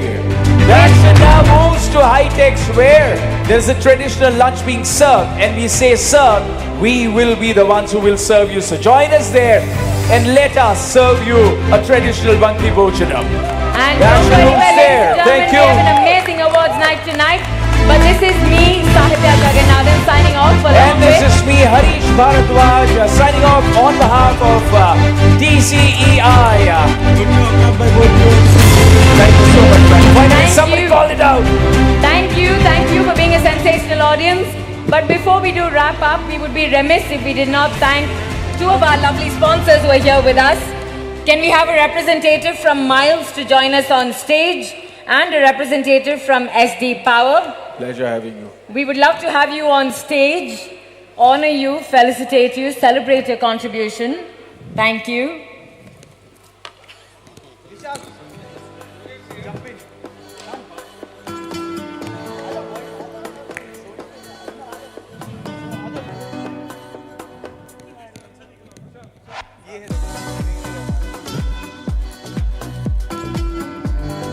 Thank you so much. Thank you so much. Not many people confess that, but thank you so much for saying it. Vishal, requesting Vishal to please join the team on stage.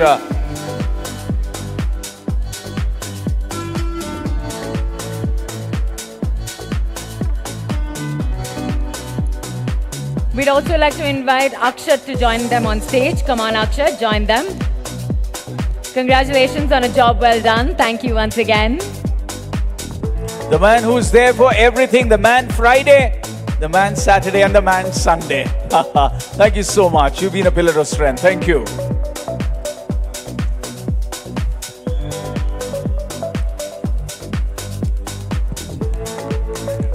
I think we are in the process of building the second line of leadership by catching them young. Really, really young. Thank you so much, man. We'd also like to invite Mahi Agarwal from Mystic Studio, our entertainment partners. Welcome.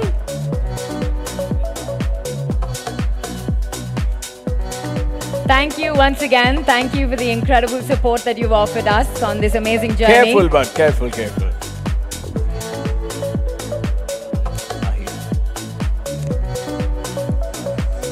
Thank you, Mahi.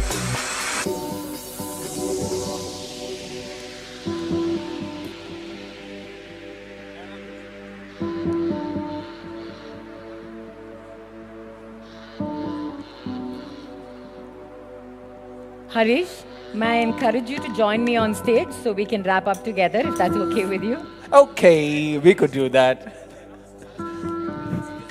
Right, let me do the honors of announcing the name of, what's your name by the way? Sahitya Jagannathan, the person who has held this whole thing together along with me.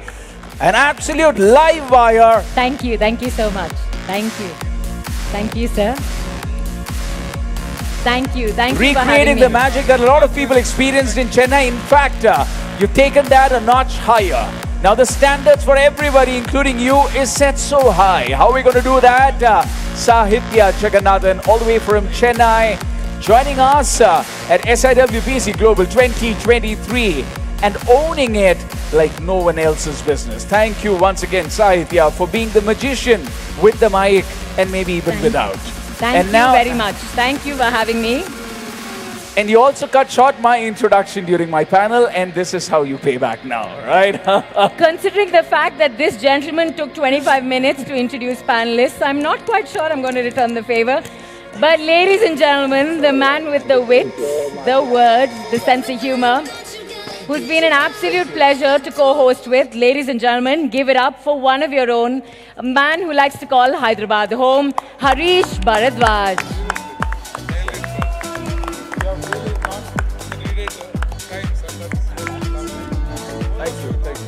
Thank you so much. So Sahitya, to answer your question, why do I call Hyderabad my own city? It's not about the city, it's about the people. Look around, the people that I rub shoulders with, they make the city special. And can I just say, in my short experience, I understand. This is a hospitable city with amazing people who adopt you and treat you like family. So I get that. Thank you so much. Thank you once again.